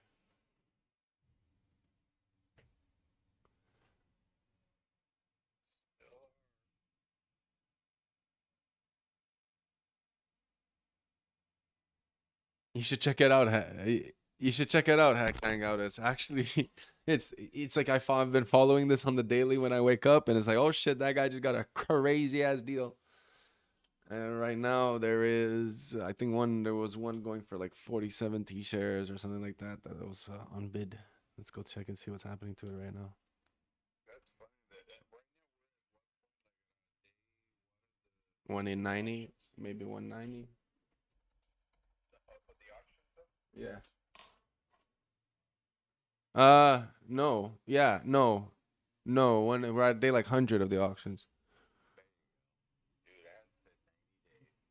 90 days people are gonna run out of Hedron. They're not gonna want to go pump it, so we're gonna get the discounts. Bam. That's the 20x move. Yeah, right now 2 hours left. 2.1 billion Hedron for 43 T-shares. So check and see how much 2.1 billion Hedron is in hex. The hex that he's getting here is 366,000 hex in the stake. We need to figure out the bids though, because we're at like 35 way or something. 35. I think that's the only thing holding back. You know, 4 bids, or are you doing just 1 bid? I think how much is a bid right now? I can't even try. Do I have anything in here? No, I have nothing in this wallet.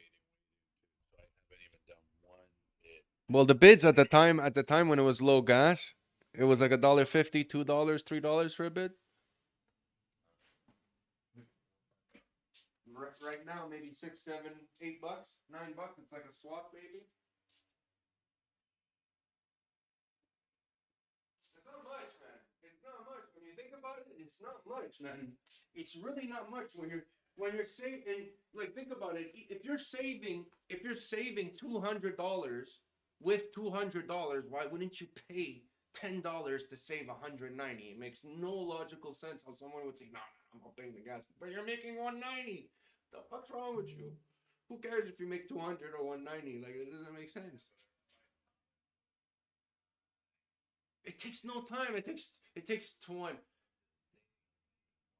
But that's why some people just start them at a good time, so it ends at a good time for them. Like me, I would like for me, I would do it at like 7 in the morning my time, where it's like fucking 2 in the morning, 3. No, actually, I would do more. I do like around like maybe 9, 10 in the morning my time. You know what?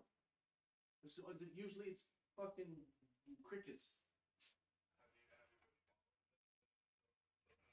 Well, I can't follow them at the I can't follow them at the busy time. I can't follow them at the busy time because I'm sleeping. So like at 10, 12, 11 when people are up in most of the places, because that's the busy time, I'm usually up.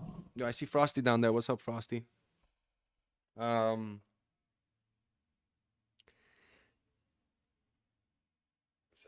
curious. Like, I remember they used to say that they could keep extending the period. Of what? Yeah, but that's okay. So at the last 5 minutes, if in the last 5 minutes someone outbids you, it restarts the 5-minute counter. There you go.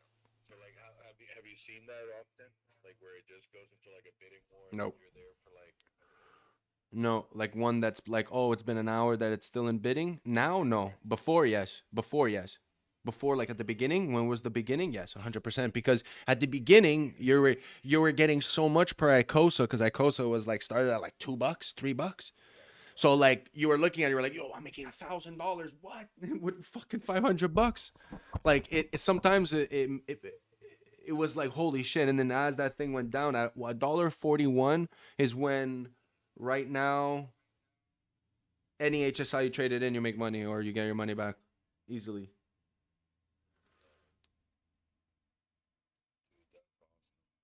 But people called it now and said that it would be useless now. But it's fucking useful. Yo, bro, if this guy buys 2.1 billion, okay, wait, let's go do it right now. 2.1 billion, 21000, that's 21. Right now, the only thing it's the high Gwei. If the Gwei were down to like 15 or 20. 2.1 billion is $4,423. Okay, so like let's say what is that in hex? So like say you were to trade that Hedron for hex, you're only getting 64,959 hex, but that bid on that HSI is getting him 366,000. So he's making 500% on the initial cost, plus the T-share rate is at. The guy paid it, so it's a 5555. So there's 3 times more T-shares, so you would have to do 43.79 divided by 3. And then you would have to divide that 3,666.6. No shit. 366,000. And then you would divide that by 14. He bought it at a. No, wait, that doesn't make sense.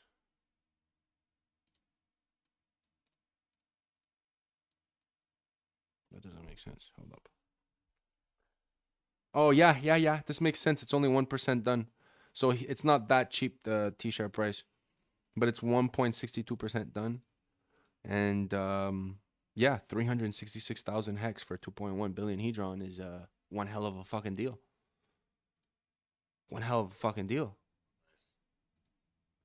And then let's say he completes that, right? Another thing. Let's say he completes that. You go on hexmodel.com, you say, okay, well, what's 43 T-shares gonna give me?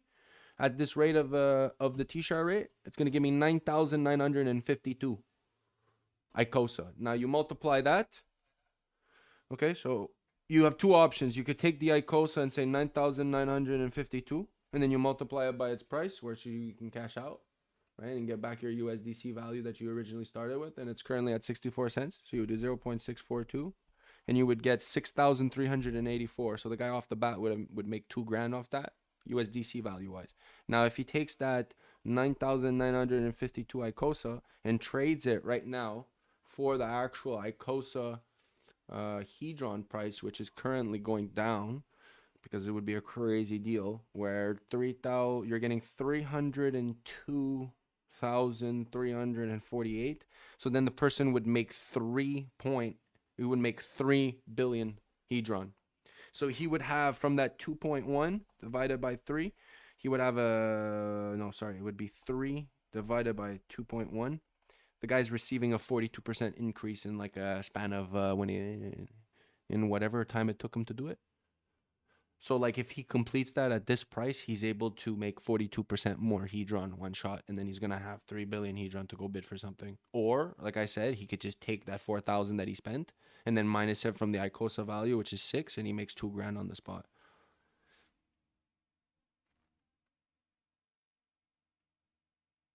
So have you looked up the wallets on the other side that are selling these HSIs at a discount? Like, is it just some plebs that forgot about it? Is it whales that are like doing it to help? Like who's on the other side of these? Well, you got to think. Hang on. When it came out, right? If you would have traded this, you would have made like double what you spent off the bat because of the ICOSA value. That's what me and Hexy were doing at the beginning. It was disgusting. You didn't even have to bid. You just made an HSI. You made an HSI, and then you would put it in the contract. The ICOSA you would get would be worth more than what you spent to make the HSI. So then you just continue, and you just take that, and then you make it bigger, more, and you get more hex because you buy back more hex. Then you make a bigger HSI. Then you get more ICOSA. You trade it back. Then you get more, and then you just repeat, rinse and repeat. At the beginning, that's what would happen. But if these people got their shit together to keep their HSIs, then they would break ahead on X. But they don't have the liquid funds to do that? Absolutely not. So the gentleman, just off the first couple of days, the people that put these HSIs in, the ones that are getting revamped, they made more HSI. They made more than if they were just to hold the T-share natively. They outpaced it by years in cycles, in my opinion. Personally, too, yeah, years in cycles. We've outpaced that. So it's like right now, it's like I don't have to ever buy if I want to, because also I don't ever have to kind of buy ICOSA because it's like I have all the ICOSA I want. Buy all these free little things that I bought. And it's like also the same thing. It's like get a bunch of them because then you got to do one big decision and then break it up. But if you had a bunch of little ones, which yes, okay, you have less of a reward, less of a premium, but then you're getting a bunch of them and then you're free to do what you want. If I want more ICOSA because I want to get the yield because I know that Hedron's going to go down and more people are going to be able to buy more Hedron because the auctions are going to give them that much more of a premium, but they're going to need more Hedron because it's cheaper. So it's like, it's all a game, man. It's a fucking hustle. It's like, bro, imagine I could just sell weed and have no one smoke it and just always have it back. It's like, wow, I never have to acquire new weed. No, I get that part. But there's some dude that's throwing away 40% premium on his HSI, right? Well, not really. He's throwing it. He also you got to look at it like what's the value right now. So the way that they're going, I think people are keeping them because you would be able to go and see if that exact same stake like tomorrow or the day after gets recycled because it would go back into the thing and you would see it at the end and it would say how many days is left for the liquidation. Okay, I'm more trying to ask, why would someone let it hit auction? Like, you have an HSI, right? It's not about lead. It's not about that. Is that when you trade it into the contract for Icosa, it automatically liquidates it, and then 90 days later it goes into auction. So there's nothing you could do about it once you give it back to the contract because the contract keeps it at liquidation. Because you could take the Icosa and liquidate that back into Hex and do it again. Well, because the Icosa given liquidates all that Hedron. Liquidates all the Hedron from the thing, so it borrows everything from the Hedron. And then redistributes that to people. Okay, so what's the scale? Like you and Cajun were grinding hard on it. Mm-hmm. Like, is the ROI $2 grand, 20 grand, 100 grand, 500 grand? Like what's the scale? Because like someone can grind really hard and double their money and make $20. Someone can grind really hard and make $500. Like I mean, obviously you can't make $1 billion if the market's not worth $1 billion. No, but the first day I think I 8 times my T-shares. $100? No, I 8 times my T-shares the first day. Okay, I'm trying to figure out like what the scale and scope of this system is. But like, is this a 20 grand system, a 200 grand system, a 2? No. You could do it with $200. $200 right now. There's if you go right now on the HSI, the whole system, like there's someone that just lost, okay? They lost 1 T-share for 150 million Hedron. So 150 million Hedron. It's super amazing. If the whole system's aggregate value is $1 million, then grinding really hard. But why are you looking at it in dollars when you're getting more coins? Yeah, well, I mean, there's some people in this room who wouldn't click a button for $2,000. Yeah, 100%. But that has nothing to do with the possibilities because right now when I go look at it, 150 million right now. What is it? 1, 2, 3, 1, 2, 3. 1 extra 0. It's $315. That's 4,700 hex. But this gentleman just purchased 1 T-share for that. And how much would be 1 T-share to acquire right now? Well, let's go on go.hex.com and see how much a T-share is. How much do I have to spend in hex to acquire 1 T-share? Let's do this. So like, but it's probably going to be double that price. But like, the way I see it is like, Hex Hangout is like, why the fuck would I go do a 5,000 hex stake when I could buy one for the same price at 10,000 hex stake?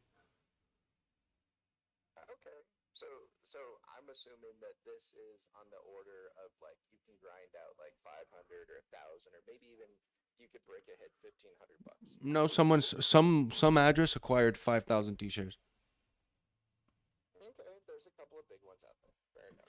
Well, there's big ones. There's 43 T-shares. I saw one go for 129. So 129 T-shares went for 10.5 billion Hedron. That's $22,000 to purchase over 60 grand.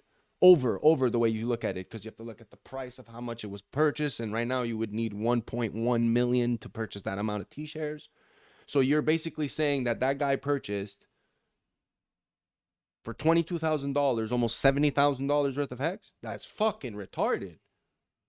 Yeah, so that gives me an idea on scale. So that's like a 40K break ahead. So okay, that makes sense. Nice. That's why the liquidity was pulled. That's why the massive hex Hedron liquidity was pulled, because then or else it'd be a fucking shit show right now at 7 cents. 7 cent hex. Oh yeah, and all the liquidity is getting pulled. I mean, it's good in general. Yeah. So that'll be interesting when it's over on Pulse.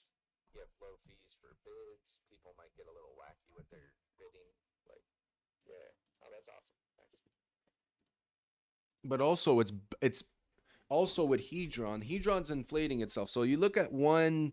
So let's take this as an example. 1 T-share is only able to mint, right?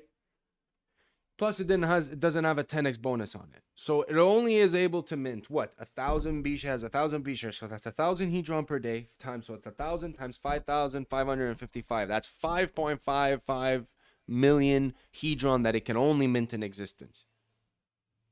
But it's getting 150 million of it got burned. So 150 divided by 5.5 is what? That's 27.2 times the amount. So someone would have, so the next 27 T-shares created still doesn't inflate the system because it got burnt already. A massive deflation, bro. And especially later on when one T-share is going to be 75,000 hex. And I'm going to go be able to say, oh, look, well, that one has a T-share. Holy shit. Okay, I could purchase that now for 2 billion Hedron. So how much for 2 billion Hedron right now? Go do the math. Cost nothing. And later on, it's going to cost how much if hex is at $1? 75 G's? So you got to look at the opportunity cost and how you could utilize these coins. It has so much use case. Just people are just so fucking, you know?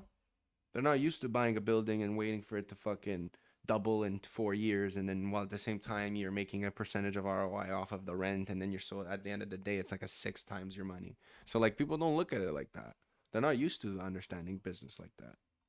Fuck, only drug dealers would understand because that's how you flip. This is how you fucking make worth of your buck. That's why you sell dimes in 5 pieces, because you maximize your profit, and this is how you maximize your profit right now. You don't go buy hex and stake it. Not when the pump is getting bro, there's fucking 40 million hex in the thing, man. Come on. That's what we're gonna survive off for the rest of our life. Get real. We're outpacing the OA right now. We're diluting the OA. One day the OA is not gonna be bigger than our whales. Mathematically, if you want to go down that rabbit hole, it's gonna happen, man. It has 50% only penalties. Not 50% everything. 50% only penalties.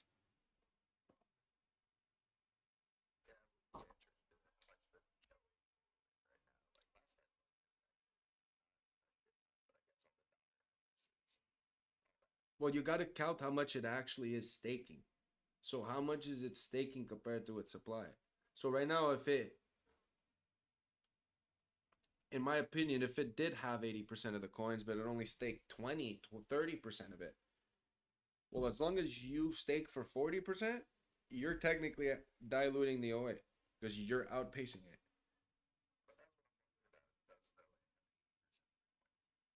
No, I don't think so. I don't think so. 13% is stake, so 64 billion is stake. We're not even at 600 billion coins, so that means it's more than 10%. So people saying that the OA has 90% of the coins are fucking retards. 2, you got to think about what's in liquidity, what we have liquid.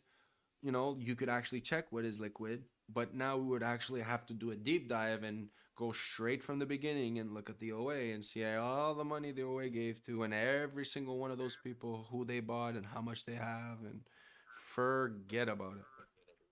Be able to know how much that OA. Well, you could just go look at the address and see how much it has, but then you got to look at everything, all the money it sent to people, because what if it sent money to people? Yeah, but what if the daughters, regardless of the daughters, it could have fucking just bought money and sent it to another wallet that sent it to another wallet, and that wallet bought hex. And then would you know that's a daughter address? Because it wasn't sent hex. Like, everyone's not looking at the USDC. Everyone's following the DAI, USDC, USDT, all these shitty ass coins, Compound, Maker, all of that. Well, how are you actually supposed to check how? I could tell you that the OA doesn't have 90% of the coins, right? So because we're staking 64 billion of it, there's 100 billion in one wallet that was given by the sacrifice address, and the sacrifice address has 47%. So right there is 73% of the coins. So how much does the OA actually control, and how much is it staking?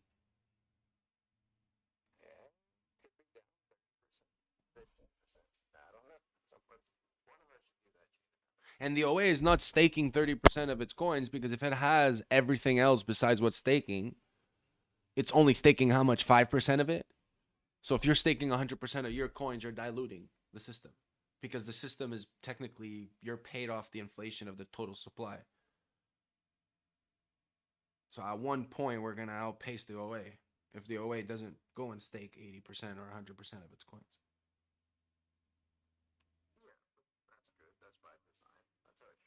Yeah, of course. But that's why when people say like all these things, it's like, dude, you're not even protecting it properly. Saying that the OA is designed to give us more yield. No, we get more yield because we decide to outstake it. Because if you're only 5% stake, you're not diluting the OA. That OA is diluting you. We are diluting the people that are under. You understand? Like the person at 100% is diluting everyone under it.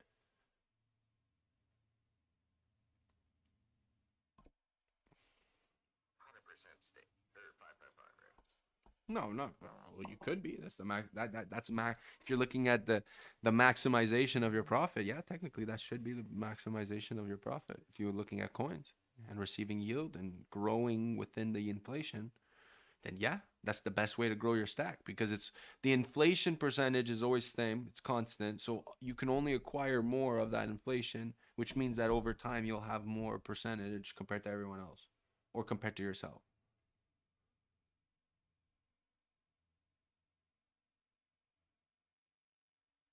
It's not a race. It's a battle of it's a battle of between ourselves.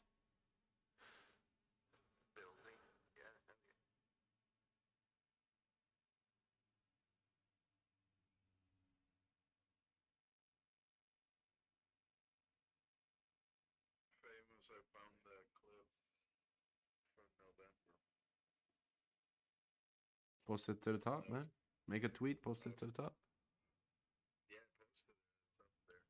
I Alright. was comparing it with Adoption Amplifier, where like the first 33 days, just people started bringing in less and less ETH. I figure people would bring in less and less Hedron, and then the premium would turn to a discount. Looks like that's what you're getting now.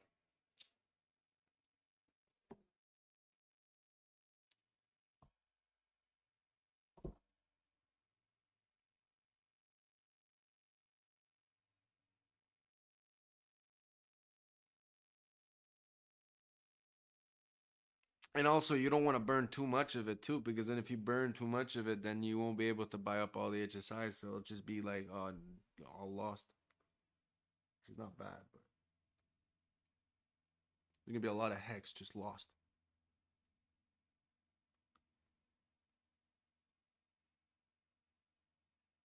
Well, actually, not hot loss, redistributed.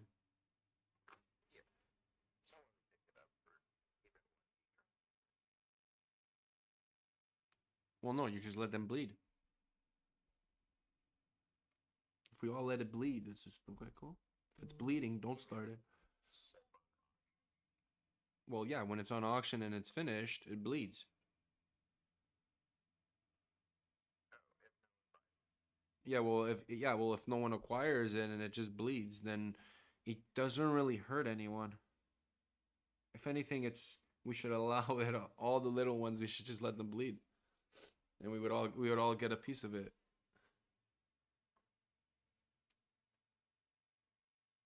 Yeah, I still didn't follow the game theory of good accounting, so it like increases the T shares on the. I don't know. I just did not follow that stuff.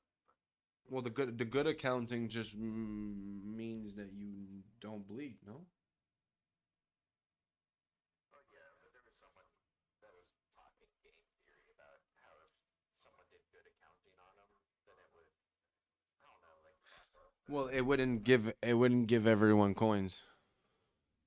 Yeah, and they would basically, in a weird way, like burn a T-shirt. So, like, if you had one that was bleeding and it was one T-shirt and you good accounted it, but no one ever claimed it, you just destroyed a T-shirt instead of bleeding hex.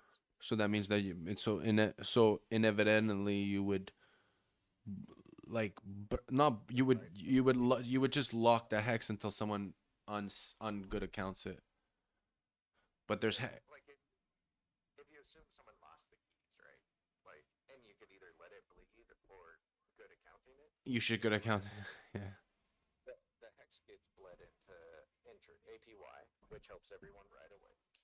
If you good account it, somehow that like long term pumps the price of a T-shirt. I don't know. I didn't quite understand it. It was just something someone else said a while ago. Yeah. It's like burning a T-shirt. It's like I don't know, man. Until they find that key, they'll use it to dump on us.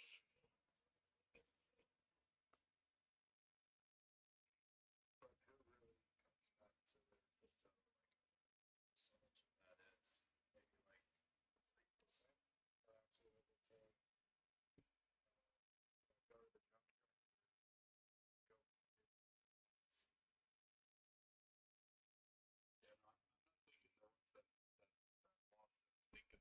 forgot it.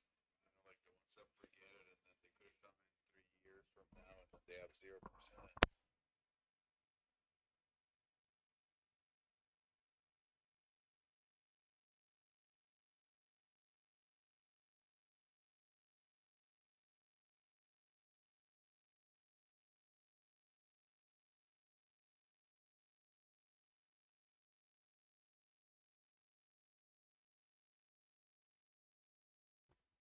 Well, it depends. Well, oh shit.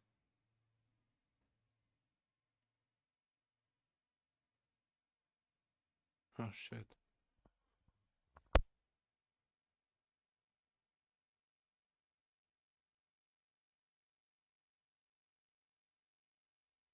Wow. So maybe now we're hitting a hyperinflation on the T-share payout, and that's why everything's getting more expensive and people are moving because they're like, holy shit.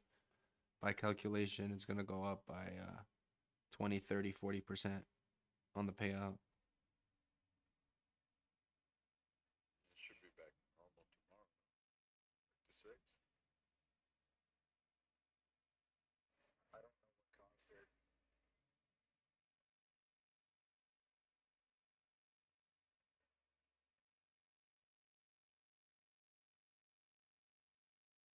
Oh wow, Silver the Antidote says good news. Much needed liquidity of 22.1 million hex added to the 1% pool. This will reduce slippage. Bad news, people. You got to push the price to 12 cents range to access it. Left my ass out. Are you ready for a hex double, guys? He who must wants it first must get served. There you go. That's what I was saying, because I had seen it at like 40 or 40 something, and then someone told me earlier, it was like, no, it's at 53. I was like, I'm pretty sure it saw it at 40 a couple, like maybe a day or two ago. It was wrong. It's at 7 cents.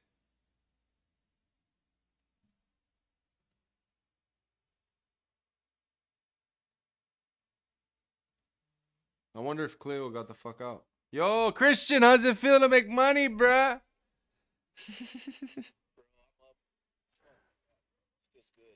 You good?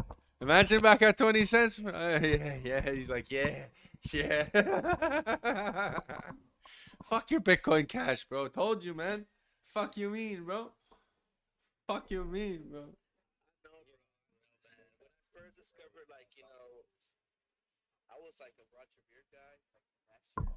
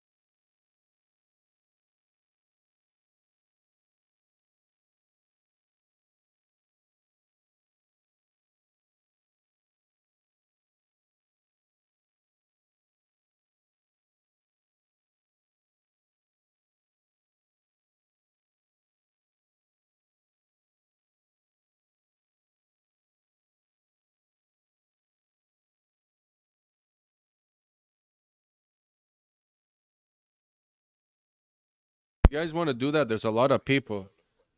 There's a lot of people. Tem mucha pessoa.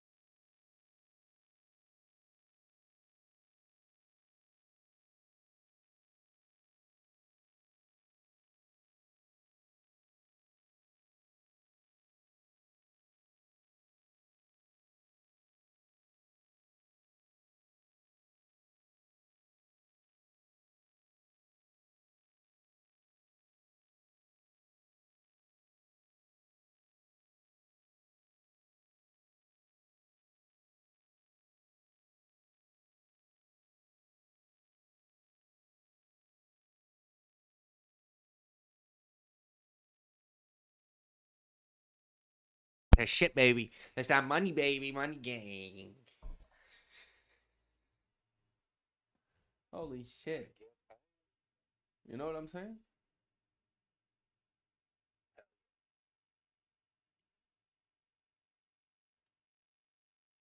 I can remember everyone's a genius in the ballroom. So. Yeah, of course. Of course, eh?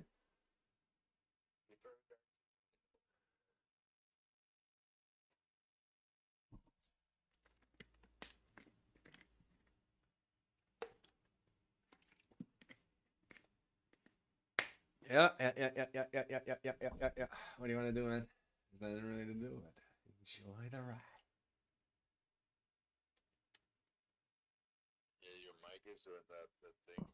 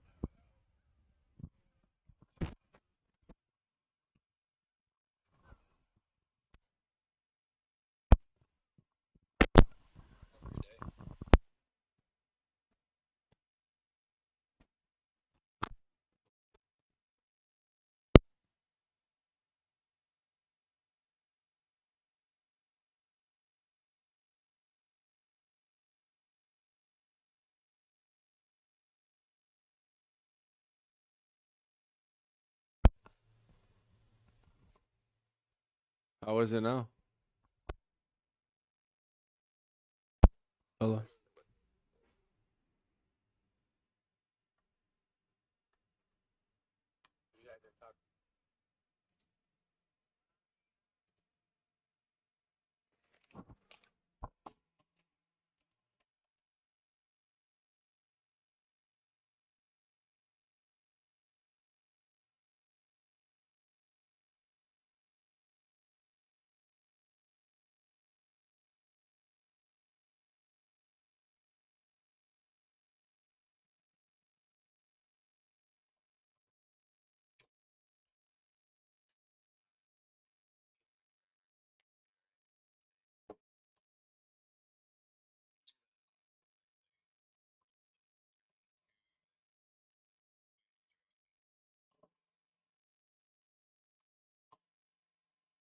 Yeah, I was thinking about doing that too, but then I was like, what if there's like a